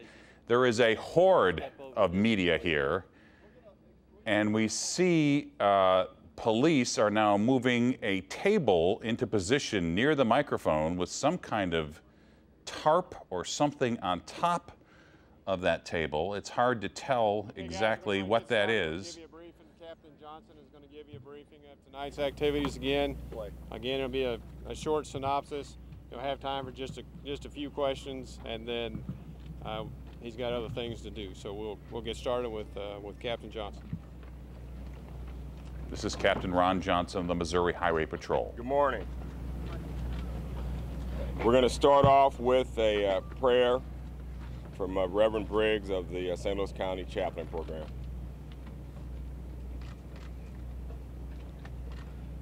We pray.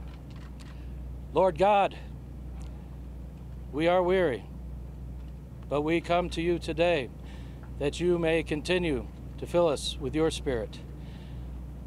We have come so that our community may be whole, but we pray that you would help us to do this. We pray that your strength would be with our residents, the families in our community, with our police officers, those who have come together in your peace to bring peace.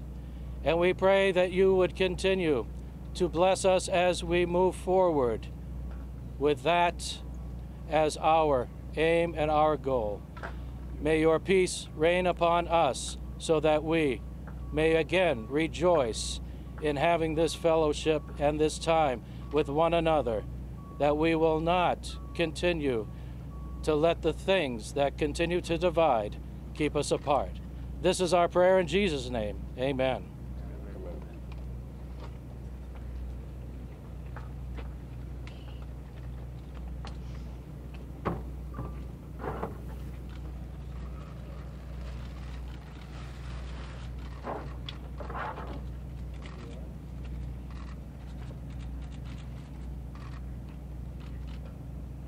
I want to begin by thanking the brave men and women of law enforcement who tonight took another strong step forward in restoring order to the city of Ferguson. Throughout the night, these officers acted with restraint and calm, despite pockets of disorder and coming under violent attacks on several occasions. The night began peacefully with calm and orderly protests. Other law enforcement officers and I interacted on numerous occasions with protesters who shook hands with officers and expressed their opinions. This was the freedom of expression that we are committed to protecting. At 9:40 p.m., more than 200 people walked toward police officers at the corner of West Florissant and Ferguson Avenue. They were loud, but not aggressive. They came to the line of police officers, chanted, and then seemed to be turning around and thinning out. Police did not react. In fact, several of the protesters encouraged the crowd to turn around, indicating their message had been heard. But that's when bottles were thrown from the middle and the back of a large crowd that gathered near and within the media staging area. These criminal acts came from a tiny minority of lawbreakers. But anyone who has been at these protests understands that there is a dangerous dynamic in the night. It allows a small number of violent agitators to hide in the crowd and then attempt to create chaos. The catalyst can be bottles thrown, Molotov cocktails, and of course, shots fired. Protesters are peaceful and respectful. Protesters don't clash with police. They don't throw Molotov cocktails. It is criminals who throw Molotov cocktails and fire shots and endangers lives and property. In the dark of night, there were at least 2 people shot. We have been criticized for using SWAT trucks during protests. We did not deploy those into the crowd until things deteriorated. And tonight, we used a SWAT truck and another large vehicle to get into a violent, dangerous area to extract a gunshot victim. Those vehicles not only provide protection for officers, tonight they help us get people who were wounded by gunfire and get them to safety. Tonight there were numerous reports of shots fired. We had 2 fires, one at a business and one at an unoccupied residence. In the area of West Florissant and Canfield, our officers came under heavy gunfire. Our officer confiscated 2 guns during a car stop near the media staging area. These are not acts of protesters, but acts of violent criminals. Our officers acted with professionalism. Once again, not a single bullet fired by officers, despite coming under heavy attack. 4 St. Louis County police officers were hit by rocks and bottles and sustained injury. Because of the dangers posed tonight, I want to encourage the good people of this area to come out and protest tomorrow during the daytime hours. Make your voices heard when you can be seen and when you're not the cover for violent agitators. That is my suggestion. I'd like the people concerned about peace in Ferguson to consider that. As of 2 a.m., 31 people have been arrested tonight. I've said that many of the criminal elements that have been coming to Ferguson are not from this area. Tonight, some of those arrested came from as far away as New York and California. I want to address the role of the media and what is going on here. Tonight, media repeatedly had to be asked to return to the sidewalks and get out of the streets when clashes were going on in the streets. If these situations going on, we need to have that area clear. This is a matter of your safety and the safety of others. We need the roads clear so that we can safely and quickly remove vehicles to other sectors where people are under threat. Clearing the roads is a matter of safety. Please clear the roads when asked. Please don't interfere with officers, and let's give attention to the peaceful, not to those determined to disrupt and call attention to themselves. Let's not glamorize the acts of criminals. finally, I want to say I'm inspired once again tonight by the citizens of this area who with courage stood in chaotic situations and encouraged the peaceful demonstrations to move on to other areas within the situation as it was deteriorating. They are part of the energy and goodness of this community. That energy can light up and inspire, and it can help us move past violence. Let us do that together. The people of this community deserve that. The businesses here in Ferguson and all of North County deserve that. We all deserve that. I want to thank Mrs. Tahara, who I saw cleaning up bottles. She came all the way from South County to clean up the streets of West Florissant. On the table, you see 2 guns that we conversated tonight. These guns were in a vehicle that we approached that was right across or near the media area where each of you were standing. The vehicle pulled into a parking lot, had its windows down, and prior to pulling there, our air unit that followed that vehicle as it had fired shots near the Canfield apartment. And when our officers approached that vehicle, several of you from the media who were at the location of West Florissant and Ferguson began to cross the street and take pictures and walk up prior to our officers securing that vehicle. Here on the table, you also found this Molotov cocktail tonight. And many of these were thrown last night and today. I've talked to many of you in the media that says you have not seen these being thrown. But many of our peaceful protesters haven't seen these because a lot of times they're thrown without their knowledge. And as many of you saw today, who were staged at West Florissant and Ferguson, you saw the bottles, the frozen bottles, the glass. We also had one individual who walked between us, law enforcement, as we were standing there, lined up across the street, and threw down a firework device that was a bang in an attempt to agitate the crowd as if law enforcement was throwing out some object. I will take a few questions. The shooting victims, any updates on their conditions? We do not have any updates on their conditions right now. Well, you hinted that you wanted... Excuse me? Female? They both were male. You hinted that you wanted people to protest tomorrow during the daylight hours. Are you suggesting a possible curfew tomorrow? No, sir. What I want is our peaceful protesters to come in the daytime. All these criminals at night that are masking themselves and hiding themselves behind peace, let them come at night so we can identify them, so we can take them away from our community and put them away and make our streets clear, so they can no longer mask themselves behind the peaceful protesters and define this city. And I'd ask you not to glamorize their activities. And if they come at night, what happens? And if protesters, pacific protesters come during the night, what happens? You say go back home, stop.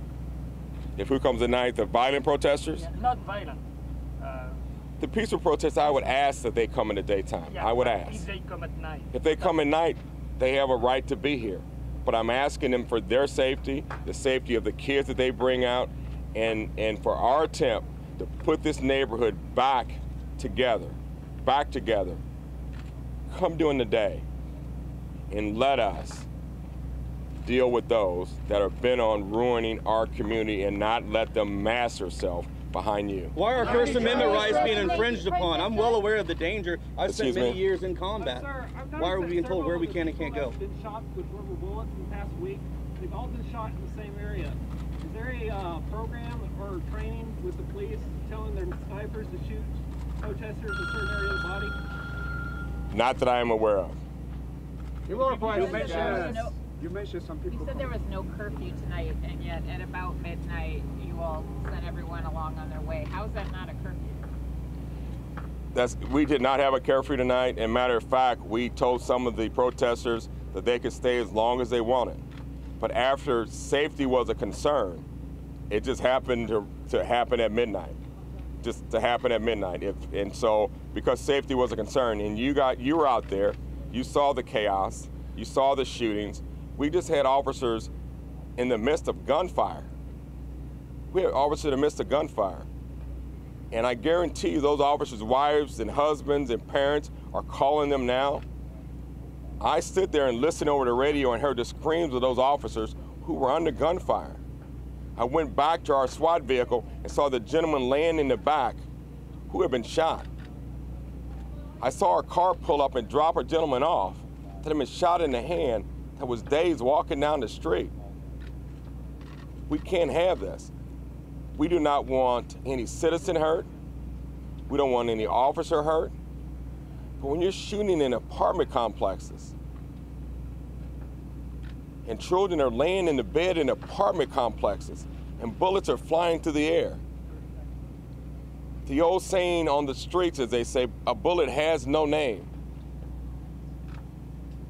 We do not want to lose another life in this community. But if you don't like violence, and how come your cops are dressed like the military gear?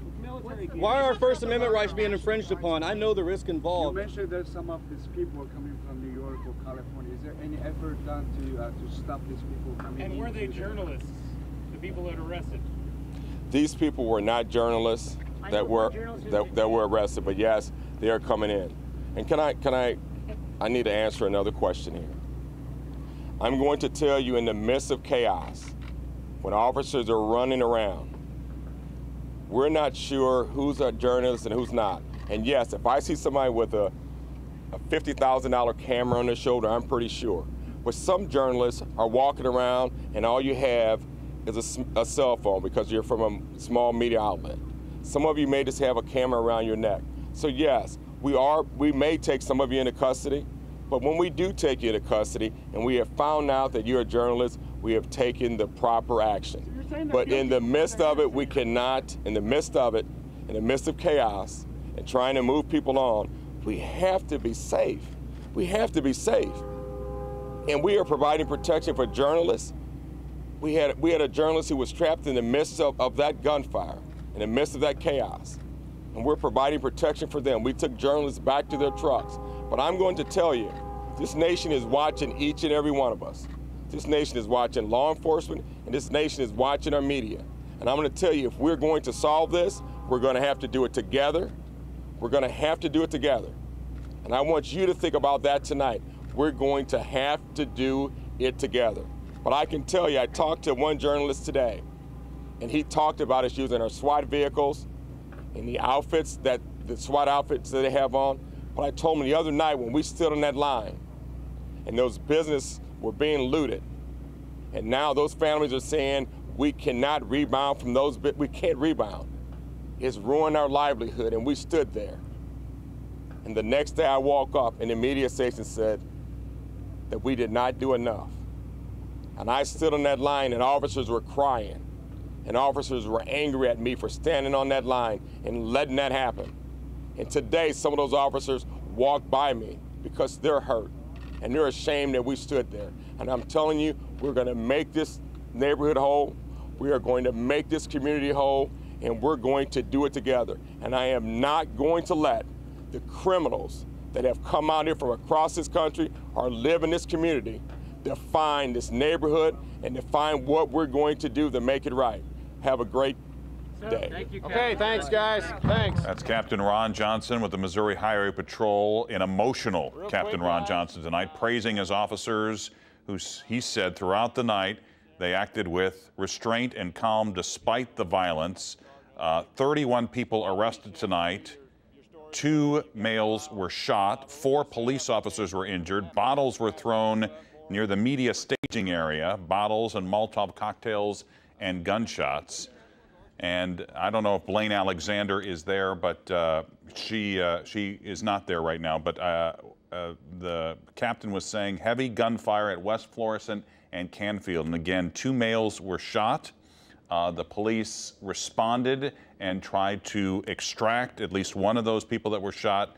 And the captain also said of the 31 people arrested, many of them are not from this area. In fact, he said he knows of at least some of the people arrested were from New York and California.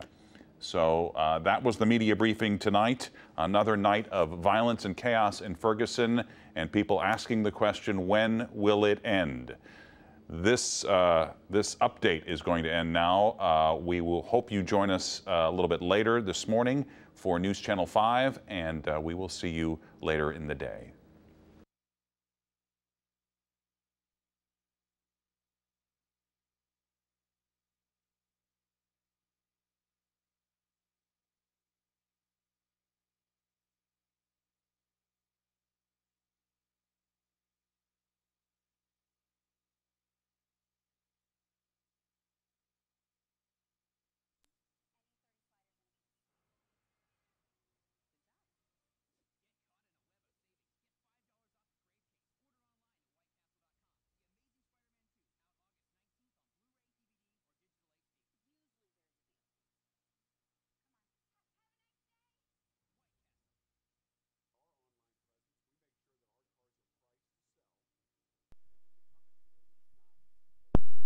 Uh, 21.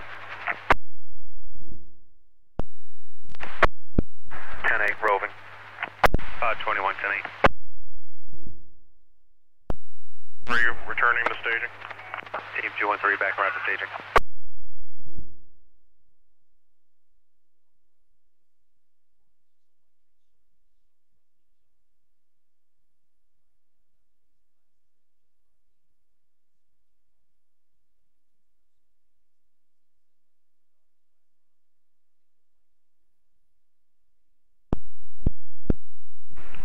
Team 200. 200. We're back now to staging for ID to take pictures. Clear.